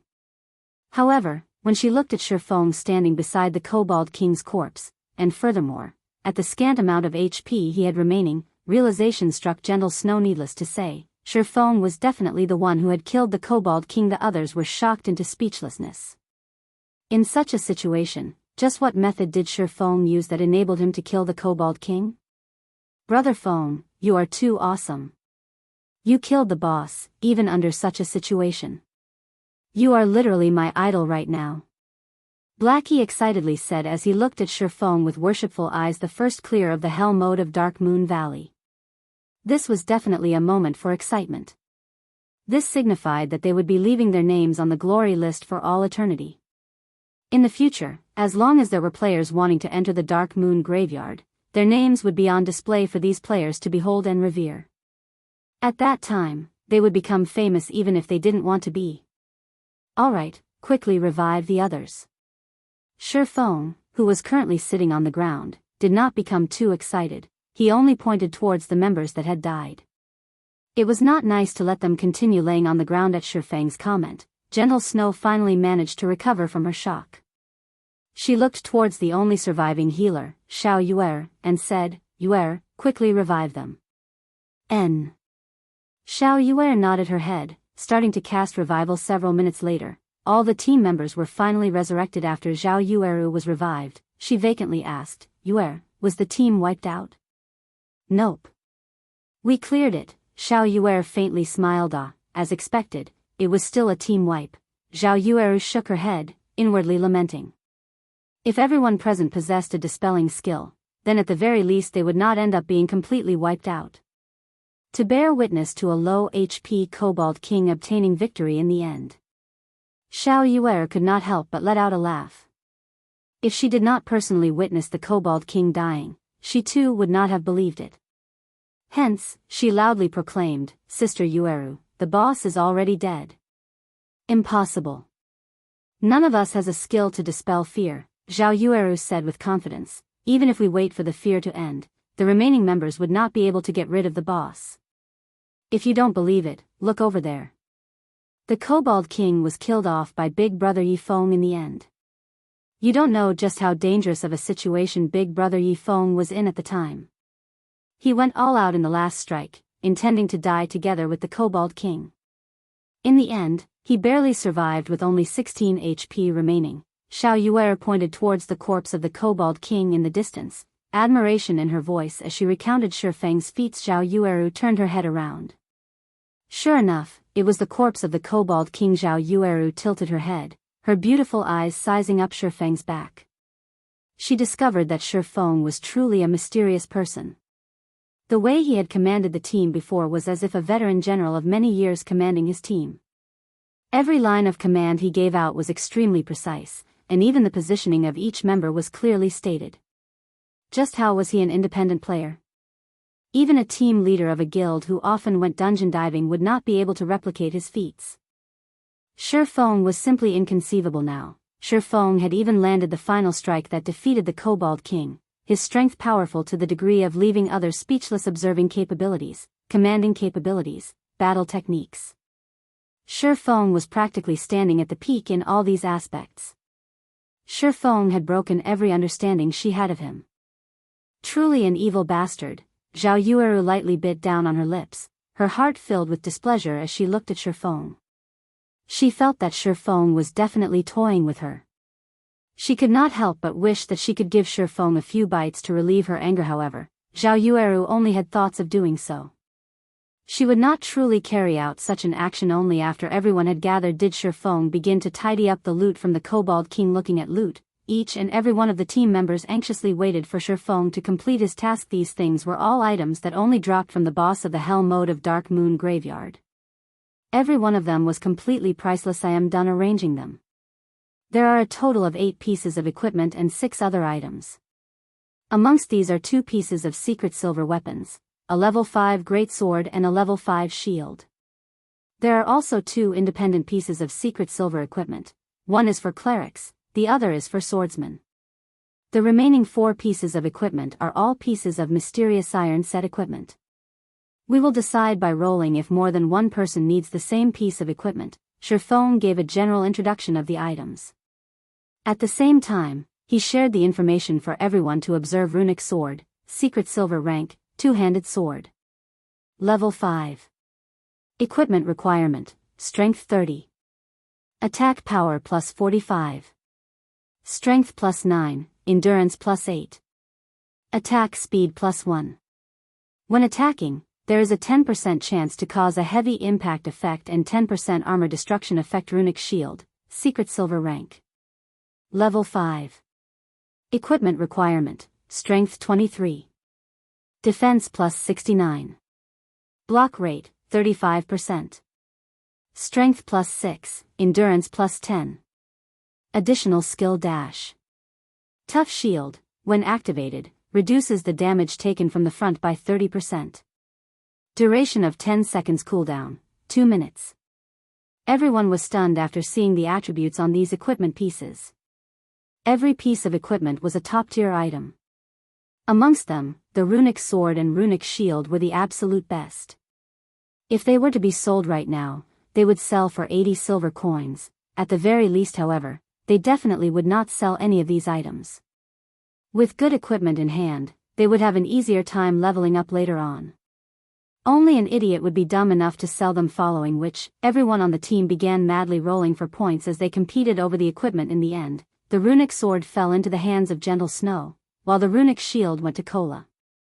Shifeng also obtained a secret silver pauldron, greatly increasing his attributes once more. Then next would be the other items. We will hold an internal auction for them. Highest bidder wins, Shifeng said. Hearing Shifeng saying so, the members of Ouroboros felt slightly embarrassed. They knew that the worth of the other items surpassed these pieces. It was especially true for that dazzling, broken blade called Ash Blade. Just judging from the introduction of that item was enough to excite a person. Moreover, there was also a piece of advanced whetstone recipe and a few more rare materials. Every one of them was priceless. However, if it were not for Shifeng, just how would they be able to even clear the hell mode of Dark Moon Graveyard? Furthermore, they had obtained so much top-tier equipment, greatly improving themselves. Right now, they were already leading the other guilds by a large margin, so how could they not feel shame fighting over these items with Shifeng? Gentle Snow had naturally considered this point. Moreover, she had wanted to pull Shifeng into Ouroboros herself, so naturally she had to deepen her relationship with Shifeng. Hence, she looked toward Shifeng, taking the initiative as she said, "We were only able to conquer the Dark Moon Graveyard due to your great contribution. We have already received enough, so the other items will all belong to you. I can't even begin to thank you enough." The other members of Ouroboros all nodded their heads in quick succession. Shifeng was slightly astonished. He did not think that Gentle Snow would actually give up on the auction. Although, he also was not afraid of having an auction. He had plenty of gold coins inside of his bag, enough to buy out both the advanced whetstone recipe and the ash blade. Since Gentle Snow did not wish to compete, he naturally would not refuse her offer. He stowed all of the items into his bag with the dungeon conquered and the loot distributed. Shifeng walked towards a corner of the mausoleum. He then activated the mechanism to trigger the teleportation gate. Everyone walked into the teleportation gate, disappearing from the large hall of the mausoleum one after another just after everyone had left from the Dark Moon Graveyard. White River City Region System announcement. Congratulations to Ouroboros for becoming the first team to conquer the hell mode of Dark Moon Graveyard. All players within the team will be rewarded with 10 reputation points in White River City. Red Leaf Town Region System announcement. Congratulations to Ouroboros for becoming the first team to conquer the hell mode of Dark Moon Graveyard. All players within the team will be rewarded with 30 reputation points in Red Leaf Town System. Congratulations to Ouroboros for becoming the first team to conquer the hell mode of Dark Moon Graveyard. All players within the team will be rewarded with 1 mysterious treasure chest, 50,000 EXP, and 10 glory points. Chapter 108, Shaking the Four Corners. Outside the Dark Moon Graveyard. This dungeon is just impossible. Without an average level of 10, who would be able to clear it? Flaming Tiger, who had just revived out of the dungeon, cursed. In all 3 times he had entered the Dark Moon Graveyard, not once had he even found the location of the dungeon's boss before his entire team dropped dead. This dungeon was just toying with them. Everywhere inside the dungeon was filled with elite monsters. Even if they killed some, there was still an endless stream of monsters to slowly grind them to death.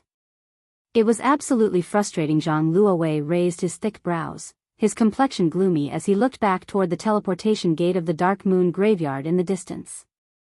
With such lack of progress, it had long since passed the point of just making a loss. If this situation continued, it would be detrimental to the team's future development. Everyone rest up for a while. We can't continue wasting our time here. I'm guessing that the progress of the other guilds isn't that good either. They should have died several times as well, already. Let's take this chance when the other guilds are focusing on the Dark Moon Graveyard to raid the level 5 party dungeon and Lava Cavern, in separate groups. In any case, they won't be able to conquer this team dungeon.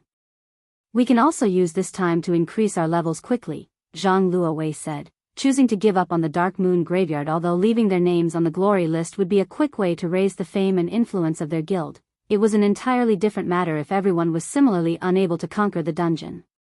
The only other thing they could compete in were in terms of average level and equipment of the guild's elite members, and also, in terms of who could set foot into White River City the earliest. In fact, it wasn't just the members of Shadow that were faced with such a situation. All the guilds in the entire White River City were currently trapped in this suffering known as team dungeons. Nobody had thought that the team dungeon's difficulty would be so high, leaving them utterly helpless. The virtual reality games in the past usually had less monsters than players inside of dungeons. In God's domain, however, the number of monsters inside the dungeons greatly outnumbered that of the players. It was a number that was simply impossible to cope with. Even if they increased the number of MTs and healers they brought with, it would still be a useless endeavor. After some time had passed, the second-rate guild, Assassin's Alliance, had also died out from the dungeon with dejection covering their faces. What's gotten into all of you?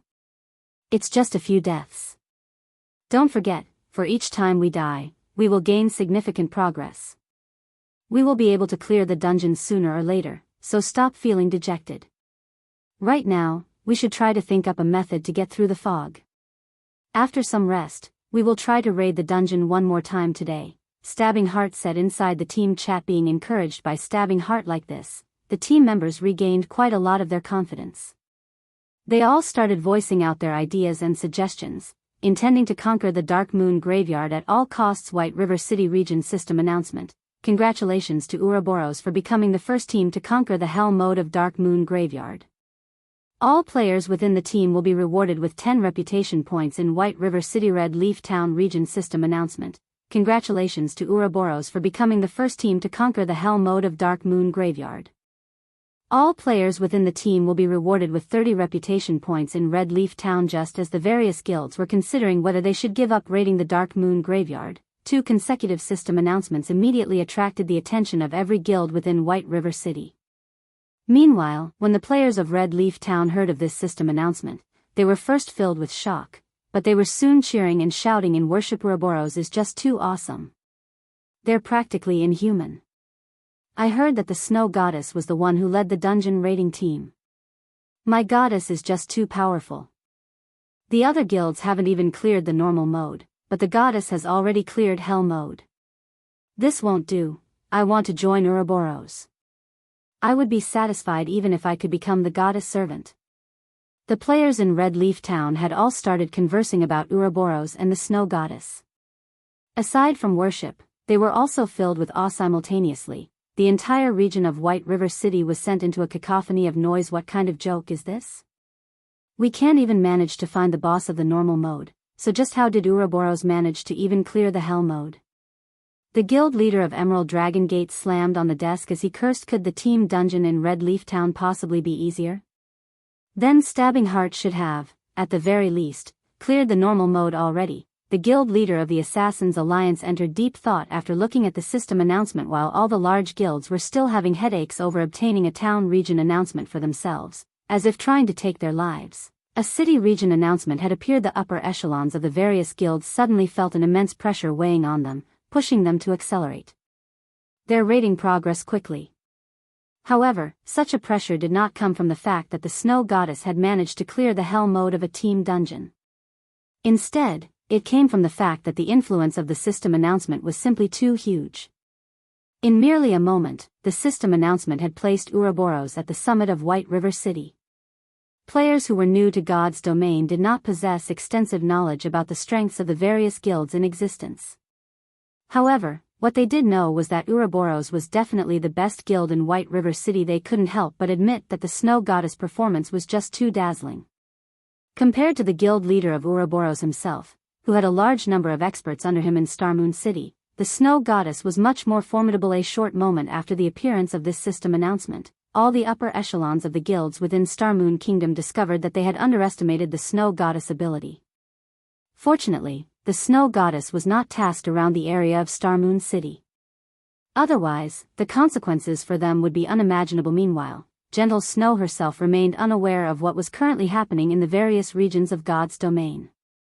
She was still busy looking at the glory list together with Shifeng and the others. The glory list, which was made up of obsidian stone, was 3 meters in height and 2 meters in width.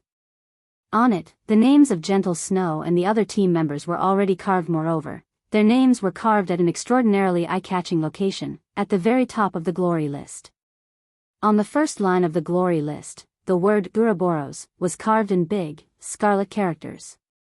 Meanwhile, below Ouroboros, the names of every team member were recorded in smaller-sized, silvery white characters. Brother Feng, look. We're on the list. We're on the list. Blackie was close to shedding tears of excitement after seeing his own name up on the glory list. After playing games for so many years, not once had he ever enjoyed such an honor. However, it wasn't just Blackie who behaved in such a way. The other members of Shifeng's party were similarly excited. They all rejoiced at being able to follow after Shifeng, becoming official members of Zero Wing Workshop. Meanwhile, the various guilds standing in the distance all looked towards the glory list with eyes full of envy, for as long as future players arrived at the Dark Moon Graveyard, they would inevitably see these names, giving their admiration and worship. On the other hand, the upper echelons of the various guilds present had instead looked towards the icy cold, Gentle Snow, expressions of respect and helplessness appearing on their faces. Everyone was clear about the difficulty of the Dark Moon Graveyard. Absolutely none of them would think that the Hell mode of Dark Moon Graveyard was easier than the normal mode. At the very least, the difficulty in Hell mode would be several times higher. However, despite all odds, the team led by Gentle Snow had succeeded in raiding it. Moreover, she had even brought along a few independent players instead of bringing along the strongest team in her guild.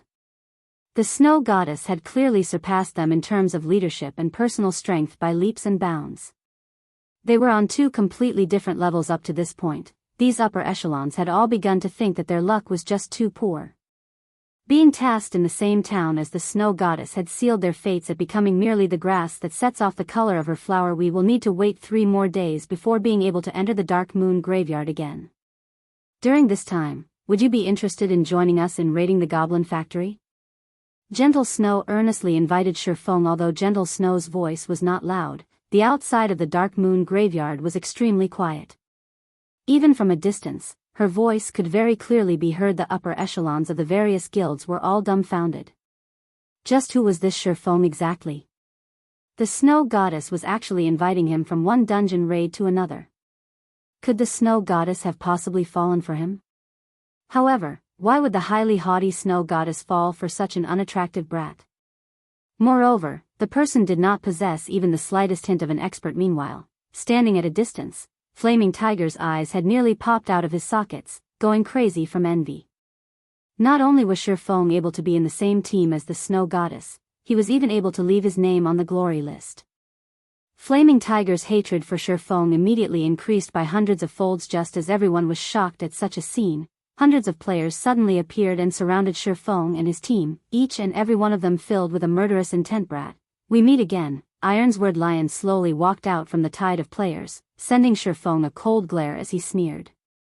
Chapter 109, Domineering Ironsword. This moment. Ironsword Lion had waited for too long. He was unable to suppress the excitement in his heart. Previously, after failing the dungeon raid, he chose to give up on the endeavor. Instead, he camped outside the Dark Moon Graveyard. However, he was greatly shocked when Shifeng and the others safely exited the dungeon, followed by the emergence of the system announcements. Although Martial Union had entered the Dark Moon Graveyard, they did not gain a single thing from it. On the other hand, not only had Shifeng's team managed to clear the dungeon, but it was also the hard mode of Dark Moon Graveyard. Although Ironsword Lion was a brute, he still knew that the gains from clearing the Dark Moon Graveyard would not be meager. Needless to say, the harvest from Hell mode would be even more astonishing. When Martial Union first set foot in God's domain, they did not possess any significant wealth or resources. Moreover, they were unfamiliar with a game such as God's domain. Developing a guild was extremely challenging. They had to grow by competing over elite monsters, killing well-equipped players for equipment and money, and raiding party dungeons. The larger their guild became, the more wealth and resources they needed. However, they were unable to find any sources of income, only relying on robbery to sustain their guild's operation. Now that Shifeng and his team had cleared the dungeon, it was undoubtedly good news for Ironsword Lion. Not only would he be able to obtain revenge, but he would also be able to make a huge profit out of it, killing 2 birds with 1 stone. Boss Ironsword, look at the shield on their guardian knight. Not only are there runes carved on it, but the shield is also giving off a faint violet hue that only secret silver equipment possess. That is definitely equipment they obtained from the Dark Moon graveyard. Boss, look at that brat's pauldrons. It is also giving off a violet hue. It is a secret silver equipment as well. The subordinates behind Ironsword Lion salivated as they pointed towards the equipment on the bodies of Shifeng's party members. The worst equipment currently worn by Shifeng's party members were bronze ranked, while there were even some who had mysterious iron equipment. However, they clearly did not possess the equipment before they entered the dungeon. Hence, they must have obtained them from within the Dark Moon graveyard, which also meant that all of them were level 5 mysterious iron equipment and secret silver equipment. Every piece of the equipment was priceless. Boss, if we were to steal all of the equipment and sell them, it would solve the problem of developing our guild. Drifting Blood looked towards Shifeng's equipment, giggling as he spoke. Ironsword Lion nodded, thinking that Drifting Blood's words made sense. The main reason their guild was developing slowly right now was due to their lack of funds. If they stole all of the equipment worn by Shifeng's party, then the problem of their lack of funds would be solved. Although Shifeng's strength was not bad, even rising up to level 7, when faced with over 100 players, what more could he do? Brat, don't even think of escaping today. Be smart and hand over all your equipment, compensate me with 10 gold coins, and let me kill you back to level 0. Then, I'll consider this matter settled. Otherwise, prepare to delete your account and start all over. Ironsword Lion glared at Shifeng, sneering. Shifeng looked at his surroundings, discovering that Ironsword Lion had brought over 130 players with him. Amongst them, a majority of the players were around level 3, their equipment terribly poor. There were only slightly more than 30 players who had reached level 5, while the equipment they were using was all bronze equipment. Meanwhile, Ironsword Lion was the strongest out of all of these players. He was wearing a suit of level 4 bronze set equipment. In a moment, employ a hit and run tactic as we run towards the forest. Their numbers are too great right now, so it would be bad if we get surrounded, Shifeng said inside the team's chat. Good.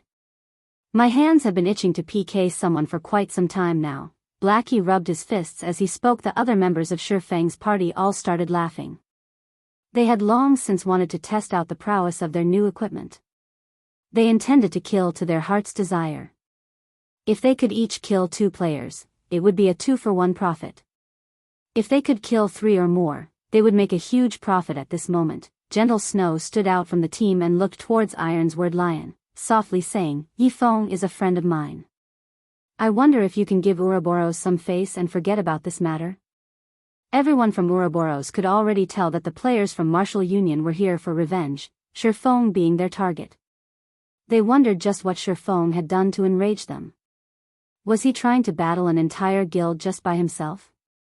As expected, every expert would have their own unique personalities. Even Shifeng was no exception to this fact. However, Martial Union was just an unrated guild. Since Ouroboros had already shown themselves, as long as the upper echelons of Martial Union had some brains, they should naturally know to back off. After all, Ouroboros was much stronger than Martial Union. Move aside, stupid hoe. I don't give a damn about Ouroboros. If you wish to help this brat, I'll take care of you all the same. Ironsword Lion cursed in a bad mood. Although Gentle Snow was indeed a world-shaking beauty, the equipment she wore was even more dazzling. It was especially true for the black runic greatsword in her hands. Just a simple glance at it and one could tell that it was a high-quality secret silver weapon. It just so happened that he was also in need of such a weapon. Moreover, if he got rid of Gentle Snow, he would be able to spread his name throughout God's domain. It was killing multiple birds with a single stone. However, what Ironsword Lion did not know was that, because of his casual remark, the entire Dark Moon graveyard had entered a solemn state. Each and every player present looked towards Ironsword Lion in shock, inwardly admiring Ironsword Lion for his courage. Then, does that mean that you intend to start a war with Ouroboros?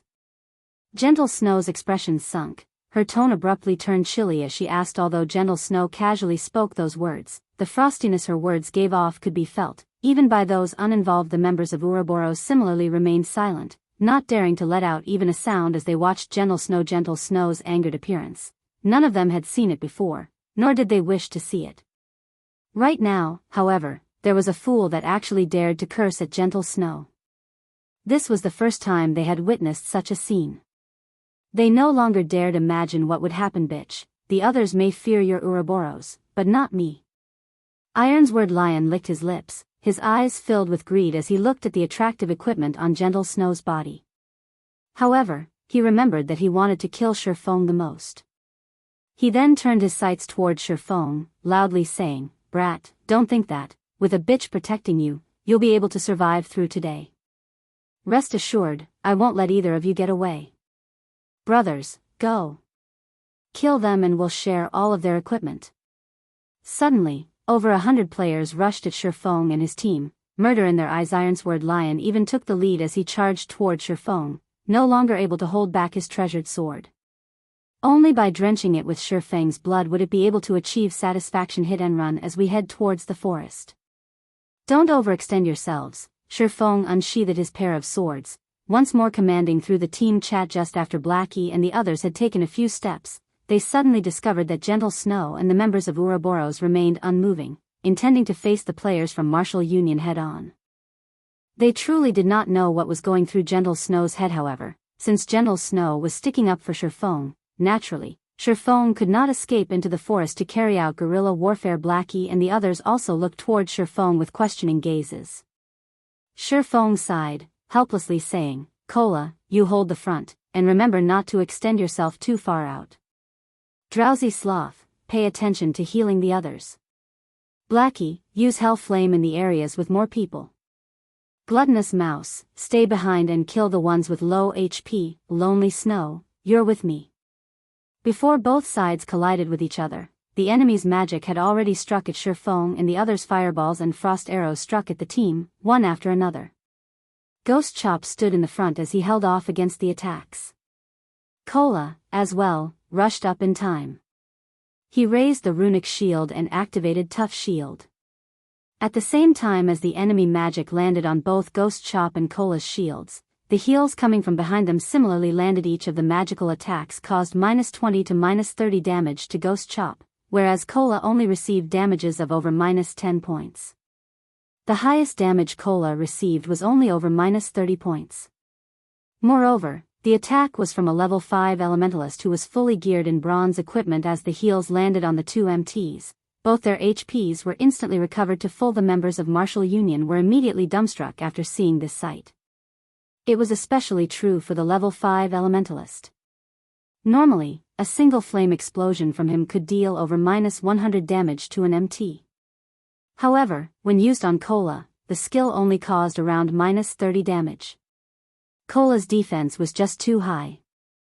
Chapter 110, Drenching Dark Moon in Blood. Kola and Ghost Chop's defenses were just too high. In addition, the 4 healers behind them were similarly strong. The attacks from the mages of Martial Union had absolutely no effect on the two MTs. As for attacking the other members, with the two MTs blocking up front, Martial Union had no way of attacking them at all. Don't panic, just keep killing.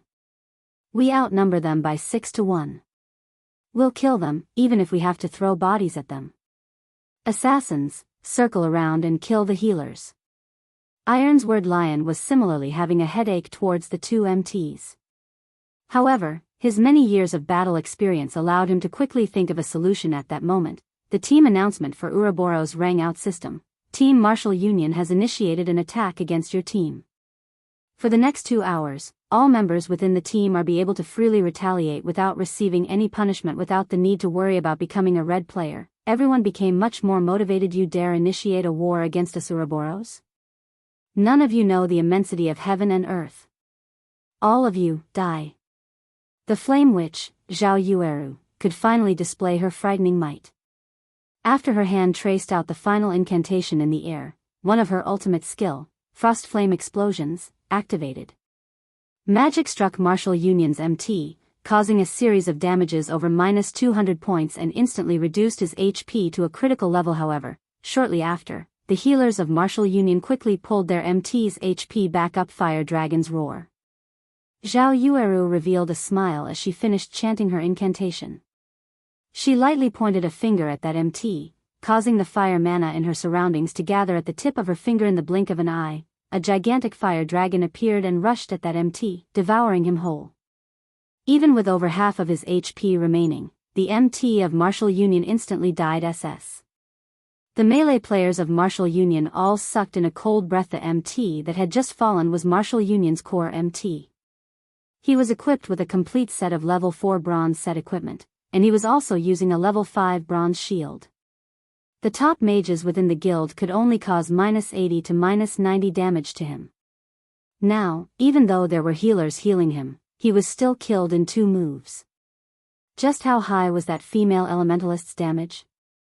During Martial Union's momentary pause, Blackie had finished chanting the incantation of Hell Flame. Immediately, pillars of green-colored flame appeared amongst the areas with a high density of players.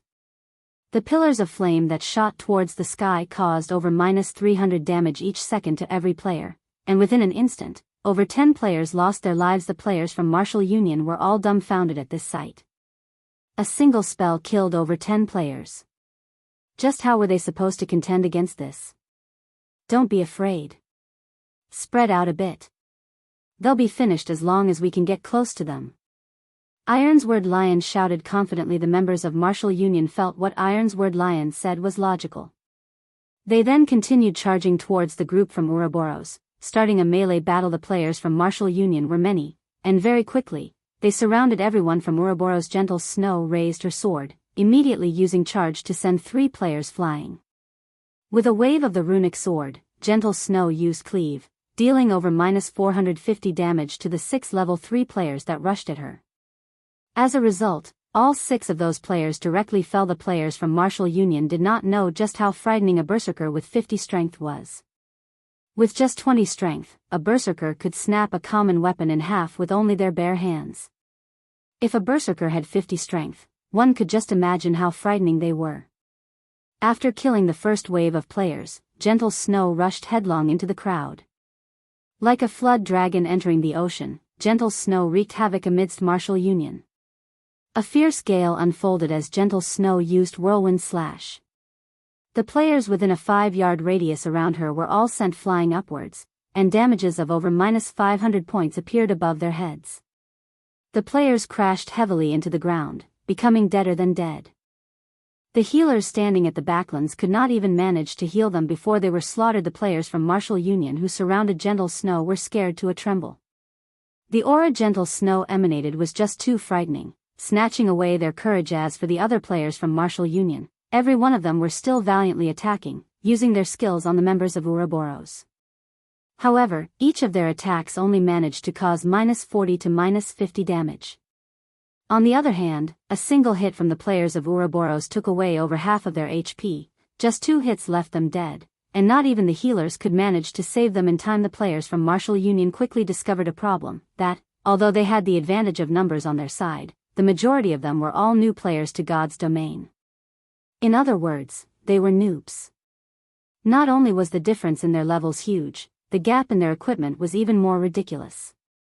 Only the elites of Martial Union could barely contend with the members of Ouroboros. Meanwhile, on the side of Ouroboros, there was a beauty of a cleric that always gave out a heal and truth shield at the most crucial of moments, saving the members of Ouroboros from death.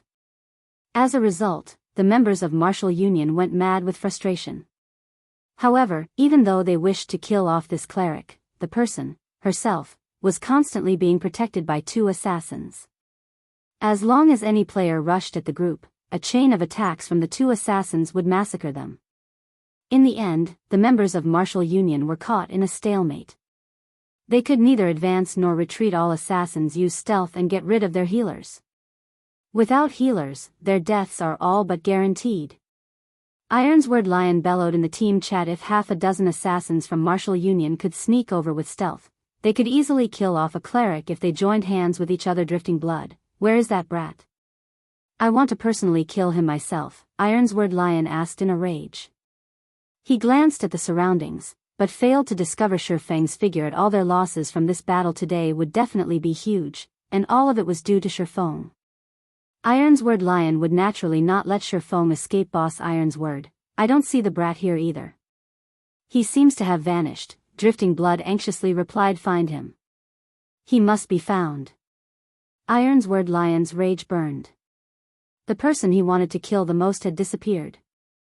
If this news were to spread, he would definitely become a laughingstock at this moment. Shifeng had already snuck to Martial Union's backline through the use of Shadow of Nothingness. This location should be it. Shifeng looked at the surrounding terrain. He then cancelled the Shadow of Nothingness, suddenly appearing some distance behind the healers of Martial Union.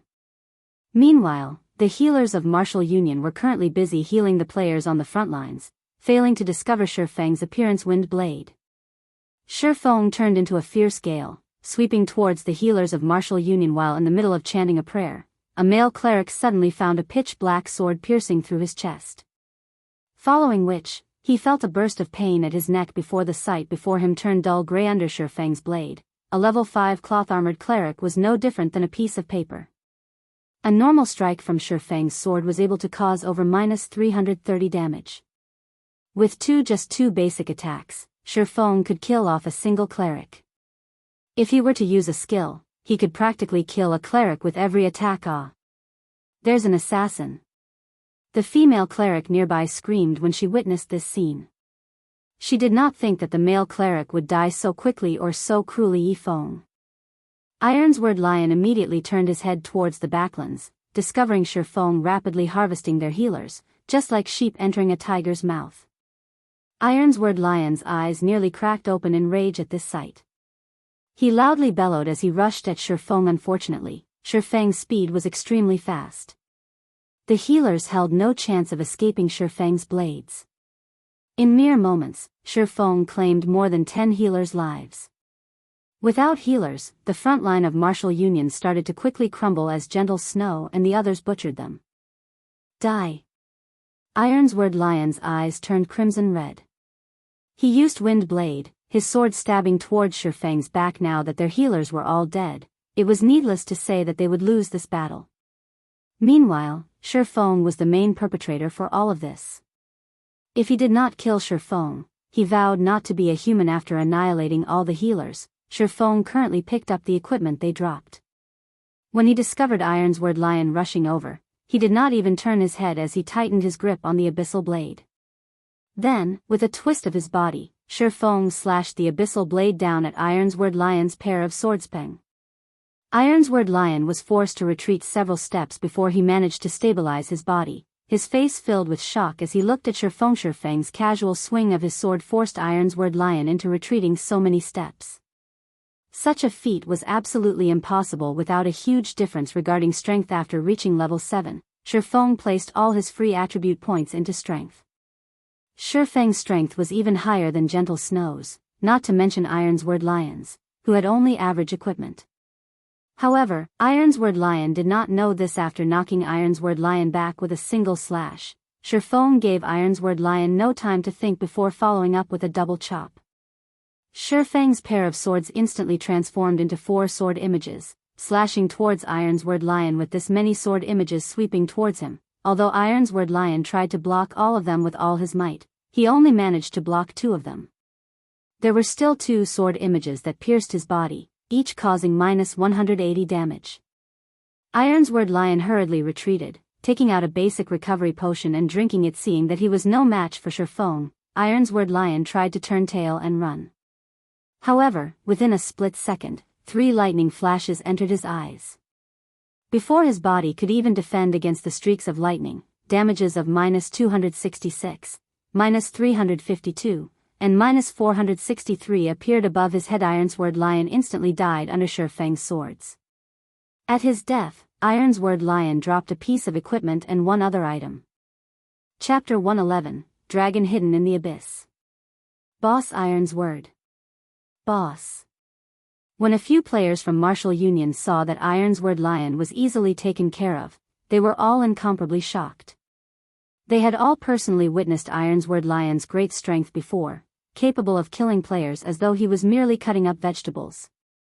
Now, however, that Ironsword lion had actually been killed by Shifeng in just a few moves, it was truly an incomprehensible sight. The upper echelons of the various guilds looking from afar were similarly tongue-tied from this scene. Only Stabbing Heart was well aware of Shifeng's strength. The moment Ironsword lion had provoked Shifeng, Stabbing Heart knew that the martial union in Red Leaf Town was finished. However, the others present did not know this fact. Regardless of what anyone said, Ironsword lion had created much fame for himself within Red Leaf Town. Previously, they had only heard of Ironsword lion being ambushed by Shifeng, dying an accidental death. If it were a head-on fight, however, Ironsword lion would definitely be the victor. Yet, nobody could have imagined that, in a straightforward exchange, Ironsword lion was easily defeated in just a few moves. As expected, rumors could not be trusted. Looking at the speed and accuracy at which Shifeng drew his swords, creating 4 sword images with just 2 swords, even those in the various guild upper echelons would not be able to block off all those attacks. In addition to Shifeng's excessively high attack power, Ironsword lion was definitely not his opponent. Shifeng was no ordinary swordsman. It was no wonder why the snow goddess would stick out and defend him. I had originally thought that Ironsword lion would be a huge competition to us. Now that I'm looking at him, he is but an upstart from another small virtual reality game. I never thought that he would be such a brain-dead fool, biting at whoever he meets. Hee, martial union is finished this time. First, he went and provoked such a top-tier expert. Now, he has even blindly declared war against the snow goddess. Did he think mingling in God's domain was so easy? It would be enough if he were to be a fool in reality. Now, he is even showing it in God's domain. As expected of someone that came from a minor game. He truly does not know the immensity of heaven and earth. Martial Union will definitely have to remove their name from Red Leaf Town now. There were plenty of workshops and guilds entering God's domain every day. Similarly, there were also plenty of workshops and guilds who had vanished from God's domain every day. This was a common occurrence within God's domain. After Ironsword lion died, there was no longer anyone to command the players from Martial Union.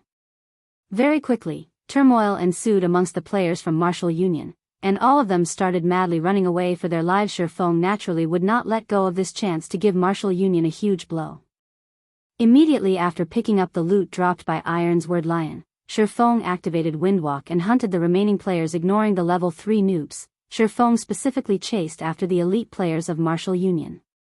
With every kill of these players, Shifeng would be able to obtain a piece of bronze equipment, causing a significant loss to Martial Union. Drifting Blood, we meet again. Shifeng blocked off the escape path of several Martial Union elites, discovering a person he was familiar with amongst them. It was Drifting Blood, the person who had harassed Violet Cloud, and had then gone on to seek trouble with Shifeng. Drifting Blood was shocked into a jump. He trembled as he pointed a finger at Shifeng, timidly saying, "Yifeng, you shameless bastard. What kind of expert are you, to bully 4 people with one?" Without speaking any further, Shifeng stepped forward, slashing both of his blades. 8 sword images appeared, immediately aiming for the lives of the 4 players. A shield warrior amongst the 4 immediately activated shield wall, prepared to receive Shifeng's attack. Meanwhile, Drifting Blood had used Chop at Shifeng, while another Berserker used Charge, and a Cursemancer used Dark Arrow. Shifeng noticed that the cooperation between the 4 was very good. It would not be beneficial for him if he were to receive their attacks forcefully. Deciding so, Shifeng used Phantom Kill, his doppelganger blocking the attacks in front of him. Shifeng then hurriedly turned his body, his feet carrying out an illusory footwork as they left behind afterimages. Meanwhile, Shifeng's doppelganger had continuously fended off the attacks of the 4 players, receiving some damage in the process as well. However, after Shifeng himself moved to a side, he abruptly waved the Abyssal Blade. The 3 streaks of lightning from Thundering Flash had struck at the 3 melee players that were battling against his doppelganger, instantly killing Drifting Blood and the other Berserker. As the Shield Warrior had Shield Wall activated, he was able to barely survive the attack. However, Shifeng's doppelganger had taken the chance to use a chop on the Shield Warrior. Now, only the Cursemancer, who was in the midst of chanting, remained. Shifeng used Wind Blade, dashing up to the Cursemancer like a fierce gale. Seeing this scene, the Cursemancer was frightened into a run. However, Shifeng had used Chop, his sword slashing down on the Cursemancer's back, causing a critical hit of -1156 damage and instantly killing the Cursemancer with the difference. In terms of equipment and battle techniques, Shifeng was able to bring an end to the battle quickly. After looting the equipment dropped by the 4 players, Shifeng continued hunting for the other elite players from Martial Union. 10 minutes later, all the elite players from Martial Union were dead. The damage caused to Martial Union this time was absolutely devastating. It was practically impossible for them to contend with the other guilds for dominance over Red Leaf Town. Now Miss Snow, thank you for help today.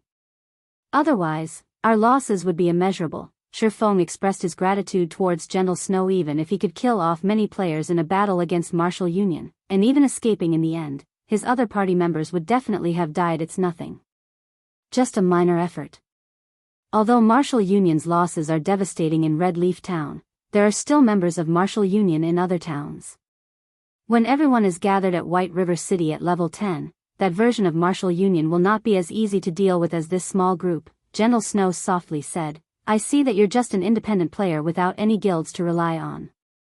If you do not have any large guilds protecting you, you would easily become a target for Martial Union. Why don't you join Ouroboros? Right, big brother Yifeng. With Ouroboros' strength, by the time we reach White River City, even the people from first-rate guilds would not dare to provoke us. Moreover, our guild gives out extremely good benefits. Xiao Yuer commented. Many thanks for Miss Snow's worries. However, I'm too used to freedom, so I never had any intentions to join a guild before. Shifeng straightforwardly rejected the invitation. Although Ouroboros was a good guild, they similarly had a lot of problems. Take Gentle Snow for example. She was clearly the first vice leader of the guild, yet, she had still left Ouroboros in the end, just like how Shifeng himself was casually chased away from Shadow. At the end of the day, it was still best to hold his decision rights in his own hands. Since that is your way of thinking, I won't try to insist that you join us. However, if you ever change your mind in the future, Ouroboros would welcome you anytime. Gentle Snow could naturally see through Shifeng's thoughts. However, everyone had their own ambitions, and it would not do well for her to force the situation. Right now, it was enough for them to maintain an amicable relationship, following which, Shifeng led Blackie and the others away from the Dark Moon Graveyard, returning to town to sort out everyone's bags. He then planned to take them to level up. Previously, he had always been tight for time. Now that he had finished dealing with his matters, the time was just right for everyone to rise up to level 10 quickly. Meanwhile, Xiao Yueru looked at Shifeng's departing back, faintly feeling a sense of familiarity. She did not know why she was feeling an indescribable sense of loss in her heart. Snow, why didn't you try harder? If you told him about the matters of the god-slaying army, he might have even agreed to join, Xiao Yueru asked. Gentle Snow smiled, saying, didn't you hate the thought of him joining us before? But now you want him to join us instead? A blush appeared on Xiao Yueru's delicate face as she said in an upright tone, aren't I doing this for you? Regardless of what anyone said, he is also a top-tier expert. If you were to lure him into Ouroboros, he would become a person on our side. In the future, if he gets along well in the god-slaying army, he would be able to bring you a lot of influence and authority. If he didn't perform so outstandingly well just now, I would definitely try my best at pulling him over. However, he was just too remarkable, just like a true dragon. Right now, he is but a dragon hidden in the abyss. Sooner or later, he will be able to soar into the skies, and we will be able to do nothing to hold him back. Who knows, in the future, he might even become a headache of an opponent to Ouroboros. Gentle Snow lightly laughed. An opponent, is it? Xiao Yueru entered a deep thought. Chapter 112, 7 Luminaries Gemstone. After Martial Union was exterminated, the news of its demise was quickly spread around Red Leaf Town. Some people had even recorded the battle and posted it onto the official forums, the incident quickly becoming popular. Ouroboros had first conquered the Hell mode of Dark Moon Graveyard. They had then gotten rid of Martial Union's over 100 members. The valiant appearance of the Snow Goddess had captured the hearts of all the male players, and instantly, Ouroboros' position and influence around the region of White River City had skyrocketed. As a result, countless players wished to join Ouroboros. Due to the recording of this battle, there were plenty of upper echelons of guilds that had noticed Shifeng's existence. The origin of this battle was, after all, due to Martial Union's enmity towards Shifeng. However, not only had Shifeng himself received the aid of the snow goddess, he had even personally killed off Ironsword Lion in a head-on confrontation. This was enough proof of Shifeng's exceptional strength, and also his good relations with the snow goddess. Taking these points into mind, these upper echelons needed to let their subordinates pay more attention toward Shifeng. When Shifeng and the others returned to Red Leaf Town, many players on the streets had shifted their gazes towards the group. Crap, isn't the Yifeng the person that went dungeon raiding together with the snow goddess? A male warrior said, if I go and beg Big Brother Yifeng, I wonder if Big Brother Yifeng will bring me to level 10?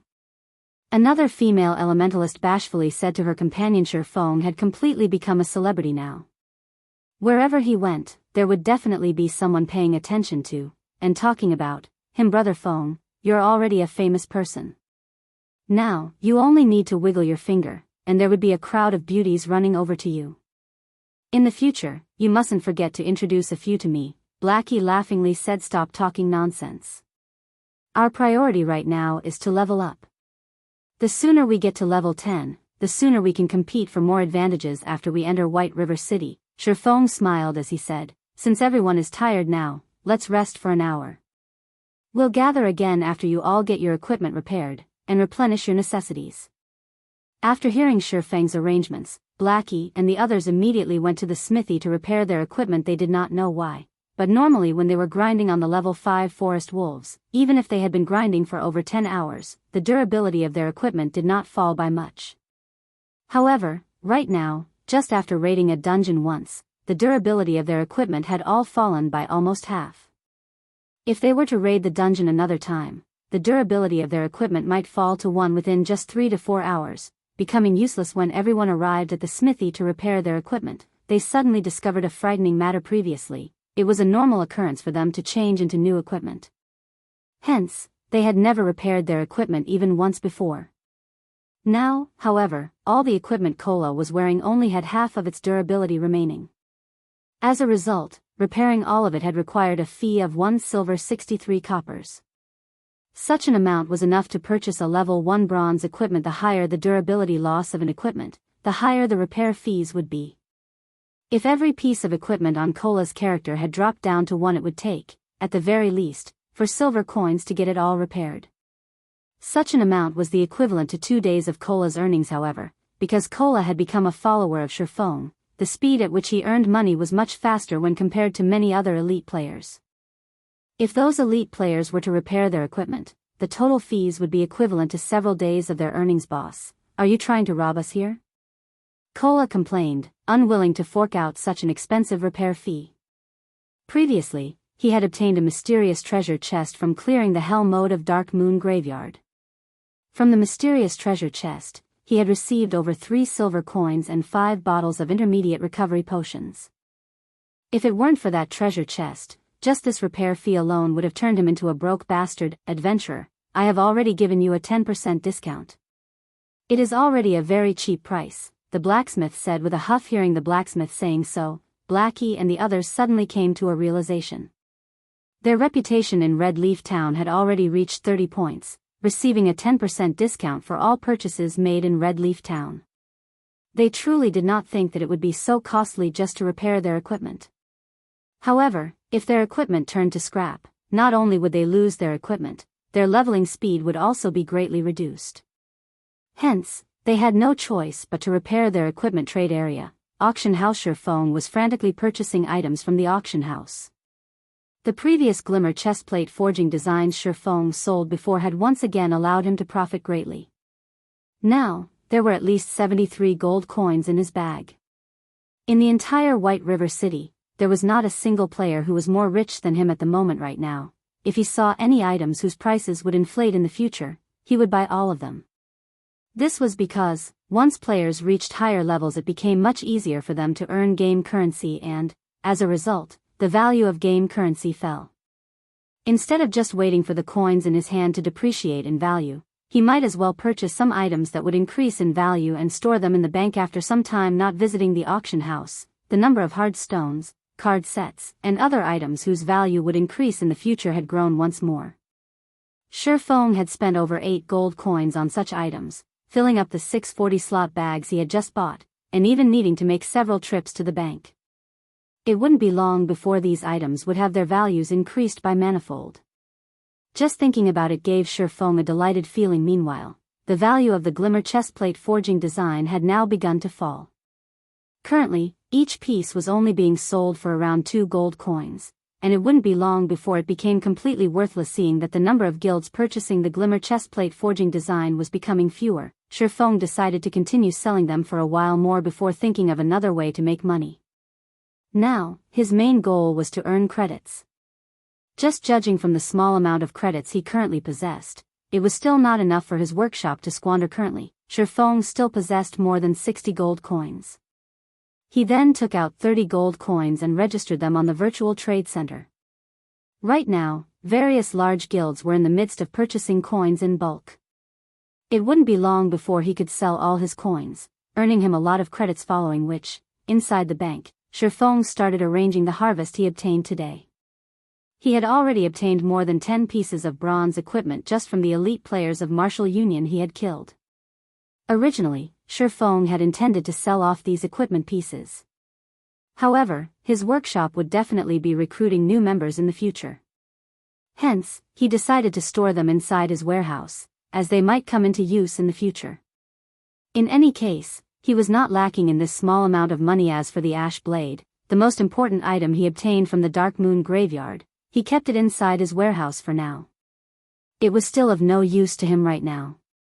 Only when he arrived at Star Moon City would he have a chance at finding a clue about the ash blade. After all, the owner of the ash blade had an unfathomable origin, being titled as the God Slayer in God's domain, an existence feared even by the gods. The clues relating to this ash blade could only be found in the capital city of Star Moon Kingdom. What's this thing here? Shifeng dug up a crystal the size of his palm from his bagan. Isn't this one of the items dropped by Ironsword Lion? Shifeng discovered that he was somewhat familiar with this item. It was indeed one of the 2 items that were dropped by Ironsword Lion. 7 Luminaries Gemstone. Special item. Transports the user to Blackwing City, uses remaining 4/5. Dropped after death. This Ironsword Lion truly can't be underestimated. It was no wonder he was so powerful in the previous life. It was all because of this item here. Shifeng looked at the 7 Luminaries gemstone in his hand, unable to refrain from revealing a smile. Blackwing City was no ordinary location.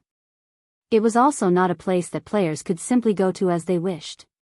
Players needed a teleportation crystal to go to that place, and the 7 Luminaries gemstone was one of those passes. In Shifeng's previous life, Blackwing City's fame resounded throughout God's domain. All the major powers would willingly purchase the passes to Blackwing City at high prices. However, to an average player, it would be meaningless, even if they went to Blackwing City. At most, they would only go there to widen their horizons. However, to the upper echelons of a major power, it was an absolute heaven. After going there once, they would want to go there again. Shifeng looked at the time, discovering that today was a big day in Blackwing City. He definitely must make a trip to Blackwing City today. Hence, he sent a message to Blackie, saying, "Blackie, I still have some other things to take care of, so I won't be able to bring you all leveling for now. After all of you are rested, go to the level 8 area, Roaring Hill, to level up. As long as you guys are careful, your leveling speeds there will be extremely quick." Chapter 113, Blackwing City. Red Leaf Town, slum area. Although it was still daytime, the enchanted bar was packed with red players that tread along the boundaries of darkness. However, amongst this crowd of players, there were several green players present in the bar, seemingly highly out of place. These players were Ironsword Lion and his several subordinates. Absolute heaven, I need you to kill a person for me. Name your price, Ironsword Lion said to the man before him. The man who held a stern expression was currently drinking from a beer bottle. The stern-looking male did not pay any heed to Ironsword Lion, one of his arms wrapped around an alluring, well-developed woman, while the other held onto a beer bottle. The man only minded his own business as he flirted with the woman, his lips curling into a wicked smile, giving others a chilling feeling. Ironsword Lion's expression immediately sank beside him. Drifting Blood immediately slammed his hands on the table, cursing, "Hey, can't you hear that our boss is speaking to you? Stop trying to act deaf." Just after Drifting Blood finished speaking, a snow-bright dagger had slashed across his neck. The dagger then stabbed into his heart, finally being abruptly pulled downwards and slashed apart a deep wound. A stab, a pull, and a slash, all three moves were executed in a very natural manner. Before Drifting Blood could even cry out in pain, his body had already fallen to the ground. Absolute heaven, what are you trying to do? I'm here to talk business. What is the meaning of you killing my subordinate? Watching Drifting Blood be instantly dealt with, Ironsword Lion bellowed. However, he did not dare attack the man before him, because he knew that if he were to take action, his end would only be similar to that of Drifting Blood. Because I like it. What? You have something to say about it? Absolute Heaven laughed as he indifferently looked at Ironsword Lion. He casually brandished his dagger, creating an image of a flower. Ironsword Lion was angered to madness, but he still dared not let out the curse through his mouth. Absolute Heaven was an assassin in real life. A famous one, to boot. He was also a top-tier expert within virtual reality games. However, there were very few people who knew of him. For those who did know him, they were usually ones who had been assassinated by him before. When Ironsword Lion used to play some other Wuxia game before, he had been assassinated by Absolute Heaven several times previously, which was how he got to know Absolute Heaven. However, Absolute Heaven's temper was extremely odd. Regarding the things he was uninterested in, no matter how much money he was offered, he would refuse to carry them out. He was only willing to carry out tasks that managed to pique his interests. Until today, he had yet to fail a single task that he had taken on. If Absolute Heaven was threatened or compelled into doing something, then oftentimes, the customer that did so did not have a happy ending. Ironsword Lion had once seen a customer wanting Absolute Heaven to kill a player back to level 0 no matter what. However, Absolute Heaven refused to do so. That customer was similarly an ill-tempered person, declaring to take action against Absolute Heaven as well. As a result, that customer was personally killed by Absolute Heaven all the way back to level 0, forced to delete his account in the end. Seeing Ironsword Lion remaining silent, Absolute Heaven smiled. He then resumed hugging onto the beauty by his side and drinking his beer without a care in the world, acting as if everything before had never happened. Drifting Blood being killed off in the bar similarly did not attract the attention of any other players. That was because incidents like this occurred on a daily basis in this place. Everyone had long since gotten used to seeing it. Meanwhile, Ironsword Lion could only inhale deeply several times, calming down the rage in his heart. Absolute Heaven, don't be so quick to refuse. If I tell you the name of this person, you will definitely be interested, Ironsword Lion said in a serious tone. However, Absolute Heaven remained uncaring, as if Ironsword Lion was just empty air. This person is called Yifeng. He is a top-tier expert. I only wish for you to kill him back to level 0, or force him to delete his account and start all over again. As for the price, it is up to you to decide. Ironsword Lion took out a recording, sending it to Absolute Heaven. The recording depicted the scene where Ironsword Lion himself was killed off by Yifeng. 2 swords, 4 images, impossible to fend off. The final strike that killed off Ironsword Lion was also extremely swift and graceful, impossible for anyone to block. After taking a look at the recording, Absolute Heaven's interest was immediately piqued. He then said, 1,000,000 credits, one-time payment. Ironsword Lion's heart could not help but twitch after hearing this price. However, he had long since known of Absolute Heaven's way of setting prices based on the target's strength. Normally, killing a player would only cost around 100,000 credits. Ironsword Lion did not imagine that Yifeng would be worth so much, actually requiring 1,000,000 credits. Fine. Give me your account, I'll transfer it to you immediately. However, how much time would you require to get the job done? Ironsword Lion was very determined. Even if he had to dig out all his resources, he still had to get rid of Yifeng in order to appease his anger. 5 days. Absolute Heaven looked at Yifeng inside the recording, excitedly saying so. Hearing Absolute Heaven's guarantee, Ironsword Lion could already picture the sight of Yifeng being killed back to level 0. He then transferred the money to Absolute Heaven. On the other side, the person in question had already arrived at Blackwing City. Blackwing City was one of the most mysterious cities in God's domain.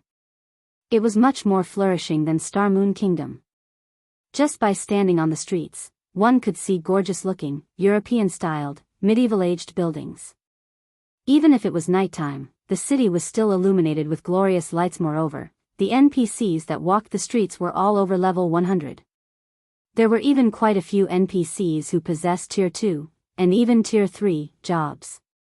Rumor had it when the king of Starmoon Kingdom met up with the city lord of the Blackwing City, even the king was required to act respectfully in fear of offending the city lord within Blackwing City. There were plenty of interesting things to be found. If one were to tour around the city, it would take at least a few weeks to do so. Blackwing City also had plenty of masters of various lifestyle jobs living here. The items made by these masters would usually end up being sold in shops in the city. Moreover, players were also able to purchase the specialties of other countries in Blackwing City.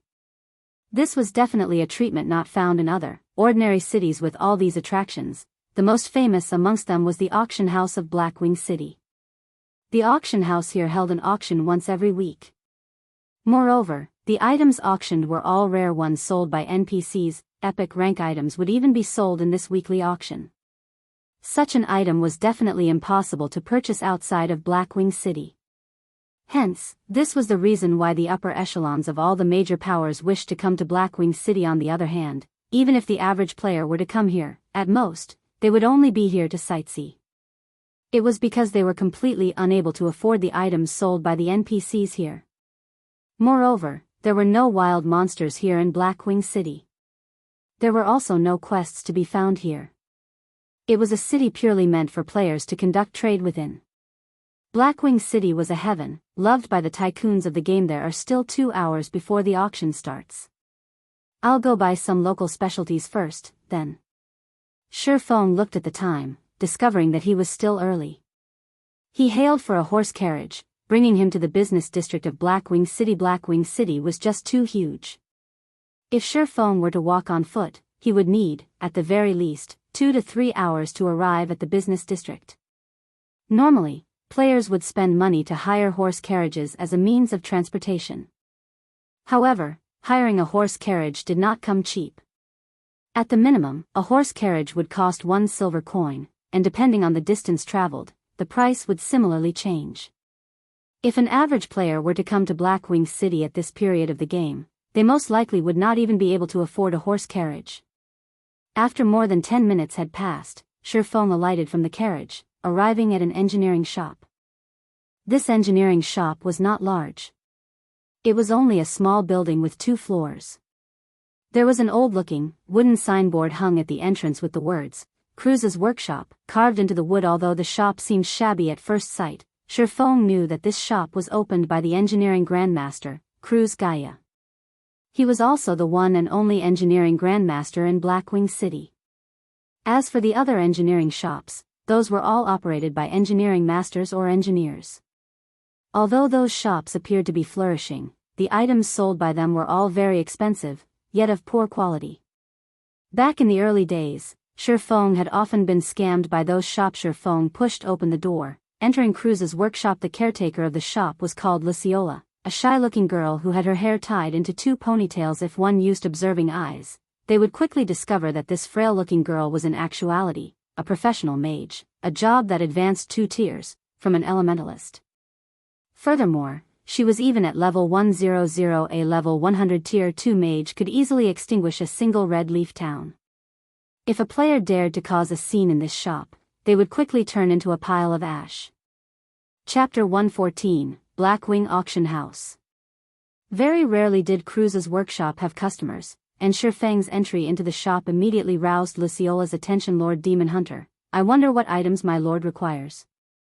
Our shop has a variety of items, and we guarantee their quality. Luciola walked toward Shifeng, asking respectfully. Shifeng did not think that, regardless of location, the Demon Hunter title would be so respected.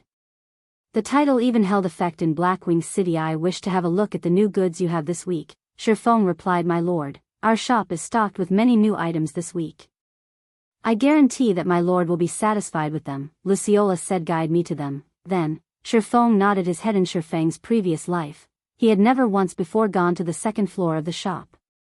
He did not think there were even items being sold on the 2nd floor. My lord, this way, please. Saying so, Luciola brought Shifeng to the 2nd floor. The 2nd floor was filled with display cabinets, all of them showcasing many rare engineering tools that dazzled a person's eyes. Amongst the display cabinets, there was an item that greatly attracted Shifeng's attention: rocket boots.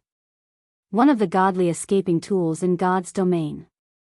With it, one could easily escape when met with dangers in the wild or when being hunted by other players. Moreover, this was epic equipment that was made by an engineering grandmaster. Regardless if it was the attributes or effects, both were not something with which the common ranked rocket boots could compare. However, the price tag hanging on the epic ranked rocket boots was a frightening 1,200 gold.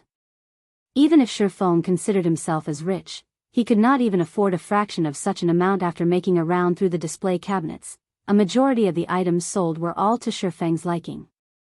Moreover, they would be of huge aid to himself, and he could not help but wish that he could just take all of them away. However, his pockets were not sufficiently deep, and he could only lament over his fate. Lord Demon Hunter, are these items not to your liking? Seeing that her long-awaited customer was shaking his head, Luciola hurriedly asked. However, how would Shifeng have the cheek to tell Luciola that he did not have that much money? Any of the items showcased here would, at the bare minimum, cost around tens to hundreds of gold coins. Just based on the 30 over gold coins in his bag, he would at most be able to purchase a single item here. Do you have frost grenades here? After giving it some thought, Shifeng decided that it would be better to buy some more useful items. Lord Demon Hunter, the frost grenades are sold in the common section on the first floor. The VIP section on the second floor does not sell them. My lord, please follow me. Luciola brought Shifeng down to the first floor once more. At this moment, Shifeng finally realized that the second floor was the VIP section. It was no wonder the items on display there were so expensive. In his previous life, when he had discovered this workshop here, he was already around level 70 to level 80. However, he did not possess the Demon Hunter title at that time, so he could only shop at the common section. Yet, even then his gains were already bountiful. Now, he had inadvertently discovered the VIP section on the second floor. Moreover, there were so many items sold in that section. Unfortunately, the money he possessed was just too little to buy anything. He could only come again in the future, after earning more money corresponding to the lower number of items being sold on the first floor. Their prices were similarly much lower. Lord Demon Hunter, these are the frost grenades that you requested. They are categorized into 3 tiers. May I know what type you are seeking? Basic frost grenade. Effective against monsters and players. Below level 30, deals 200 frost damage in a radius of 10 yards, which freezes targets for 5 seconds, then reduces movement speed by 60% for a duration of 12 seconds. Price: 1 silver 50 coppers. Intermediate frost grenade, effective against monsters and players. Below level 70, deals 800 frost damage in a radius of 12 yards, which freezes targets for 5 seconds, then reduces movement speed by 60% for a duration of 12 seconds. Price: 10 silvers. Advanced frost grenade. Effective against monsters and players. Below level 120, deals 2000 frost damage in a radius of 15 yards, which freezes targets for 5 seconds, then reduces movement speed by 60% for a duration of 12 seconds. Price: 70 silvers. Just a single intermediate frost grenade was enough to instantly kill a level 5 MT, fully equipped with bronze equipment. Meanwhile, although the basic frost grenade could not instantly kill a player, it could freeze them for 5 seconds, followed by a 60% reduction in movement speed for 12 seconds. These effects were just too frightening. As for the advanced frost grenades, this item was not something with which an ordinary player could mess around. Not mentioning the 2000 frost damage it could cause, it also possessed an effective radius of 15 yards. If Shifeng were to have used this item in his previous battle with Martial Union, it would have saved him much trouble. Just throwing 3 of these things would rid him of all his problems. However, a single advanced frost grenade already cost 70 silver coins. It was just too expensive a price tag. Moreover, using such an item at his level was simply too extravagant. I want 3 stacks of basic frost grenades and 30 units of intermediate frost grenades. Shifeng thought that it was still best to purchase a few intermediate ones as a preventive measure. If he were to end up being hunted by Martial Union again, these intermediate frost grenades would aid him in getting rid of all those troubles. A stack of frost grenades consisted of 200 units, and 3 whole stacks would be enough to last him for a very long time. Lord Demon Hunter, you can enjoy a 10% discount in our shop. The total amount for these items is 10 gold 80 silver. Luciola brought out all the requested items, saying after making a quick calculation, "All right." Shifeng felt joy in his heart. In his previous life, even with his status as a Tier 3 Sword King, he had never received discounts when purchasing items here. He did not imagine that the Demon Hunter title would be so awesome, even earning him a discount within Blackwing City. This was truly an unexpected happiness. After purchasing the frost grenades, Shifeng rode on the horse carriage to the heart of the trade area, the Blackwing Auction House. The Blackwing Auction House was one of the most majestic buildings within Blackwing City. The land it took up was the size of 4 football fields. Moreover, the building possessed 188 floors. The royalty of the various countries in God's domain, and even great characters, like Tier 5 NPCs, would sometimes visit this place to purchase items immediately after arriving at the Blackwing Auction House. Shifeng had noticed that there was actually a dozen or so players queuing up to enter the auction house. However, such a sight was nothing strange to behold. Even a small place like Red Leaf Town had managed to produce a pass to Blackwing City. There were hundreds of towns under the influence of White River City, while there were over 100 cities under the rule of Star Moon Kingdom. Moreover, there were hundreds of countries in the entirety of God's domain. Hence, it was only normal for hundreds of players to appear in Blackwing City right now. The ones who were capable of coming to Blackwing City right now were either those who had extremely good luck or those who belonged to the upper echelons of major powers. For the average players that did arrive at this place, however, they would quickly discover that although Blackwing City was a good location to be, it would be of no help to average players like them. Hence, it would be better for them to sell the entry ticket to a major power, earning some quick money. Meanwhile, the players that were lined up here all had very high levels. The highest amongst them was a level 7 bearded man. The large man wore a complete level 5 bronze set equipment and was also carrying a mysterious iron axe on his back. One glance at the man was enough to tell that the man's strength was not to be trifled with. As for the other players, they were all at level 6, each wearing complete bronze set equipment, and none of them looking to have a simple background. Noticing Shifeng walking over, these players all discovered that Shifeng was surprisingly at level 7, the same level as the bearded man beside them. However, the silvery white, delicate set equipment worn by Shifeng faintly gave off a chilling and heavy pressure. Although it was a bronze set equipment, a single look at it and anyone could tell that it was not just any ordinary set equipment. Moreover, there were even individual pieces of secret silver ranked equipment. Although they could not tell what rank the black sword hanging around Shifeng's waist was at, the other sword gave off the glow of a secret silver equipment. Compared to the bearded man, Shifeng was obviously much more powerful, and the players present immediately started having notions of befriending him. This one is Lonely Goose of the Moon Temple. Fellow friend, I have never seen you around before. Is this your first time visiting Blackwing City? A gentle scholarly-looking, level 6 swordsman walked up and asked Shifeng after arriving at Blackwing City. Shifeng did not disguise his equipment, leaving them in their original appearance. He had only altered his own facial appearance, turning it into the appearance of the middle-aged man, Black Flame. That way, nobody would be able to recognize him as Shifeng. Hearing this scholarly person introduce himself, Shifeng could not help but size up this man called Lonely Goose. Chapter 115, Egoistic Blade. The Moon Temple was a very well-known guild in God's domain. However, their area of influence was not situated in Star Moon Kingdom, but instead, the Tulip Empire. The competition between guilds there was much more intense compared to Star Moon Kingdom.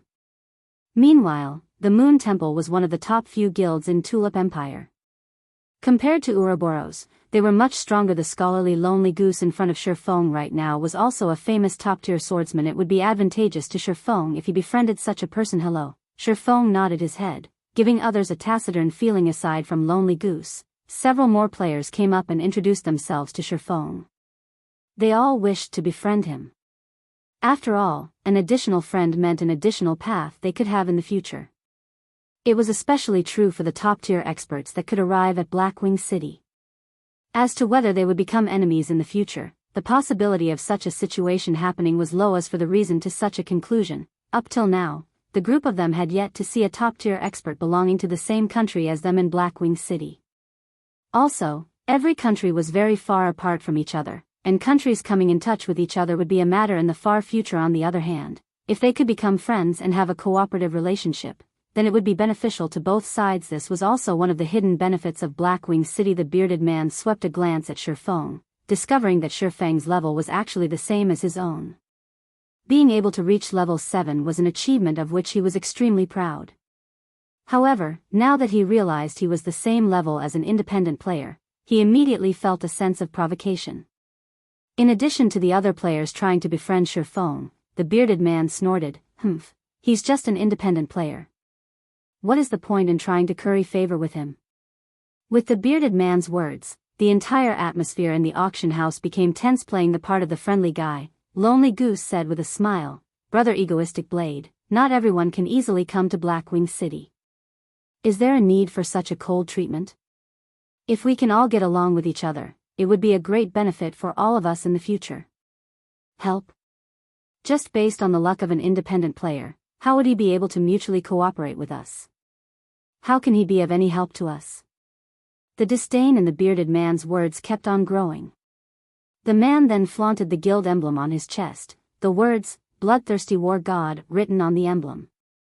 The emblem was silver in color, signifying that the bearded man was at the rank of an elder within the guild. Bloodthirsty War God was one of the top 3 first-rate guilds in Black Dragon Empire. Bloodthirsty War God was a long-established guild, its lengthy history tracing back at least 60 years ago. At that time, not even Shifeng's parents had been born yet. Looking at Egoistic Blade behaving so, even Lonely Goose felt helpless about it. He then looked at Shifeng, apologizing, "Truly sorry. Brother Egoistic Blade doesn't usually behave this way. Maybe he is in a bad mood today. This should be Brother Black Flame's first time coming to the Blackwing auction house, right? You've come at a good time. Today just happens to be a day where the Blackwing auction house is holding an auction. However, if you wish to participate in the auction, you need to purchase a Blackwing insignia that costs 2 gold coins. You will only be allowed entry if you possess the Blackwing insignia. Furthermore, the players who possess the Blackwing insignia can bring along 2 more players with them. How about Brother Black Flame? Let me bring you into the auction. You could save a big expenditure that way." As Shifeng was about to voice his rejection, Egoistic Blade sneered, "A beggar that can't even afford a Blackwing insignia, what right do you have to come along with us? I only have one thing to say. I don't wish to be together with this little bastard. If you all wish to form an alliance, it's either me or him. You guys make your choice. Either he goes, or I go." Egoistic Blade had the bloodthirsty war god serving as his background, while Shifeng had nothing he could rely on. Egoistic Blade was extremely confident that Lonely Goose and the others would choose him without even the need to think. Only when the strong cooperate with each other would they be able to bring out the greatest benefits. If they were to cooperate with an independent player, who could guarantee that, after this person's entry ticket to Blackwing City had been used up, he would still be able to return to Blackwing City? Meanwhile, Egoistic Blade had a first-rate guild supporting him. It would be tens of thousands of times easier for him to obtain another pass to Blackwing City when compared to a mere independent player. If Shifeng did not even possess the ability to frequently visit Blackwing City, how would he be able to guarantee a mutual cooperation? "Brother Egoistic Blade, must you do so?" Lonely Goose and the others could not help but have a headache as they tried to mediate the situation. They only wished to mutually profit from each other. Yet, Egoistic Blade had created such a situation and had even spoken such words. If they chose to accept Shifeng into their group, then Egoistic Blade would definitely feel humiliated. However, if they accepted Egoistic Blade, then Shifeng would naturally leave feeling angry and as though he had been crossed. On one side, it was a first-rate guild. On the other, it was an independent player. The situation left everyone in a state of distress. What are you all hesitating about? Is it such a hard decision to make? I have the bloodthirsty war god backing me. The information and resources I have at my disposal far exceed what any of you can imagine. If you all do not wish to cooperate, then I can simply look for some other guilds to cooperate with. No matter what, I don't wish to see an independent player within our alliance group. Egoistic Blade looked at Lonely Goose and the others, saying in an extremely displeased manner. Shifeng watched Egoistic Blade's extremely stubborn behavior as if the world revolved solely around him alone. The man was even using the influence of his background in order to chase Shifeng out of the group. Although Lonely Goose and the others had clearly come up to Shifeng on their own accord, they now showed signs of hesitation. Seeing this situation, Shifeng sneered, "Since I'm just an independent player, I won't trouble you any longer, brother Lonely Goose. People who walk different paths cannot make plans together. Let us go our separate ways from now on." Finished saying so, Shifeng walked towards the entrance of the auction house. Looking at Shifeng walking away in a huff, Lonely Snow and the others could do nothing but drop the subject. After all, Shifeng was but an independent player. Although he was an expert, he would not be able to bring them much benefit. A mere independent player wishes to have the same standing as us? Don't even dream about it, Egoistic Blade jeered. After some time, the gates to the auction house opened, allowing the masses entry into the building when Egoistic Blade and the others walked to the entrance. "I'm sorry, sir, but you are not allowed to enter."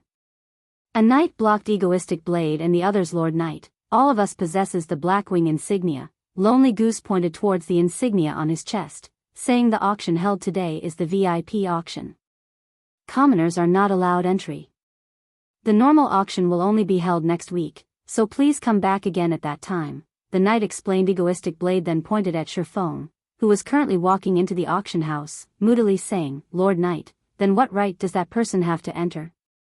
He doesn't even have a Blackwing insignia on him. It won't be good if you do something like that, right?" The knight became extremely displeased by Egoistic Blade's attitude.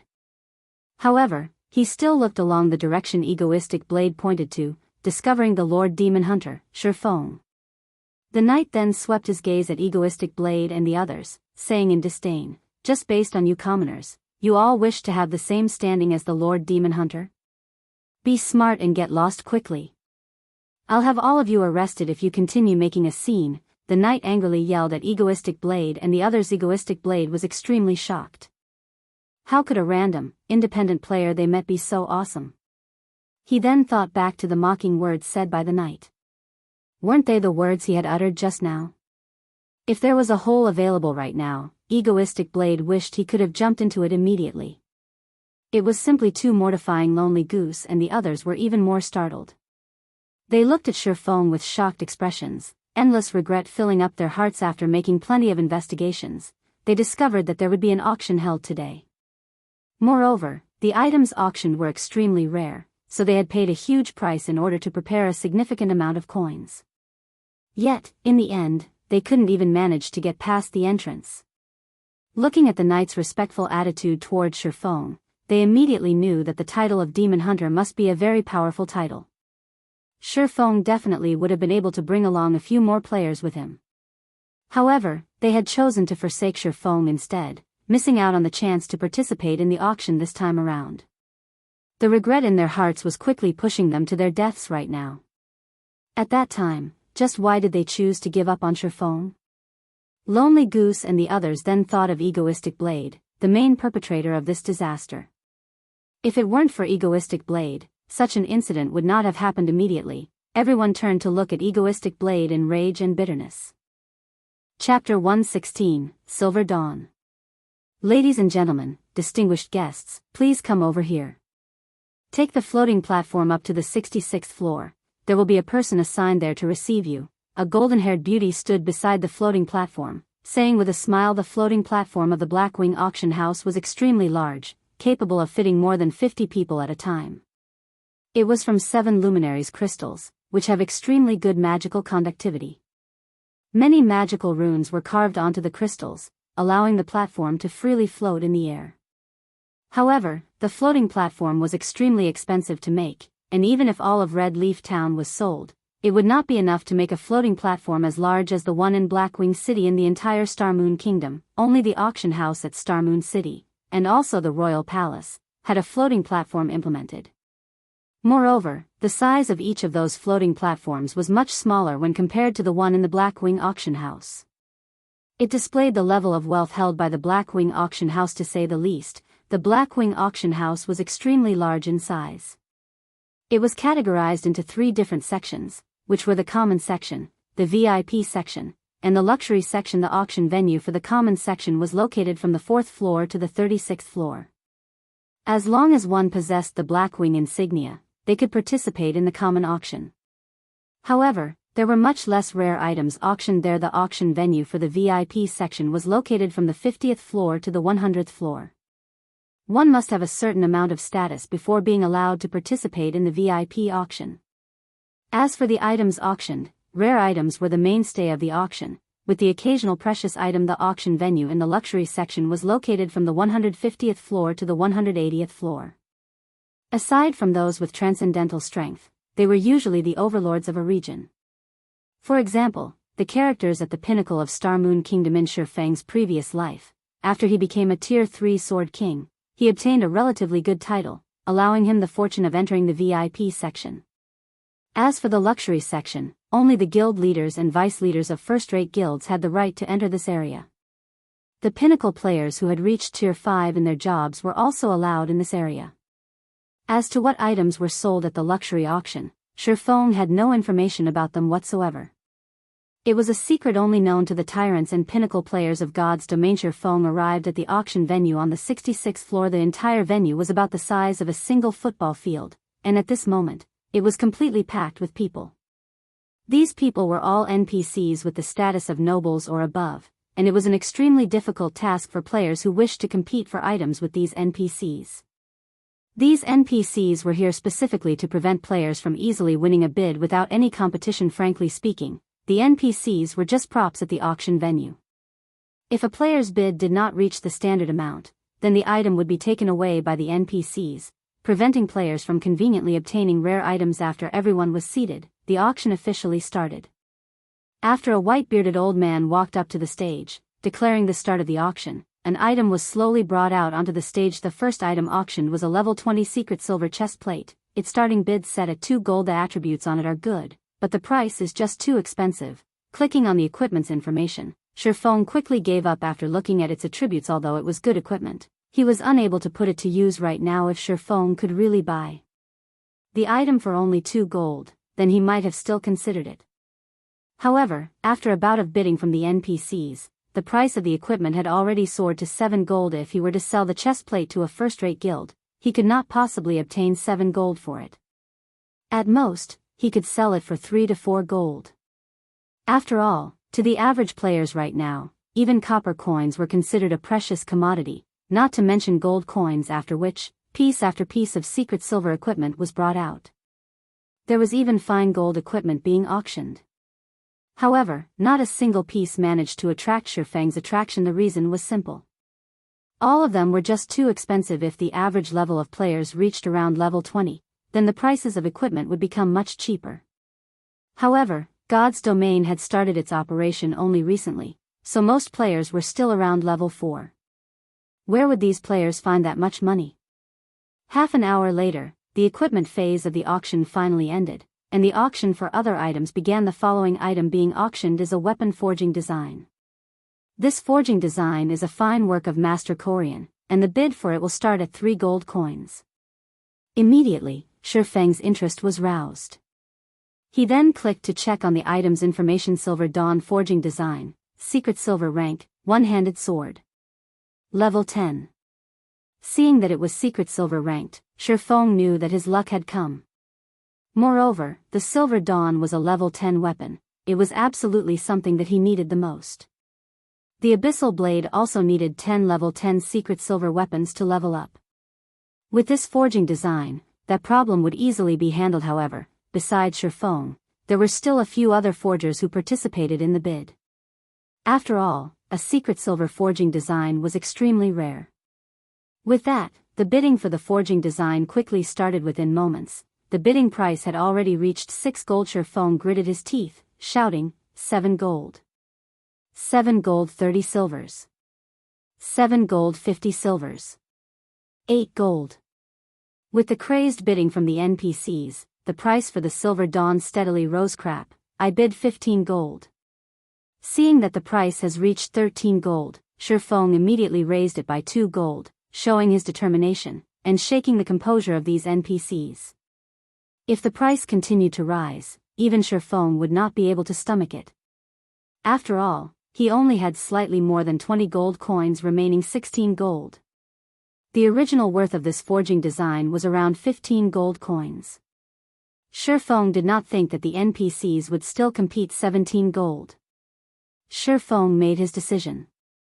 If the NPC forgers were to bid once more, he would immediately bid 20 gold for it. At that point, if it was still no good, then he could only consider himself as unlucky. Finally, the NPC forgers shook their heads at this price, no longer competing in the bid. Congratulations to Mr. Black Flame for winning Master Korean's Silver Dawn forging design. The white-bearded old man clapped his hands, congratulating Shifeng after receiving the forging design. Shifeng let loose a sigh of relief. At the very least, he did not waste a trip to the auction house this time. As for the 17 gold he had spent, sooner or later, he would be able to get it all back through the Silver Dawn after auctioning off the forging design. The white-bearded old man continued, the next item is a super rare skill for melee jobs. The bid starts at 5 gold coins. Thunder Flame Explosion, action type. Requires melee weapon. Causes 200 base damage, and additional flame and thunder damage to enemies within a 5-yard radius. Enemies struck will be placed in a fainted state for 4 seconds cooldown, 45 seconds. Shifeng's eyes shone after seeing this item. Thunder Flame Explosion was definitely a super skill for melee jobs and was one of the most precious items in this auction. What to do? I don't have enough money right now. Shifeng greatly desired this skill book. However, the starting bid for it was already at 5 gold. At the very least, the final price for it would be 20 gold or above. While Shifeng was in silent contemplation, the price for the skill book had already risen to 10 gold. Compared to the Silver Dawn, the bidding for the skill book was even more fiery. Shifeng had no choice but to call out the interface for the virtual trade center, canceling the remaining gold coins he had registered. Thank God. Shifeng let loose a breath as he discovered that there was still 23 gold remaining out of the 30 gold he had registered. In addition to the coins he had on hand right now, it just barely totaled over 30 gold. Such an amount should be sufficient to purchase this Thunder Flame Explosion. 20 gold. Shifeng shouted. 20 gold. Mr. Black Flame has bid 20 gold. Is there anyone else interested in bidding? This is the only precious item in the auction this time around. Everyone should not miss this chance to obtain it. Shifeng could not help but send a disdainful glare at this old man. 21 gold. Since it is a precious item, then it definitely won't be anything simple. I bid 24 gold, a tier 2 swordsman pleasingly. Sadie bid 26 gold, a tier 3 shadower yelled. The majority of the NPCs present in this auction consisted of melee jobs. Hence, the competition for the skill book was extraordinarily intense. Moreover, the higher-tiered NPCs were all filthy rich.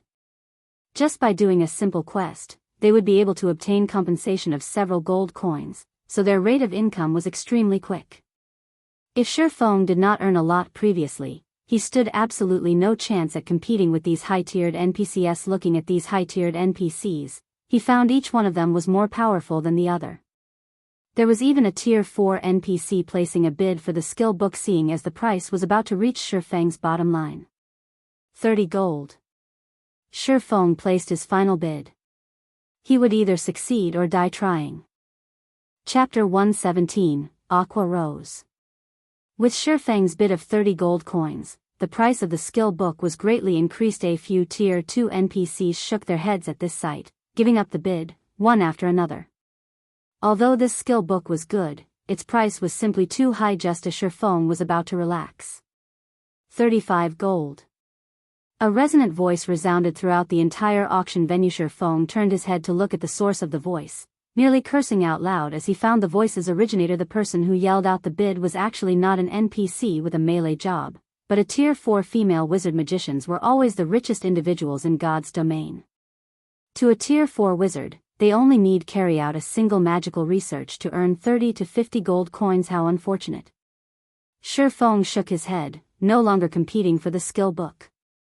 He only had slightly over 30 gold coins. He couldn't compete for it even if he wanted to. If he had known this skill book would be sold, then he would not have chosen to sell his gold coins for credits. Although Shifeng had retired from the bidding competition, the other tier 4 melee job NPCs were still fervently competing over it. The price of the Thunder Flame Explosion had already risen to 45 gold at this point.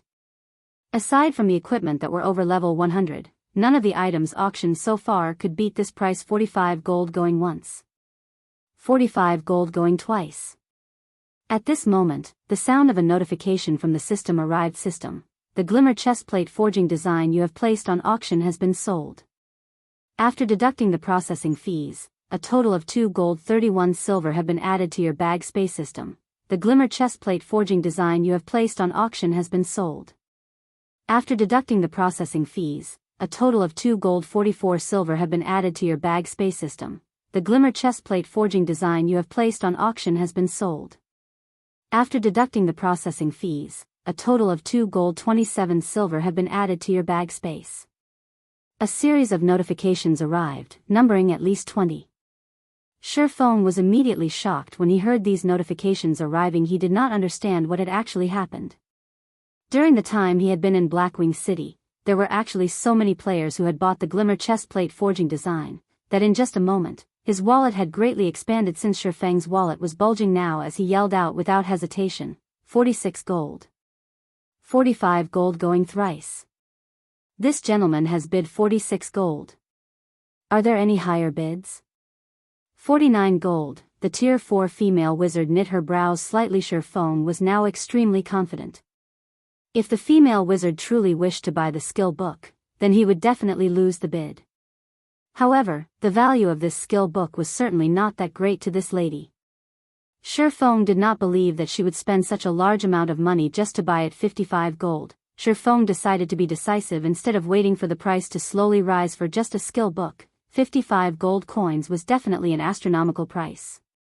The female wizard was no fool herself, so she immediately gave up on winning the bid. Seeing Shifeng bidding with such a high price, the other NPCs looked at Shifeng like they saw a fool. Even if they were to hire a tier 3 or tier 4 job-related tutor to teach them a skill, the fees would not exceed 1 or 2 dozen gold coins. Moreover, the skills they could learn were much better than the thunder flame explosion. Now, Shifeng was actually spending 55 gold coins to learn such a skill. He was no different than a fool for doing so. However, NPCs would not be able to understand the world of players. In the initial stages of the game, the prowess of a skill could greatly change the overall strength of a player. It was especially true for a super rare skill like Thunder Flame Explosion, which was an AoE skill that carried along a fainting effect. It would bring endless benefits to Shifeng in the future. Even if he had to spend 100 gold coins for the skill, it would still be worth it without any more NPCs joining the bid. The white-bearded old man finally slammed the hammer. Congratulations to Mr. Black Flame for winning the Thunder Flame Explosion.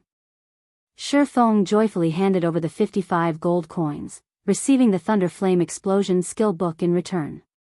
He then immediately learned the skill. Thunder Flame Explosion was a godly skill for grinding monsters and PK in the early stages of the game. With the skill in hand, Shifeng had thought of several more ways to grind monsters. Following this, the auction went on for another hour or so before ending. However, none of the items that appeared were the ones Shifeng needed right now. Moreover, every one of those items was auctioned off at prices of over 100 gold. The final item to appear was even an epic ranked item. Many tier 4 NPCs madly bid for the item, with the final bid priced at over 5,000 gold. Shifeng could only observe the bidding process at that time, unable to join in on the actual fun. After the auction ended, Shifeng walked out the entrance of the auction hall, satisfied. He wanted to return to Red Leaf Town immediately to find out what had actually happened there. Just why did the number of players who purchased the Glimmer chestplate forging design increase so much?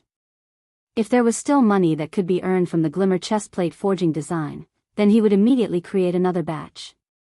He would earn as much money from it as possible, alleviating the emptiness of his wallet in the process. Shifeng was originally considered a very wealthy person within the region of White River City. However, after making a trip to Blackwing City, he had suddenly discovered that he was actually just a poor bastard. Just as Shifeng was about to leave Blackwing City, a hurried shout came from behind Brother Black Flame, "Please hold on." Shifeng turned his head around, discovering Lonely Goose and the other players from before. Amongst the bunch, there was also Egoistic Blade, the person who had eagerly tried to chase him away. What?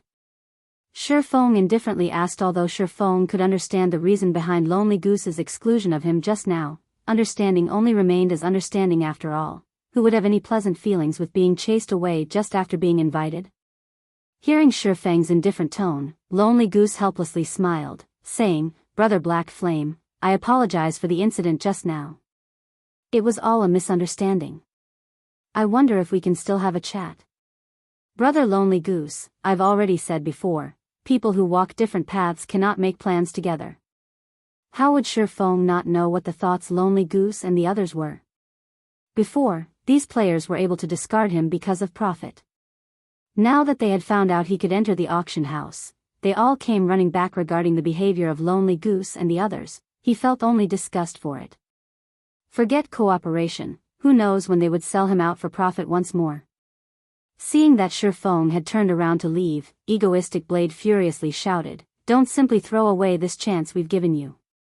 The influence that first-rate guilds like us possess far exceeds what you can imagine. By aiding us, you will be able to receive a generous return of at least 5 gold coins. That's enough for you to become the richest person in a town. Others won't ever get a chance like this, so you best think it through clearly. After some more time passes, your title will be of little value. This is definitely your one chance to make a lot of money." To any independent player, being able to become the richest person in a town was definitely just a pipe dream. Achieving such a feat meant that a player had to have more than 3 to 4 gold coins in their pockets. To a town that was still using copper coins as the main medium of trade, this was definitely an astronomical sum. Richest in town? Shifeng could not help but laugh, saying, "This is truly an attractive remuneration. Unfortunately, I'm not interested in it." What a joke. Before he had come to Blackwing City, he was already the richest person in the city. He did not lack in that amount of money at all. "May I know if you are Mr. Black Flame?" At this time, a beautiful female player walked over, asking.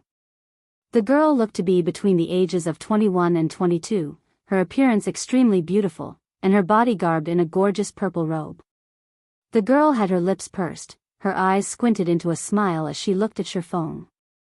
On her delicate white cheeks, a tinge of blush could be seen as she smiled at Shifeng, further increasing her charms. "That's right, and you are?" Shifeng was not familiar with this girl before him. However, seeing that she was a level 7 Cursemancer and she wore a complete mysterious iron set equipment, it would seem that her strength was definitely out of the ordinary. "Hello, you can call me Aqua Rose. We previously met inside the auction venue, but you might have missed me there," the elegant girl named Aqua Rose said with a smile. Hearing the girl's self-introduction, Shifeng was greatly shocked. One of the top 10 ranking Cursemancers in God's domain, the Tier 6 Curse God, Aqua Rose. Shifeng was actually able to meet her at this place. In Shifeng's previous life, Aqua Rose's fame was much greater than the cleric god, Violet Cloden. "Were you at the auction just now?" Shifeng was startled. It should be known that, in order to enter the VIP section's auction venue, one required a certain amount of status. Shifeng was only fortunate to have obtained the Demon Hunter title after doing the first phase of an epic quest. "I naturally can't compare to Mr. Black Flame. I was only in there to take a look, unlike you, Mr. Black Flame, spending 55 gold just to buy a single skill book," Aqua Rose sighed, saying, "Hence, I am representing Twilight Echo to seek cooperation with you. I wonder if Mr. Black Flame would be interested in this?" Twilight Echo was a grandly reputed guild in the virtual gaming world, a titanic existence. Meanwhile, Aqua Rose was one of the more famous elders of Twilight Echo, and her position was extremely high within the guild. Her fame was no less than that of Gentle Snow, and she was an existence of which very few had not heard. Hearing the conversation between Aqua Rose and Shifeng, Egoistic Blade, and the others were extremely shaken, their tongues tied up as they dumbly stared. Originally, they had thought of Shifeng as a mere independent player. So, how much money would a player like that possess? If they were to give him 5 gold coins, he would definitely be deeply grateful to them. Yet, from Aqua Rose's words, Shifeng had actually spent 55 gold just to buy a single skill book. Even if they added up all the money they possessed, such an amount was still more than double theirs. Just who was this Shifeng actually? Chapter 118, Another Road to Wealth.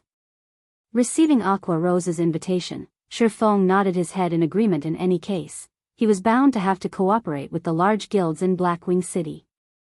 So, instead of choosing bloodthirsty war god and guilds of similar influence, it would be much better for him to choose the more famous and more influential, Twilight Echo, with which to cooperate. Moreover, Aqua Rose was a very well-renowned name. She was not a girl who prioritized profits, but more friendly relationships. In Shifeng's previous life, one of Aqua Rose's close friends was targeted by a first-rate guild. The first-rate guild in question wanted to kill her friend back to level 0 no matter what, and they even wanted her friend to hand out all of her precious items. In order to aid her friend, Aqua Rose had unhesitatingly declared war with that first-rate guild. As a result, both guilds incurred massive damage, and Twilight Echo's overall strength was greatly reduced, becoming only an ordinary first-rate guild from then on. If a person prioritized profit over friendship, then they would never have done such a damaging action just to help a friend. However, Aqua Rose had done it. Aqua Rose's friend became extremely touched because of Aqua Rose's actions, becoming one of the fierce generals of Twilight Echo. In the end, Aqua Rose's friend, Unyielding Ice, had even become a tier 6 mage god, turning Twilight Echo into a tyrannic existence in God's domain. With Aqua Rose's personality guaranteed, Shifeng felt much more assured at cooperating with her. I know a good restaurant up ahead. Let's have a chat over there. After Shifeng agreed to her invitation, Aqua Rose revealed a faint smile. She then guided Shifeng towards the restaurant. After Shifeng and Aqua Rose departed, Egoistic Blade curled his lips in disdain, sourly saying, "Does he think he's amazing just because he has some money? He's just a wealthy spindrift. Sooner or later, I'll definitely be richer than him." Hearing Egoistic Blade saying so, Lonely Goose and the others could not help but look at him in disdain. Shifeng was already having discussions of cooperation in Blackwing City with Aqua Rose. Based on Shifeng's formidable wealth and special status, he would definitely become an influential figure in Blackwing City in the very near future. Shifeng was not someone that Egoistic Blade could compare to. In fact, Egoistic Blade himself knew this truth. He was only speaking to ease the pain in his heart. Red Rose high-class restaurant. It was one of the few upper-class restaurants in Blackwing City. Just the NPCs that were guarding the restaurant's entrance were already level 180 tier 2 jobs. Moreover, the delicacies served here were of absolute perfection. Even if the food served was just a virtual object, eating it would give one an unspeakable sense of satisfaction. However, the average player would definitely not have the courage to dine at this place. That was because just a random cup of tea already cost over a dozen silver coins. Inside a luxurious private room on the 4th floor of the restaurant building, Aqua Rose had casually ordered a few of the most expensive teas available. She sat down quietly, staring at Shifeng, completely unfazed at spending more than 30 silver coins on just beverages. Whatever sorts of cooperation you have in mind, just speak. It would feel extremely awkward if you just keep staring at me like that. Looking at Aqua Rose's smiling expression as she stared at him, Shifeng started inwardly getting the chills. "Pardon me, I was just very curious about you. I never imagined that the famous chief forger of Starmoon Kingdom would actually be such a matured and composed man like you. Originally, I had even thought that the chief forger would be some quirky old man in his 50s or 60s. Aqua Rose smiled. "I didn't know that Miss Aqua would be so interested in forging. Could it be, Miss Aqua wishes to recruit me into your guild?" Shifeng drank a mouthful of the black tea served, smiling faintly. Shifeng did not feel anything out of the ordinary from Aqua Rose knowing his identity as a forger. After all, the name of Black Flame had become relatively huge now. As long as one made a quick search on the internet, they would be able to find plenty of related information. Aqua Rose shook her head, softly saying, "No. I know that Master Black Flame's ambition is not that small. Hence, I do not have such an intention. I only wish to purchase a few glimmer chestplate forging designs, and also some equipment made by Master Black Flame. For example, a secret silver weapon such as the Silver Dawn. In addition, I wish to make a long-term purchase of gold coins from Master Black Flame. Naturally, I would buy the coins at 20% above the market price. I wonder how Master Black Flame feels about all of this. There won't be a problem with selling you the forging designs and equipment. However, I can only say that I am helpless about the sale of gold coins. Moreover, I have an additional condition myself," Shifeng said after some thought. If Aqua Rose was willing to purchase his items in bulk, then it would naturally be a good thing. It was especially true for the glimmer chestplate forging design. Selling that item was no different than carrying out daylight robbery. Furthermore, Shifeng could also utilize Twilight Echo to purchase some items for him. As for the gold coins, Shifeng had no intentions of selling them. Master Black Flame, please speak. If it is something that we, Twilight Echo, can carry out, we will definitely do so, Aqua Rose joyfully said as she saw Shifeng agreeing to her conditions. I need various types of ores and stones. You should know that a lot of ores and materials are required to forge equipment. With the influence of Twilight Echo, I deem that it should be very easy for you all to purchase a large number of ores, right? In addition, I also require the entry pass for Blackwing City. If I cannot frequently come to Blackwing City, I would also be unable to conduct trade with you all, Shifeng calmly said. At this point, Master Black Flame can rest assured. I can obtain as many ores for you as you want. Moreover, their prices will definitely be cheap. As for the entry pass to Blackwing City, even if Master Black Flame does not mention it, we will definitely prepare them for you. Hearing Shifeng's request, Aqua Rose's smile became even more dazzling. Twilight Echo's location was situated in the Storm Empire. The Storm Empire was a giant ore production. Hence, the quantity of ores available was extremely high, while their prices were extremely cheap. It would be a very easy task for Twilight Echo to obtain a large amount of ores and stones for forging. Moreover, they could also earn a large sum of money from selling the ores and other materials. Shifeng naturally knew why Aqua Rose was so cheerful. Starmoon Kingdom was unlike the Storm Empire. Its geography was situated on flatlands, hence, the amount of ores available was very little, while their prices were extremely high. Hence why Shifeng wanted Aqua Rose to provide him with a large amount of ores, while he would provide the equipment, making it a mutually beneficial exchange. Moreover, if he was unable to use up the ores and materials he purchased at a low price, he could simply sell them off to the other guilds in Starmoon Kingdom. These guilds all needed to nurture their own forgers. Hence, they would need a very large amount of ores and materials. Shifeng would not have to worry about looking for a buyer at all. Shifeng did not imagine that, just by making a single trip to Blackwing City, he would obtain both the items he wanted, and also another road to wealth. Let's trade the forging designs first, then. As for the other equipment and materials, we will trade them on another day. How about 2 days later? Shifeng's heart was constantly filled with thoughts regarding the fellowship party of Jianghu University. It was only a few days before the fellowship party would be held. With his forging skills, if he were to put all his efforts into forging equipment in these 2 days, he should be able to make a large sum of money. If he took the chance to sell off ores as well, he would make even more money. If his luck was good, he might be able to obtain a good harvest from the fellowship party. Master Black Flame, you too should know that God's domain has only recently started its operation, so every guild is slightly tight on gold coins. Can we perhaps conduct the trade with both gold coins and credits? If we can conduct the trade in this way, Master Black Flame, I will purchase as many glimmer chestplate forging designs as you possess, Aqua Rose said in a slightly embarrassed tone. Oh dear. Shifeng pretended to sigh, showing a troubled expression.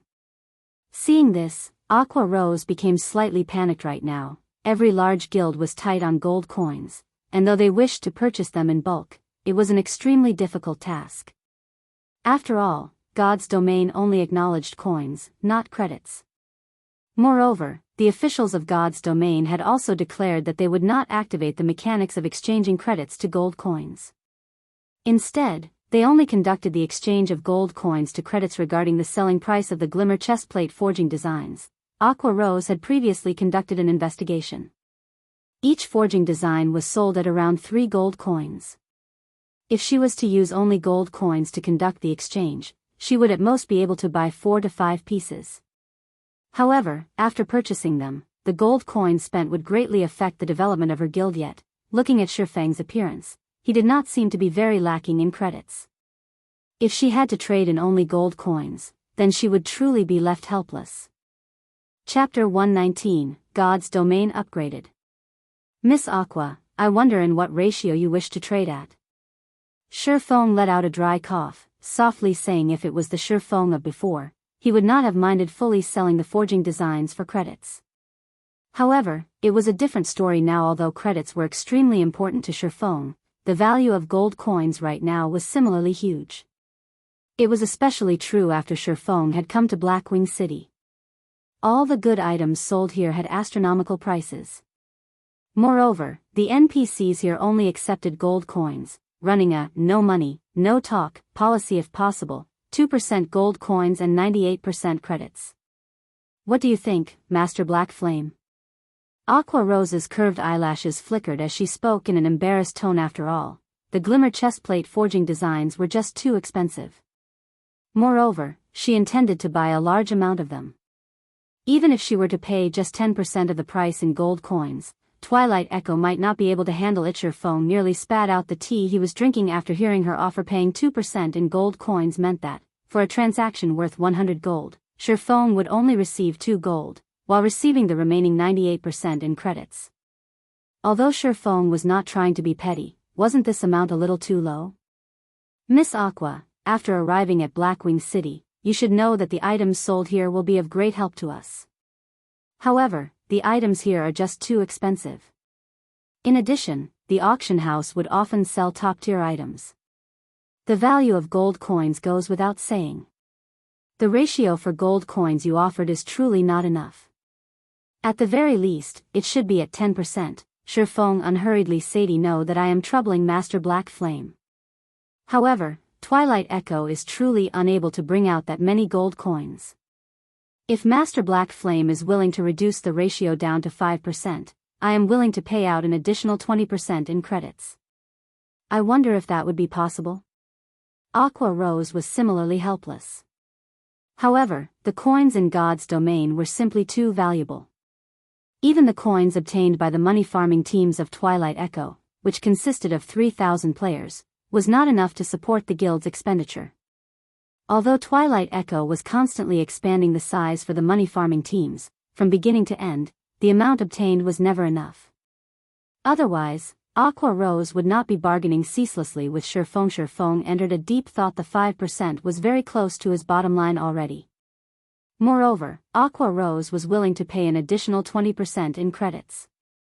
To Shifeng, this was an extremely attractive proposition. Currently, 1 silver coin was priced at 100 credits. It could be said that the value of coins was the highest at this moment. At the very minimum, their trade would be worth at least 50 gold coins. An additional 20% would be the equivalent of over 90,000 credits, after tax. It was already a large amount. Alright, we'll go with 5%, then. How many pieces of the forging design does Miss Aqua wish to buy? Shifeng nodded his head, asking. Aqua Rose stretched out 5 of her delicate fingers. 5 pieces, is it? Shifeng could not help but be startled. After a half a day's worth of discussion, she only wanted 5 pieces. Was she toying with him? Aqua shook her head at Shifeng's words. It can't be 50 pieces, right? Shifeng was shocked. If all 50 pieces were sold at an additional 20% based on the market price, then each piece would be priced at 3 gold coins. 50 pieces would be 150 gold coins. Just thinking about it was enough to cause Shifeng to be excited. He didn't think that Aqua Rose would have such a big appetite, making a 150 gold transaction amount.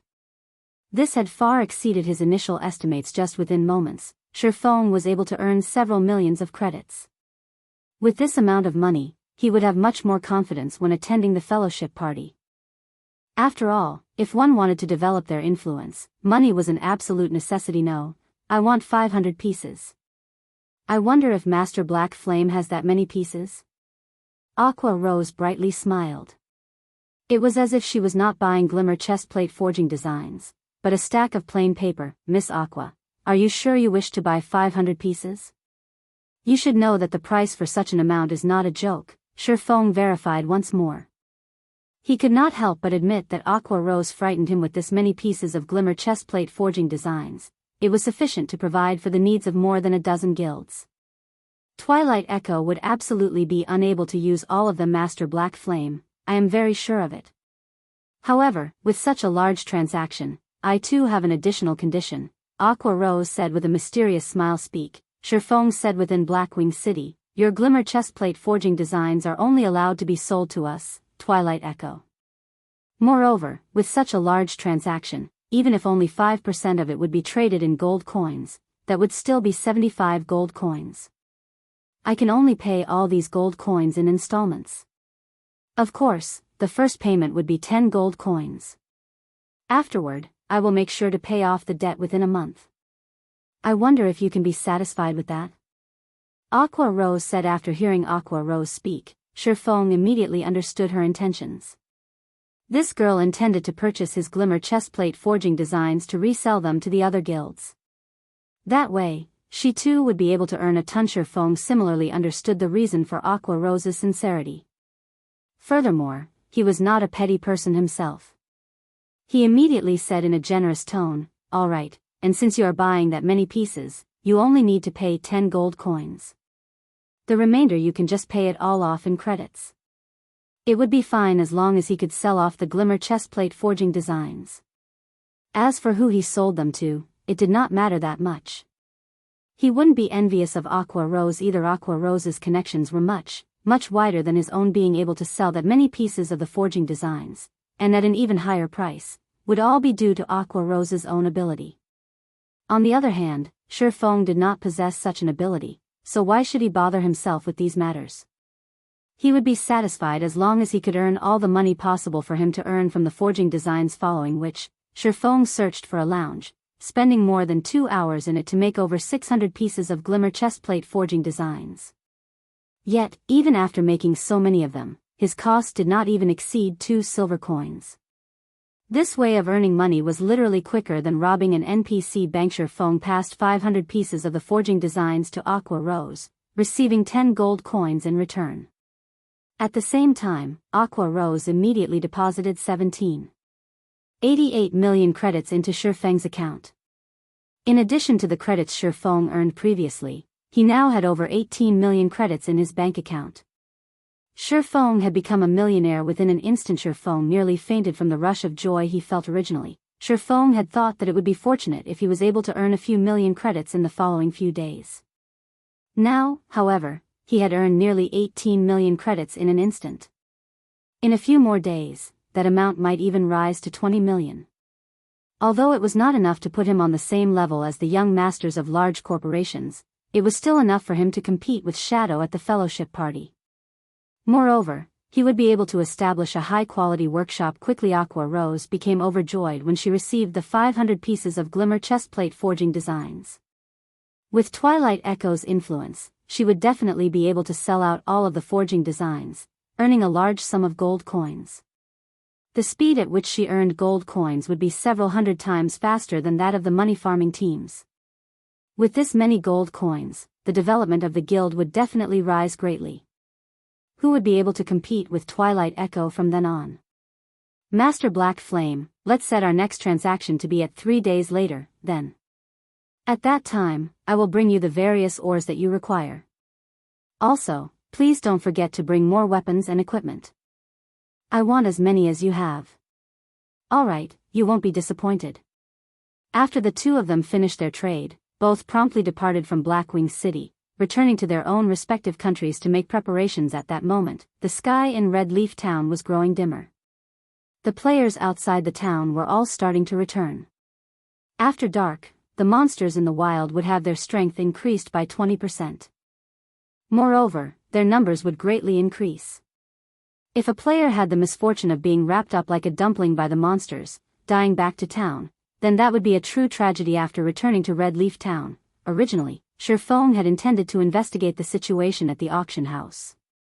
He wanted to know why exactly the glimmer chestplate forging designs were being so well received. However, the color of the sky suddenly changed. The azure-colored sky turned rainbow-colored. It was a magnificent sight, which bewitched a person's mind. Immediately after, the entire sky had let out an overwhelming sound that resounded throughout the entire God's Domain system. Announcement: Emergency Notice. Emergency Notice. System announcement: God's Domain will be undergoing a system upgrade. The system upgrade will require 12 real-life hours. May all players please log out of the game within 10 minutes. System announcement: God's Domain will be undergoing a system upgrade. The system upgrade will require 12 real-life hours. May all players please log out of the game within 10 minutes. System announcement: God's Domain will be undergoing a system upgrade. The system upgrade will require 12 real-life hours. May all players please log out of the game within 10 minutes. A series of 4 consecutive system announcements resounded throughout the entirety of God's domain. Countless players were shaken by the sight and sound coming from the sky, all of them starting a discussion over it. They did not understand just what had happened to God's domain. Why was there a need for such a sudden upgrade to the system? Just what is happening here? Why is God's domain evolving so quickly? Shifeng's brows creased into a bundle after hearing the system announcement. According to his memories, God's domain's first upgrade would only happen at least a month later. Right now, God's domain evolving was bad news to Shifeng. Chapter 120, Evolution. Once the system announcement ended, every single player began looking for a safe location, preparing to log out of the game. Although many players held resentment towards the system upgrade, God's domain was quickly entering nighttime. Even if they stayed in the game, they would not be able to do much. The only things they could do were to trade off the day's harvest or chat with their companions. Enjoying their time, Shifeng took this chance to immediately run towards the auction house of Red Leaf Town, clearing out items such as herbs and various other materials. As long as they were rare materials, Shifeng bought them all. After purchasing all the items he could and filling his bag up completely, Shifeng ran towards the bank, intending to return to the auction house once more to do more shopping. Unfortunately, the system notified him that he only had 3 minutes remaining to log out. He would not have enough time to make a return trip from the bank. I only managed to buy this many. Shifeng looked at the time, releasing a helpless sigh. Fortunately, he had obtained quite a number of gold coins from the trade just now, allowing him to purchase materials worth more than a dozen gold coins. Soon after, Shifeng headed to the hotel, preparing to log out. On his way, he met many players who were uncontrollably excited over the system upgrade that was to come. They all started a discussion amongst themselves, anticipating the benefits that would come with this system upgrade. Shifeng only wanted to chuckle at them due to their anticipation. Without a doubt, there would be benefits from the evolution of God's domain. However, many would be unexpected. After arriving at the hotel, Shifeng paid a fee of 10 coppers to rest for a day. Meanwhile, the other players noticed Shifeng was extravagantly spending 10 copper coins to rent a room. They could only obtain such an amount after putting their all into grinding monsters for 5 to 6 hours. Such spending was simply too wasteful. However, when they saw that Shifeng had already reached level 7, none of them dared comment on his actions. A level 7 player was definitely a character at the apex of Red Leaf Town. If they accidentally provoked Shifeng, it would not be an impossible matter for them to die back to level 0. After all, these sorts of incidents often occurred in Red Leaf Town. These players could only inwardly look at Shifeng in disdain. One could be quite capricious when one was rich. Shifeng only minded himself as he entered one of the guest rooms, paying no heed to those other players. He would not bother explaining to those players the reason why he chose to rent a room and not just log out of the game from a random location. As the morning sun rose, Shifeng got up from his bed, removing the advanced gaming helmet from his head. It was 8 o'clock in the morning, just in time to start his usual morning training. At that moment, Shifeng's phone rang, the caller ID showing it was Blackie calling him. Blackie, did something happen? Shifeng answered the call, asking curiously.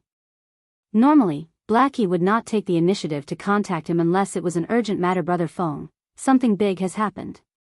Quick, turn on your TV. Right now, the news channels are showing it right now. Almost every TV channel is showing it.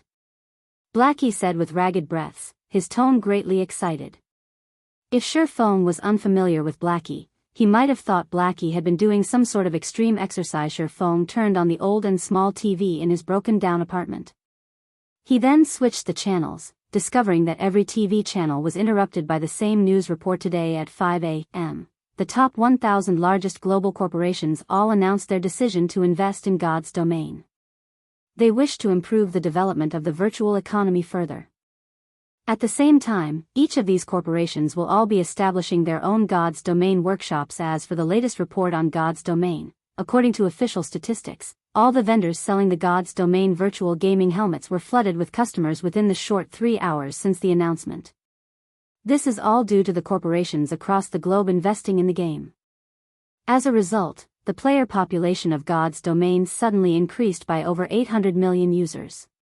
At the same time, the current player population was boosted to 1.8 billion users, breaking the world record for the number of players of any virtual reality game. Various news constantly played on the television. The news reports were advertising the idea of making God's Domain a second world for mankind, encouraging everyone to experience the game. Also, to further advance the data collection by the main God system, further completing God's Domain, the price of the basic virtual reality helmets reduced from 8,000 credits to 4,000 credits. As for the price of advanced virtual reality helmets and virtual gaming cabins, those remained unchanged. That was fast. Shifeng revealed a faint smile after listening to these reports. However, he was not shocked by them, although the report arrived slightly earlier than he expected in Shifeng's previous life. These reports only surfaced after 10 days of God's Domain's operation. Due to these large corporations investing themselves in God's Domain, virtual reality games began receiving an extensive range of attention. The entire virtual gaming world similarly burned like a raging inferno, and the previously retired gaming experts all joined God's Domain. Moreover, the few remaining popular virtual reality games were forced to shut down due to the popularity of God's Domain. As a result, all the affected gamers transferred to God's Domain, instantly causing the game's player population to explode. The competition within the game similarly grew fiercer. All virtual reality games had a definite similarity with each other: limited resources. If the original population of a single town suddenly grew from several thousand to over 10,000, the number of players competing over the available resources greatly increased. Naturally, the prices of items would also greatly increase, so that's why realization suddenly struck Shifeng. It was no wonder why the number of people buying the Glimmer chestplate forging designs had increased.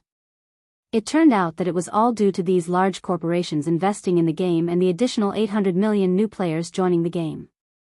These players were all level 0, so, naturally, their need for equipment was intense. They would not hesitate to buy the Glimmer chestplate forging designs, forging a large amount of Glimmer chestplates and earning a lot of money. What a shame. These new players came at such a bad time. Shifeng pitied the players who had just joined God's Domain. The timing they chose to join was just too unfortunate. Of all the times they could have chosen, they chose to join immediately after God's Domain had its first evolution. With this, they were destined to be doomed. The upgrading of God's Domain was the game's self-evolution. However, nobody understood the true meaning of this matter. Only after they experienced it for themselves would they come to understand fully the reason Shifeng chose to use the words evolution instead of upgrade was because evolution represented evolving and adapting. It was survival of the fittest, in short. While players were living their lives in God's Domain, the main God system constantly collected various data from the game. When the data collected reached a certain degree, quantitative change would become qualitative change, which meant evolution. Virtual reality allowed players the ultimate experience of a realistic fantasy world.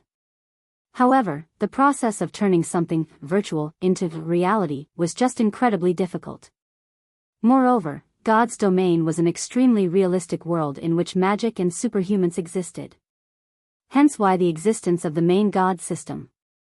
The system's purpose was to turn God's Domain into an even more realistic world, constantly perfecting and evolving God's Domain. Shifeng felt the main perpetrator for hastening the evolution should be himself. His reason that, in his previous life, the Hell mode of the team dungeon was cleared exactly a month after God's Domain's opening, with the upgrade following soon after. Right now, the Hell mode of the team dungeon had been cleared, and similarly, the game announced a system upgrade almost immediately. In the end, they greatly expedited the schedule. Thinking up to this point, Shifeng suddenly felt he should be more careful with his future actions.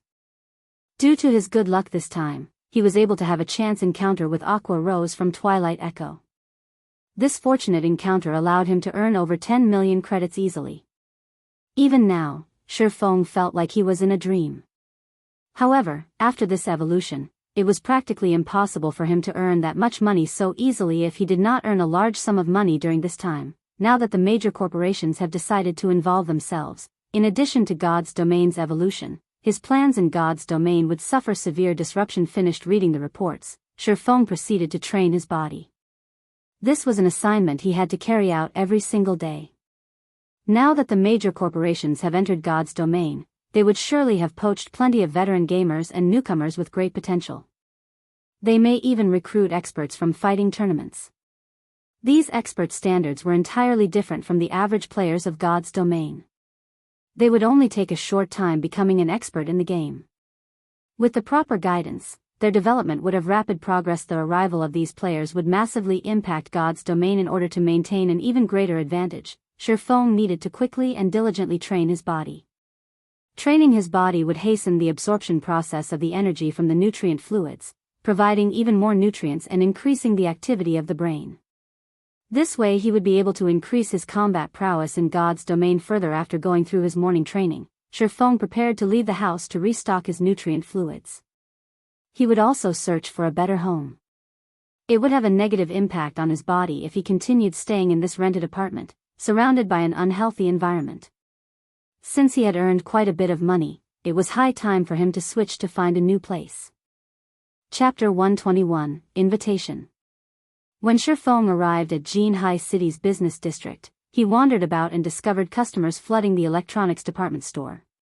He noticed several youths rushing out of the department store after much difficulty, their hands holding a God's Domain virtual gaming helmet and their expressions filled with joy and excitement. After leaving the apartment, Shifeng immediately hitched a ride to the business district in the city center. Haha, this is just wonderful.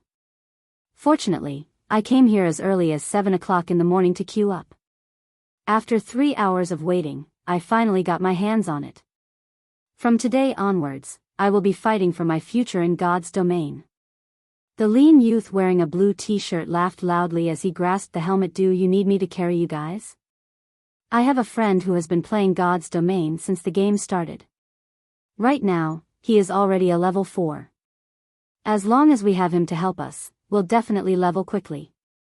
If we're lucky, we might even be able to have him carry us, another curly-haired youth proudly proclaimed. Really? Then it's a promise. Our futures will be in your hands from now on. As for your lunches at the university, we'll pay them for you. Leave it to me. He and I are close brothers. When these youths heard there was an expert willing to give them pointers and carry them, they were all incredibly excited. They fantasized about their beautiful futures with the many global corporations fiercely investing in God's Domain. In addition to the many news reports about it, the common folk all discovered a new way to make money. These large corporations would easily offer a gaming expert a high salary. So much so that, for some of the veteran and expert players, the annual salaries would reach as high as 3 million credits. This was an unimaginable figure when considering the virtual reality games of the past. Previously, those with an annual salary in the millions just from gaming were godlike players standing at the apex. Now, however, even retired experts could receive an annual salary of 3 million credits. Meanwhile, the current trending top-tier experts could receive an annual salary of up to 8 million credits. According to Shifeng's knowledge, the annual salary of the guild leader of Ouroboros did not even exceed 6 million credits, while Gentle Snow's annual salary was only 4 million credits. Of course, the snow goddess would not even pay heed to this small amount of money. She could easily obtain an income of several tens of millions just from advertisement. In addition to her family background, money was truly not a problem for her. Unlike Shifeng, who played God's Domain to change his fate, fulfilling his wish that never was fulfilled, Gentle Snow's goal was purely the joy gained from stimulating adventures. Luckily, I'm not here to buy a gaming helmet. Shifeng sent a glance to the sea of people at the department store, exclaiming. He then turned towards a mobile phone store near the electronics department store. It was an inconvenience for him to continue using an old-modeled phone. Hence, Shifeng was prepared to switch to a quantum watch instead. Not only did it support communication between multiple languages, but it also supported bank account binding, allowing Shifeng to transfer credits at any given time.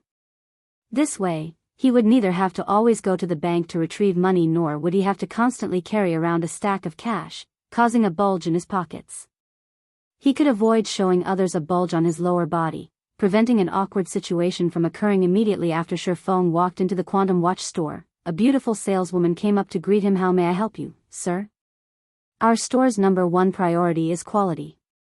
We have various models of mobile phones. I especially recommend the latest Quantum 3000. It has an independent binding, is water resistant, and is definitely safe. Not only can it carry out payment in real time, but the Quantum 3000 also supports transactions from the virtual reality game, God's Domain. Alright, take me to see it then. This way, please, sir. Judging from Shifeng's tone, the beautiful saleswoman could discern that Shifeng intended to buy a quantum watch. Immediately, she respectfully brought Shifeng to the area dedicated to selling quantum watches. She then took out dozens of models. Not only were their designs beautiful, but they were also elegant looking and convenient to use. They were all operated by a holographic screen, and even when carrying out vigorous activities, the clarity of the display and sound would not be affected in the slightest, sir. As we are doing a promotion for God's domain, you only need to pay 29,999 credits instead of the usual 30,000 credits to take the quantum 3,000 home. Shifeng could not help but sweat at the saleswoman's promotion. Just how was this any different from 30,000 credits? This price was practically unaffordable for the average university student if they did not possess a well-paying job, and even then, they would usually need to save up for half a year before being able to buy one. However, Shifeng was indeed in need of the latest quantum watch. After all, it would be particularly convenient for him. Although running to the bank was good training for his body, it was, after all, a very troublesome task. It was especially true when he needed to make a transaction of millions of credits. He would definitely look fishy if he carried around a large suitcase filled with money. Give me this blue one, then. Shifeng chose a good-looking model under the beautiful saleswoman's guidance. Shifeng carried out the bindings for his identity, original phone number, bank account, and so on. Shifeng then swiped using his new quantum watch, paying the bill for it. It was a very convenient item now that he had obtained a quantum watch. Shifeng went on to purchase 10 bottles of A-rank nutrient fluids and 50 bottles of B-rank nutrient fluids, spending a total of 150,000 credits for them. Although it was a heartache to spend so much money, in consideration for the future of his body, Shifeng still needed to carry out several in-depth strengthening training sessions. So, he needed to purchase this number of nutrient fluids at the very least. D. His quantum watch rang and vibrated, notifying him that his class monitor, Zhao Ruoshi, was calling him aside from notifying him about the class assembly last time. The class beauty, Zhao Ruoshi, had never once contacted him. Class monitor, is something the matter? Shifeng immediately asked fellow student Shifeng, must I have a purpose to call you? Or are you trying to tell me that you hate receiving calls from me? Zhao Ruoshi said in a slightly downcast tone. No. How could that be possible? I still haven't thanked you for your help the last time. Hearing such a bitter tone from Zhao Ruoshi, Shifeng hurriedly responded. In his heart, Zhao Ruoshi was a very good girl. Not only was she smart, kind, and beautiful, but she was also the only one who stood up to Ling Failong, demanding justice for Shifeng. Her actions gave Shifeng a warm feeling. That's better. At least you still have a conscience. Zhao Ruoshi laughed. The date of the fellowship party I mentioned to you the last time has been confirmed. It will be held next Friday. Every participant will be required to pay a fee of 5,000 credits. I've already paid it for you, so don't forget to show up. Finished speaking, Zhao Ruoshi immediately disconnected the call. As a result, Shifeng was left dumbfounded for a long moment. Ruoshi, why did you notify Shifeng? You've even paid the participation fee for him. He's not anything good, to begin with, always keeping his thoughts and emotions to himself. He must have a hidden motive. There is a wide gap between both of your statuses, and to change his own fate, he will definitely use unscrupulous means to get close to you. You better not let him trick you. Ling Failong pretended to care about Zhao Ruoshi. However, inwardly, he was close to the point of going insane with anger. A poor bastard like Shifeng actually received Zhao Ruoshi's attention. She even footed the participation fee for him. Her actions revealed that she indeed possessed some interest towards him. Enough, Ling Failong. Whoever I pay for is my own business. I don't need you to butt in on it, Zhao Ruoshi said in displeasure. Ling Failong was speechless. However, he did not dare to display his thoughts, hatred for Shifeng permeating his heart. Originally, everything had been smooth sailing for him. Yet, Shifeng's sudden appearance caused everything to run amok. Shifeng, just you wait. If I can't deal with you myself, then I'll just tell Zhao Ruoshi's uncle. We'll see how he takes care of you. Ling Failong inwardly sneered. With Shifeng's lowly status, Zhao Ruoxi's uncle would definitely reject them being together. As long as he exerted a little effort, he could easily deal with a small fry like Shifeng at 6 p.m. Shifeng returned to his rented apartment. After spending the afternoon running around, Shifeng finally found himself a good apartment in the city center. The furnishing of the apartment was quite thorough. Moreover, the surrounding environment was very appealing. With the initial deposit paid, as long as he packed up his things, he could move into the apartment tomorrow. After tidying himself up, Shifeng drank a bottle of Birank nutrient fluids. He then lay on the bed, donning his gaming helmet and resuming his conquest in God's domain. Chapter 122, God's Domain Changes. The sky above Red Leaf Town glimmered brightly. Players, one after another, appeared on the wide, spacious road, all of their faces filled with excitement. They all wished to dive into experiencing the new changes to God's domain. However, these players were all quickly disappointed. Be it the system interface or all of Red Leaf Town itself, there was not a hint of change felt. Everything was just the same as usual. What kind of bullshit is this? I've painstakingly waited for 12 hours, and this is what you give me? Why isn't the official website showing the changelog for the upgrade? Many veteran players started their discussions on the streets. There were also some players who paid no attention towards the upgrade, immediately heading out of town to kill monsters and level up. Aside from these veteran players, there were tons of newcomers in Red Leaf Town now.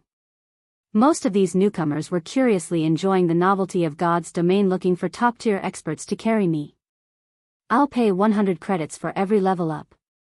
If you are looking for a fool to scam, then don't bother talking to me. I'm looking for serious inquiries only. A new player shouted on the wide street. Following, several more newcomers similarly shouted.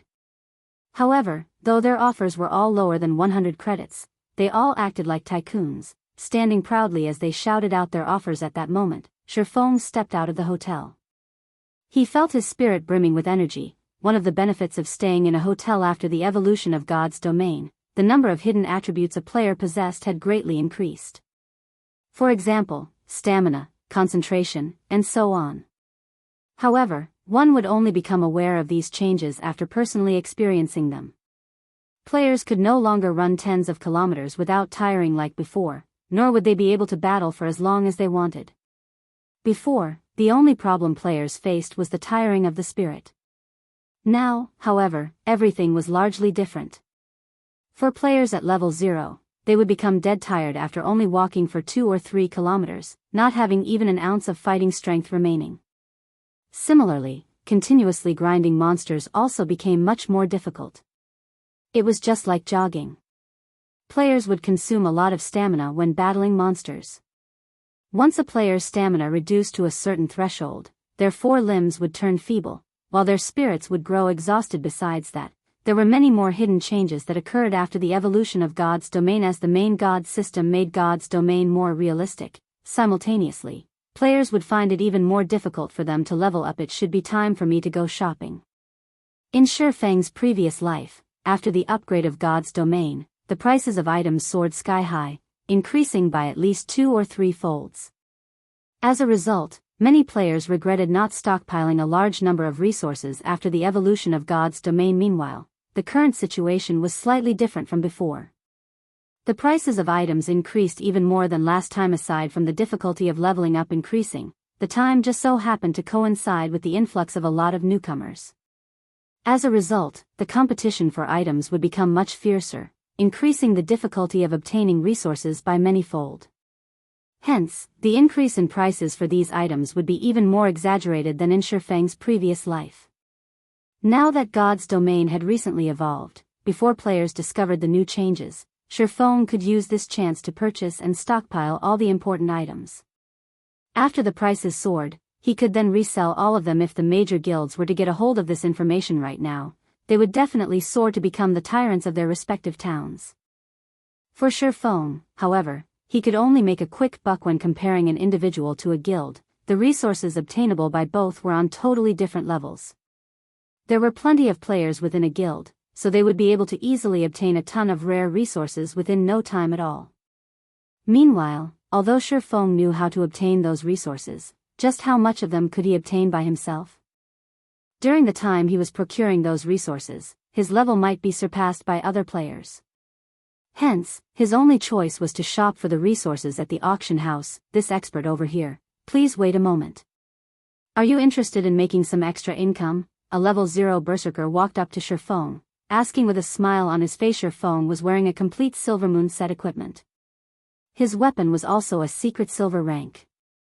Although newcomers did not possess identification skills to discern Shifeng's level, Shifeng's dazzlingly high-quality equipment was clearly much better than the veteran players on the street. It was needless to say that Shifeng was definitely an expert. Extra income? Shifeng turned around, discovering that it was a newcomer calling out to him. For convenience sake, some of the more wealthy players would normally hire experts to aid them in completing a quest. In return, they would pay a considerable amount of credits as remuneration. Regarding such extra incomes, Shifeng was still somewhat interested. He continued, "Tell me about it, then." "It's very simple, you just need to help me level up. I'm also not a miserly person, so I'm willing to pay 100 credits per level.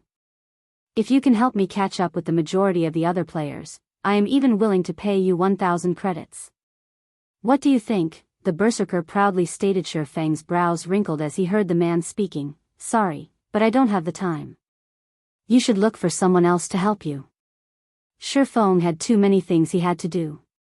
Not only did he need to make sure his level didn't fall behind, but he also needed to earn money and accumulate advantages for his future guild. He needed to make preparations for the upcoming power struggle in White River City. Just from clearing out the items in the auction house, he could earn several hundreds of thousands of credits. So, why would he waste his time just for a measly 1,000 credits?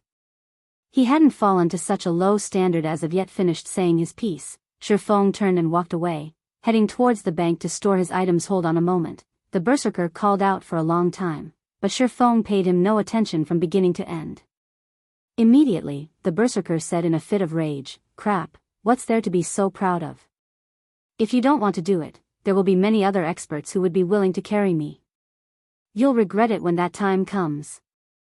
Looking for an expert to power level me. 100 credits per level. Don't miss this good opportunity." The berserker started shouting once again. However, even after shouting for a long time, not a single veteran player paid him any heed. "Ha ha ha. This newcomer is just too hilarious. My stomach is hurting from laughing too much." A level 5 ranger laughed as he passed. "Don't bother with him. There are bound to be fools amongst the newcomers. We don't have any time to spare right now. We need to purchase some bread and potions quickly. Otherwise, we're going to be scolded by our leader," the ranger's pro-companion too hurriedly said. "No. I know. I just think that person is a fool. Does he really think God's domain is just some small-time game? Does he think we can level up once every minute? Forget 100 credits per level, even if it were 1,000 credits per level, I still wouldn't do it, not to mention a top-tier expert player.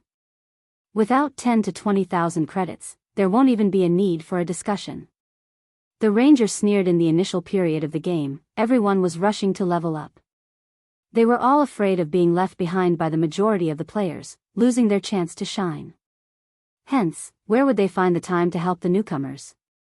Not to mention 100 credits, right now, the pro players at level 5 could earn more than 1 silver in a single day. When converted to credits, that amount would be more than 100 credits. If their luck was good and they managed to obtain a piece of common equipment, that would be the equivalent of obtaining several hundreds of credits. If it were an expert player, it was an entirely different story altogether. They certainly did not lack such a meager amount of money. When the newbie berserker heard their conversation, he was greatly shocked by the ranger's words. Moreover, he could tell that the ranger was not fooling around. The berserker was just a white-collar worker in a company. Previously, he was similarly willing to spend some money to seek the aid of others, letting others power level him. At that time, his offer had been only 30 to 50 credits, yet, even then, there were tons of players fighting over his offer. However, right now, his offer of 100 credits did not receive even the slightest attention. It turned out that power leveling even a single level required several thousand credits. That was practically an entire month of his salary. The berserker's face immediately flushed bright red. He felt that he had just humiliated himself greatly. He had been shouting on the streets for so long, thinking highly of himself all this time. Even when he heard the gossiping of the passerby players, he only thought that they were astonished by his offer. However, in reality, it turned out that they were just scolding him as foolish. It was no wonder the previous expert had rejected his offer immediately after hearing the price. Meanwhile, the other newcomers seeking the aid of an expert had similarly shut their mouths, one after another. Every one of them felt their cheeks burning up, shamefully walking away to search for quests to level up in another location. Shifeng was currently fervently buying items at the auction house, accumulating a large amount of rare resources. When he had spent all of his money, only then did Shifeng release a sigh of relief. He then placed the glimmer chestplate forging designs for auction, their base prices set at 2 gold coins each. He would not need to worry about them not selling. It should be about time to collect the ice blue devil flame. After Shifeng finished busying himself, he switched back to his original appearance. He prepared himself to collect the mysterious flame ahead of schedule. Now that God's domain had evolved ahead of schedule, the mysterious flame might similarly be obtained by other players ahead of schedule. To prevent the unexpected from happening, it was best for him to obtain it a little earlier. He would only be able to relax when the ice blue devil flame was in his possession. Chapter 123, Survival of the Fittest. Ice blue devil flame. It was one of the handful of tier 2 mysterious flames that could only be found in White River City. This flame held a fatal attraction towards forgers. Moreover, the 100 Ghost Forest that housed the ice blue devil flame was only a short distance from Red Leaf Town.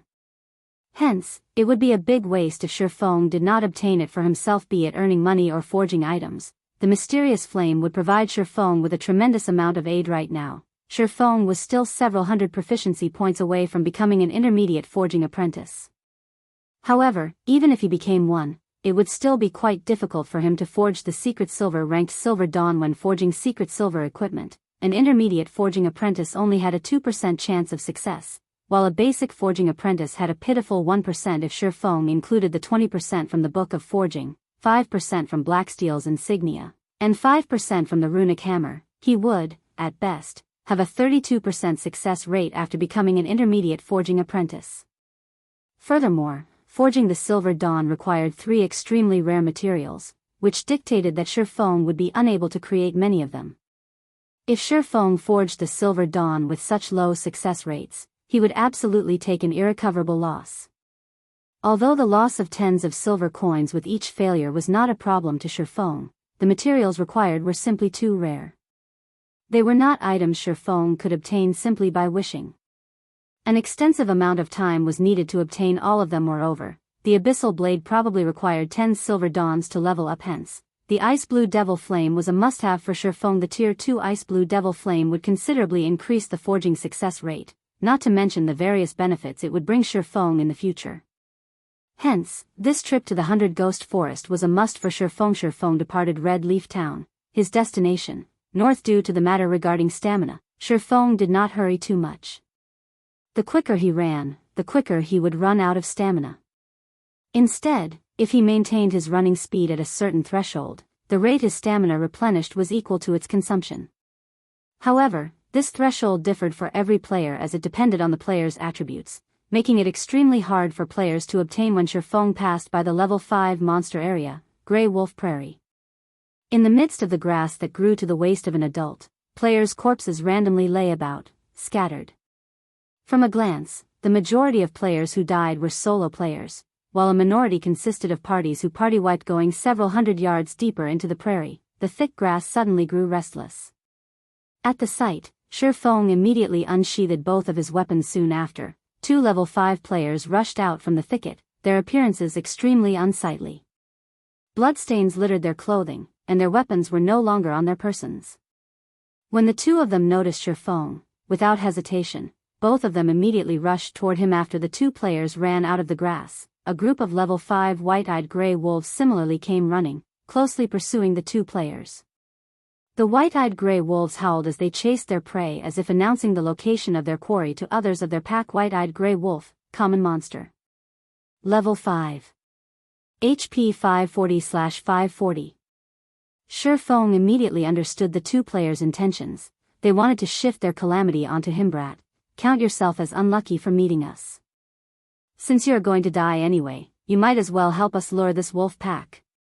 An assassin looked toward Shifeng, laughing grimly, saying so. The speed at which the two ran at Shifeng increased somewhat slightly. However, they greatly underestimated Shifeng. When the players were about to run past Shifeng's hands immediately latched onto the two's arms. With his superb strength, he immediately tossed the players back to the pack of wolves that rushed ahead before the players could even react. They landed in the middle of the wolf pack. Their bodies smashed onto a few of the white-eyed gray wolves as they landed, eliciting a few anguished wails from the wolves. Before the assassin could even curse, the surrounding white-eyed gray wolves snapped at his neck and limbs.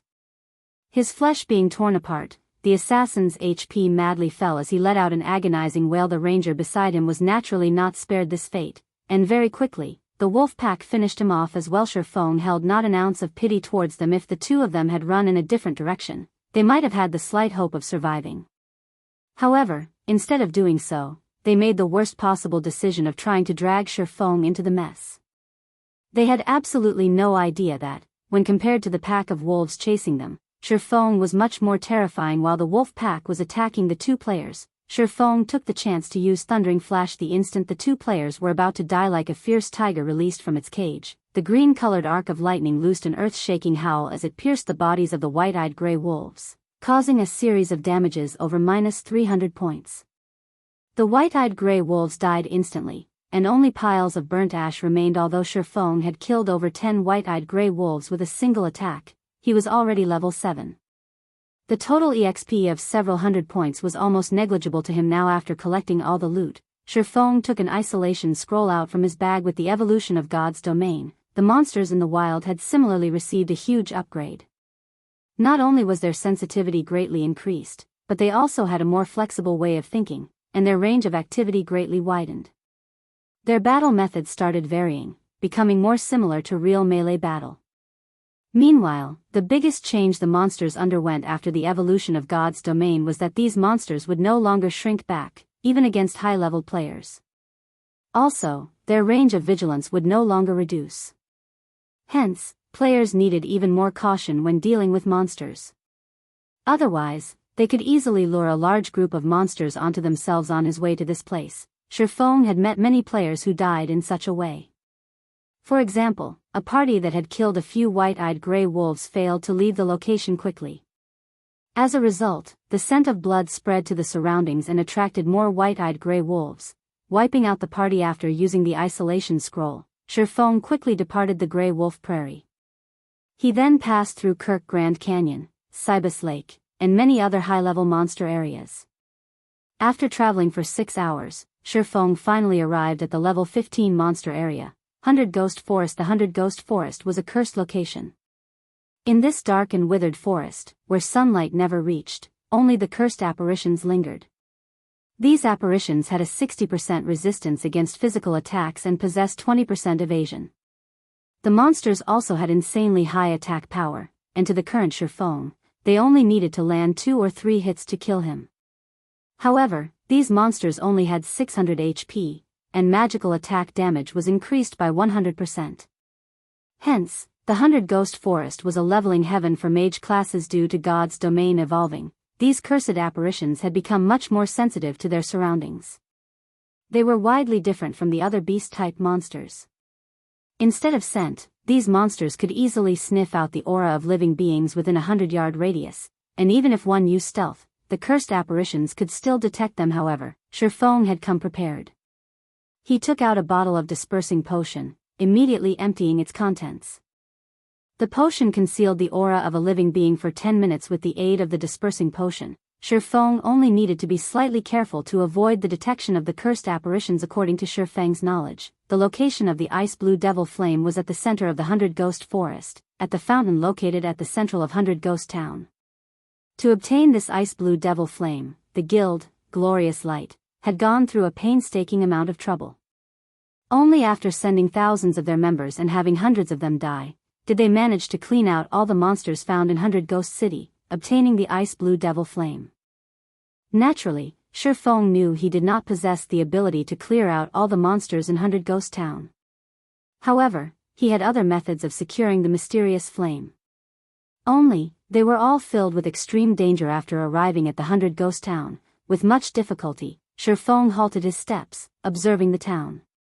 When a cooling breeze blew over Shifeng from the withered forest, he suddenly felt an indescribable chill-killing intent. If Shifeng did not have the experience of many years of blood-soaked combat, earning himself a natural instinct to detect danger, he would have been completely ignorant towards this faintly discernible killing intent. As this was not his first time feeling such a chillingly cold killing intent, Shifeng immediately unsheathed both his swords. At that very instant, a black figure appeared behind Shifeng.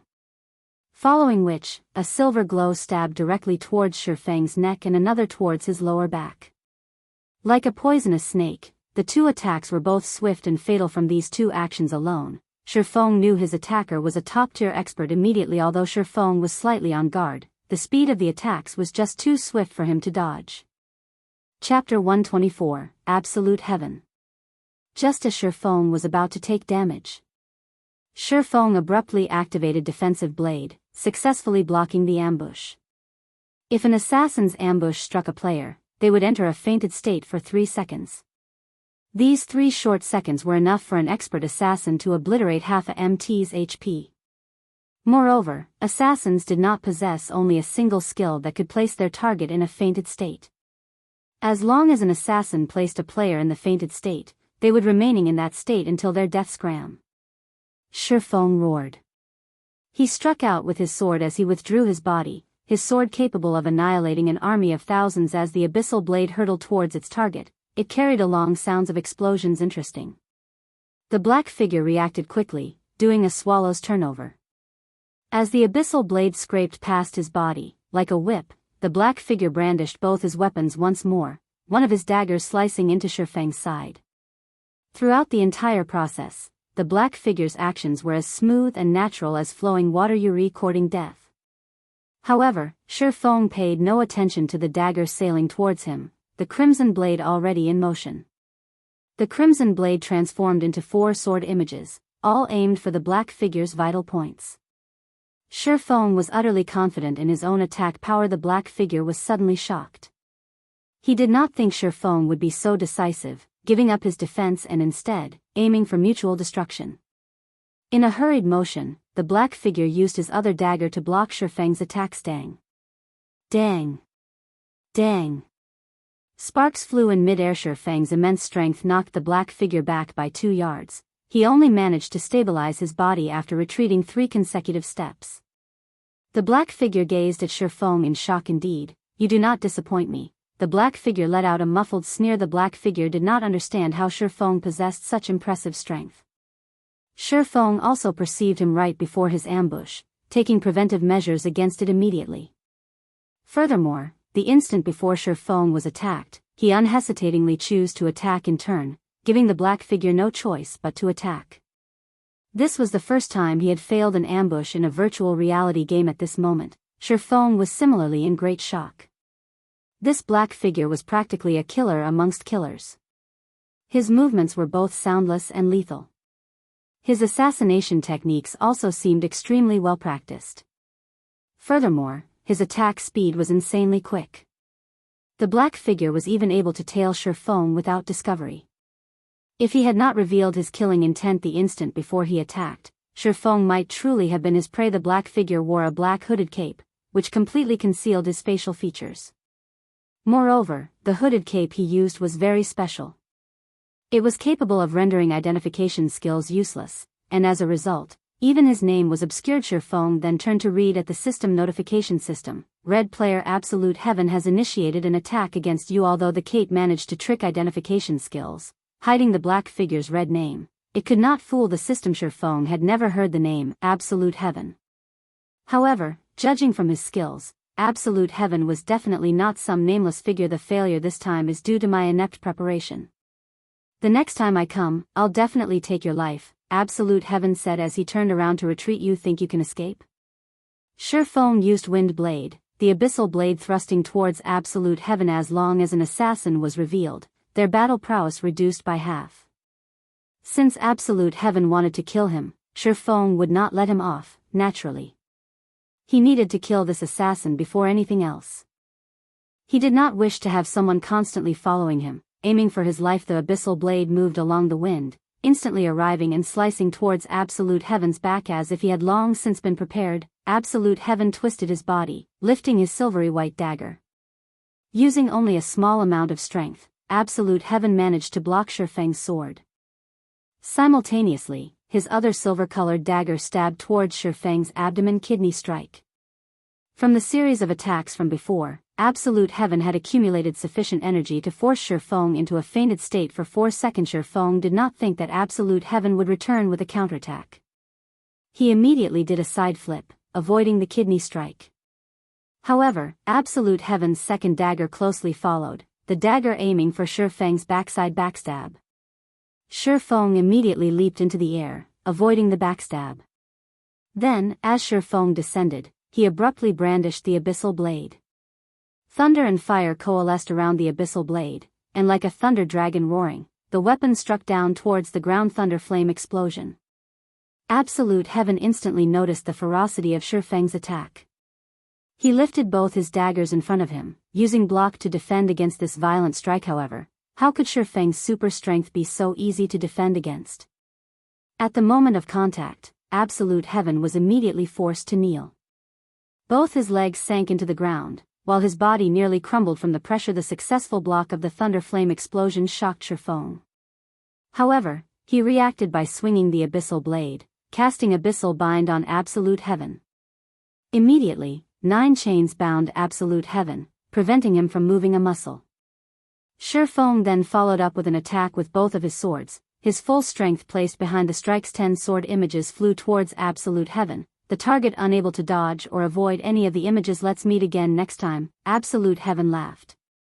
He discovered that Shifeng had a plethora of attack patterns, allowing him to send out attacks in unbroken succession. Absolute Heaven's body then started dissipating, the 9 chains that bound him falling to the ground. Similarly, the 10 sword images managed to pierce only air. This was an advanced skill of assassins, Vanish. Not only would it forcefully place the user in an invisible state, but it would also allow the user to enter an invulnerable state for 1 second. Don't even think of getting away. Shifeng was not willing to let Absolute Heaven go. Looking at the impressions in the grass left by Absolute Heaven's feet, Shifeng used Thundering Flash. 3 electric arcs shot out. Absolute Heaven activated Wind Steps, entering an invulnerable state once more for 1 second and successfully fending off the attacks of Thundering Flash. He then ran speedily away. Similarly, Shifeng activated Windwalk to chase after him. However, shortly after Shifeng began pursuit of Absolute Heaven, he noticed Absolute Heaven taking out a handful of white powder. Shifeng immediately turned his head, shutting his eyes tightly. The moment Absolute Heaven scattered the white powder, he released a blinding white light flash powder. It was an item that temporarily blinded monsters and players below level 20 for 4 seconds. It was an extremely rare tool, and it was only sold in the magic shop located in the slums of Red Leaf Town. Moreover, each player could only purchase 10 bags of it per day. After the momentarily blinding light subsided, Shifeng opened his eyes, searching for Absolute Heaven. However, he discovered that Absolute Heaven had long since escaped, his figure no longer in sight. After searching for a long time, Shifeng was unable to discover his tracks. Without any better options, Shifeng could only choose to give up. Just where is this Absolute Heaven from? Shifeng's heart filled with questions. Not only did this assassin possess excellent techniques, but he also had a large number of skills. Moreover, Absolute Heaven was equipped with a complete level 5 bronze set equipment, and both his daggers were secret silver ranked. His origin was definitely not ordinary. Shifeng had only been to Blackwing City recently. Even if he had provoked the bloodthirsty War God Guild, those people did not know of his true identity. If Shifeng were to think of who else he may have provoked, then they'd be Flaming Tiger from Shadow and Ironsword Lion from Martial Union. Shifeng was extremely familiar with the internal members of Shadow, and he knew Flaming Tiger was not capable of finding such an unknown expert. The only possibility remaining was Ironsword Lion. Shifeng had previously killed Ironsword Lion. Based on Ironsword Lion's personality, he would definitely not let this matter rest. There was over an 80% possibility that Ironsword Lion had hired this hidden expert. Shifeng could not help but admit that this situation was a headache. With his current strength, he was unafraid of Ironsword Lion coming at him straight on. However, an assassin constantly following him, especially an expert assassin like Absolute Heaven, was truly a bother. If Absolute Heaven appeared and attacked him while he fought a monster or during a crucial moment, there was a 90% possibility for him to actually die. It looks like I can only use another appearance in the future. For now, Shi Feng's only option was to alter his appearance. This way, even if that assassin called Absolute Heaven was powerful, he would absolutely be unable to find him. If Absolute Heaven couldn't find him, he couldn't harass him. However, Shi Feng could not alter his appearance right now. He needed to find a place with nobody present before doing so. Shi Feng worried that this person named Absolute Heaven hadn't left the vicinity yet, and instead, was still tailing him. Thinking so, Shi Feng immediately activated the Ring of Nothingness, his body vanishing in thin air. First, he needed to look for a place without other players before changing his appearance.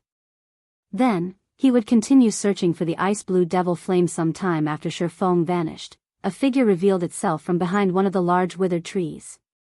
Indeed, this figure was Absolute Heaven. Crap, is he an assassin or a swordsman? Absolute Heaven could not help but curse. He was normally not one to easily give up.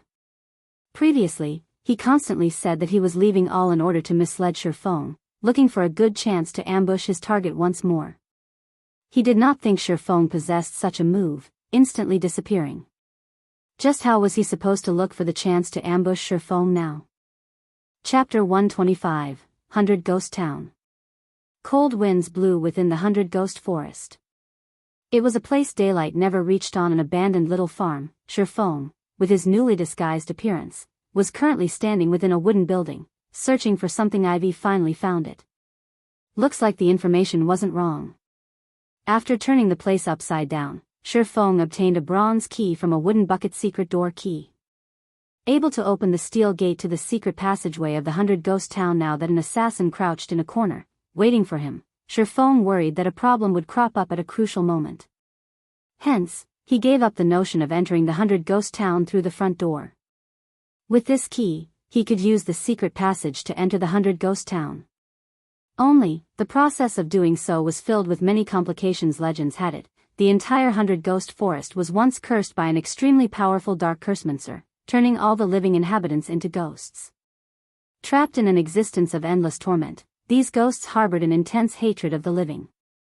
As long as a living person approached the 100 Ghost Town, the countless evil ghosts would ambush and devour them. Meanwhile, the secret passage would lead Shi Feng directly to the central region of the 100 Ghost Town.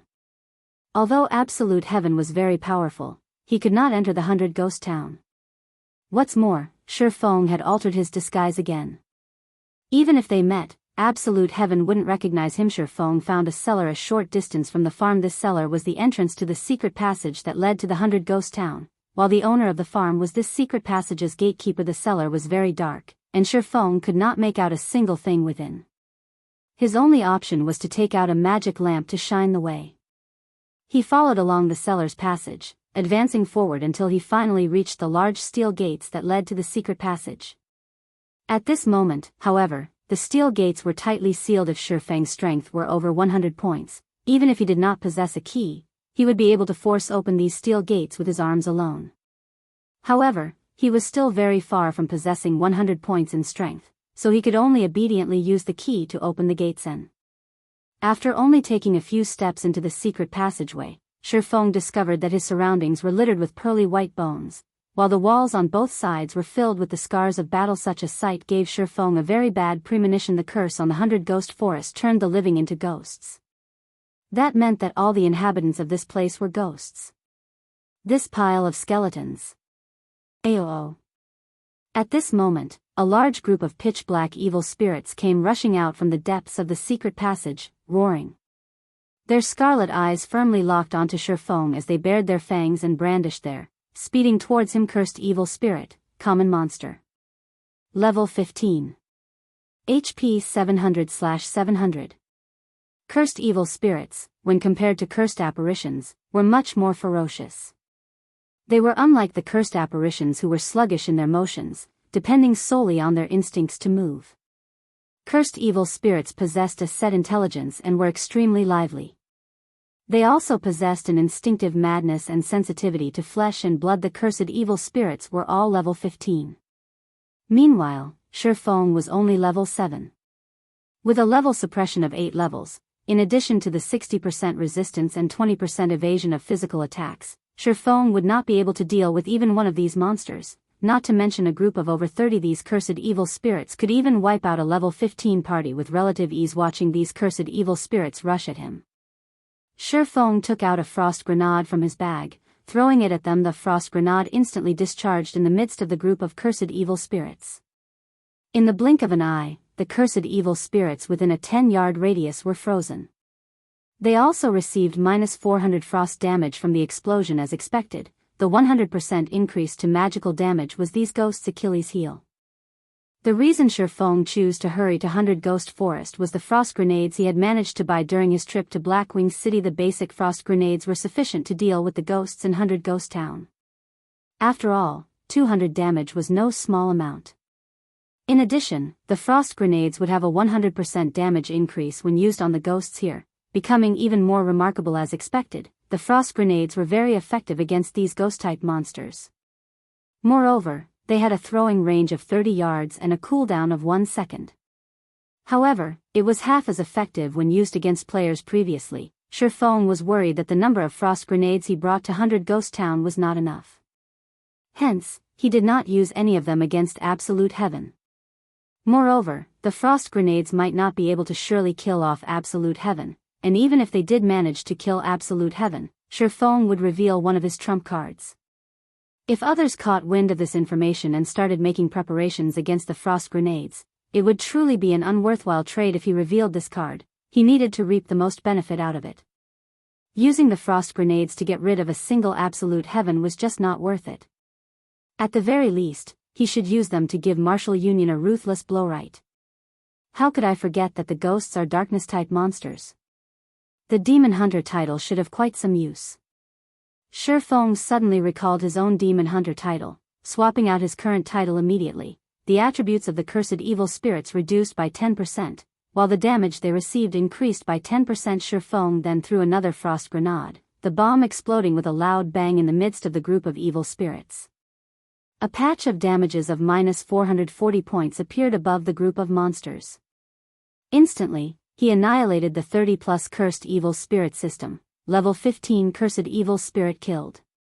Level difference of 8. EXP obtained increased by 800%. Obtained 4,800 EXP system. Level 15 cursed evil spirit killed. Level difference of 8. EXP obtained increased by 800%. Obtained 4,800 EXP system. Level 15 cursed evil spirit killed. Level difference of 8. EXP obtained increased by 800%. Obtained 4,800 EXP. A series of more than 30 notifications appeared in Shifeng's view. Although ghost-type monsters gave the least amount of EXP, the rewarded EXP for killing monsters of a higher level was still extremely high. Even if Shifeng was level 7 now, his experience bar still increased by a sizable chunk.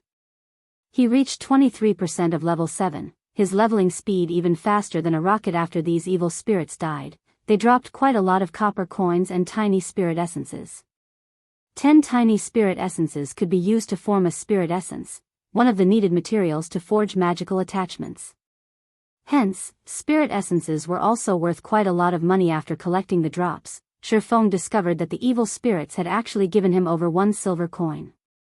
There were also over a dozen tiny spirit essences that dropped. When formed into a spirit essence, it was worth 1 silver coin.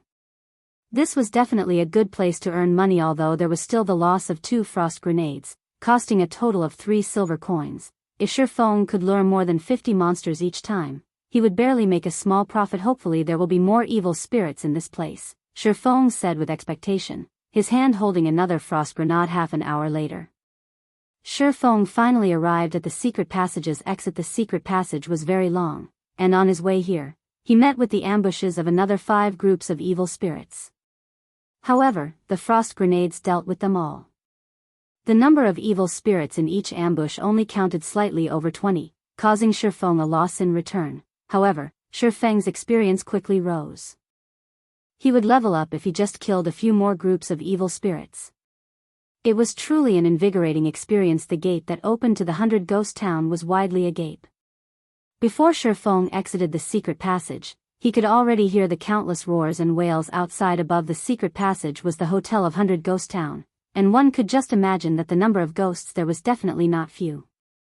However, in such a cramped space, it would not be a good idea for Feng to use the frost grenades. Having no better choice, Feng activated the Ring of Nothingness. The state of nothingness was different from stealth. Feng entered another space entirely, and even the ghosts could not discover Feng. Feng could stay in the state of nothingness for a short time.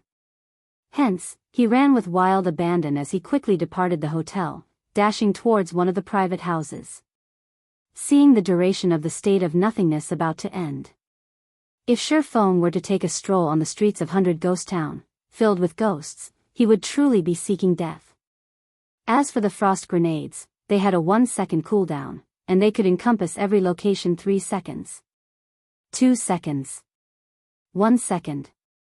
With only 10 yards remaining before Feng reached the private house, the state of nothingness ended. His body, revealed suddenly, the heads of the countless ghosts on the streets all turned towards Feng, revealing sinister expressions amongst these ghosts. There was no lack the elite-ranked monster, ferocious evil spirit, and they all rushed towards Feng. Chapter 126, Left in the Dust.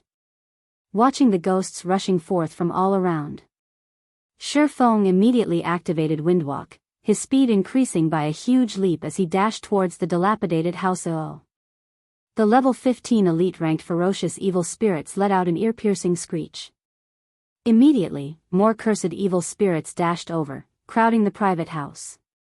Under the command of the ferocious evil spirits, they all stormed into the house in a well-organized manner. The private house was not large, and the place was a mess, with dust covering every surface.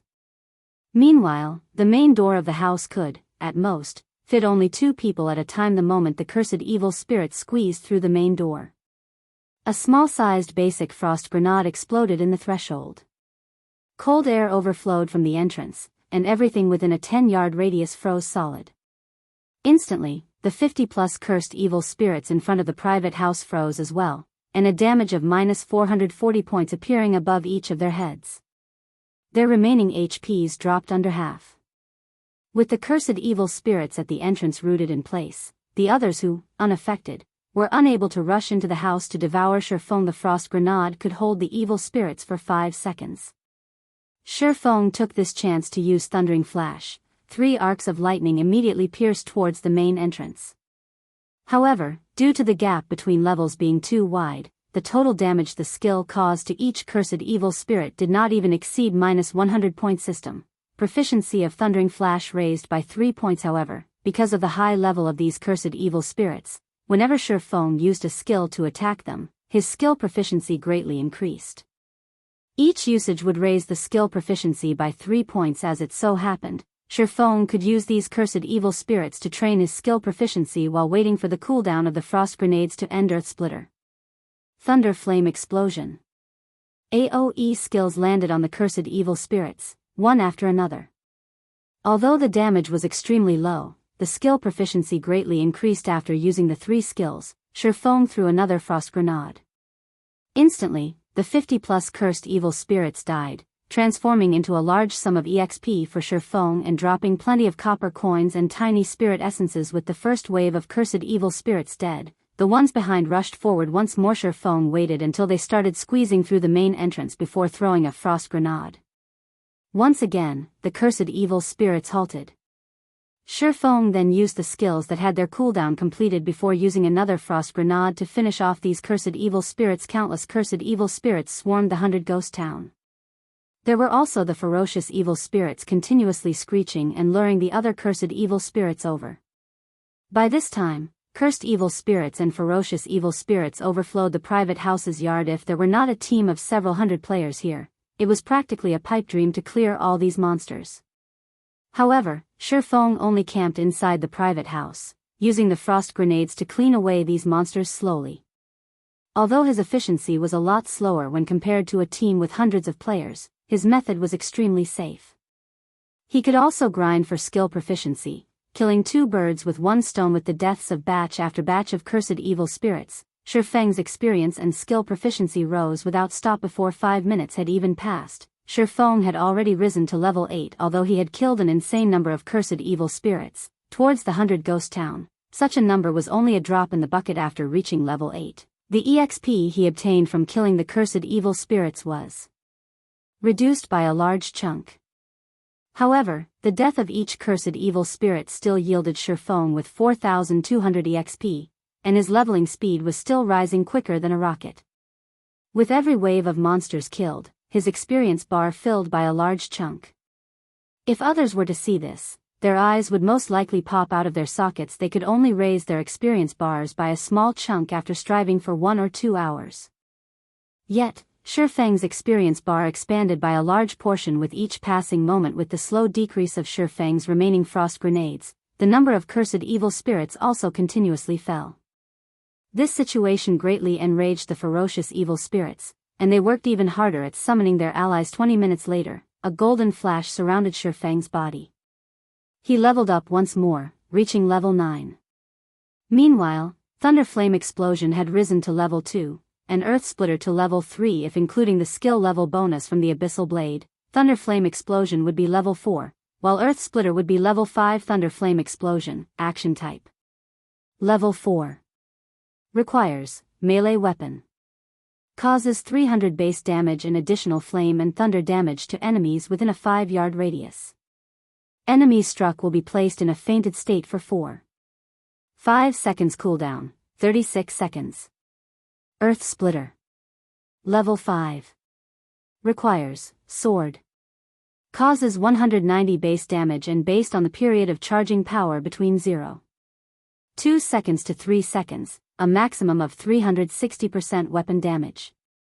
Attack range of 10 yards cooldown, 40 seconds. The cooldown of both of these skills greatly reduced, while their power increased. If both skills were used, common monsters of the same level would die without question. However, the most frightening part was still the fact that Shi Feng had risen to level 9. Even in all of White River City, no one could find another level 9 player. If there were a ranking for levels, Shi Feng would unquestionably be placed at the number 1 spot, while the player in second place was still a great distance from level 8. It could be said that Shi Feng had left others in his dust, and even if the others tried, they could not catch up after reaching level 9. Shi Feng placed all of his attribute points into agility. With this, Shi Feng's agility finally reached 75 points, satisfying the condition for equipping the Dark Pursuer's Cape. After equipping the Dark Pursuer's Cape, Shi Feng's attributes greatly increased once more, his agility immediately rising to 80 points.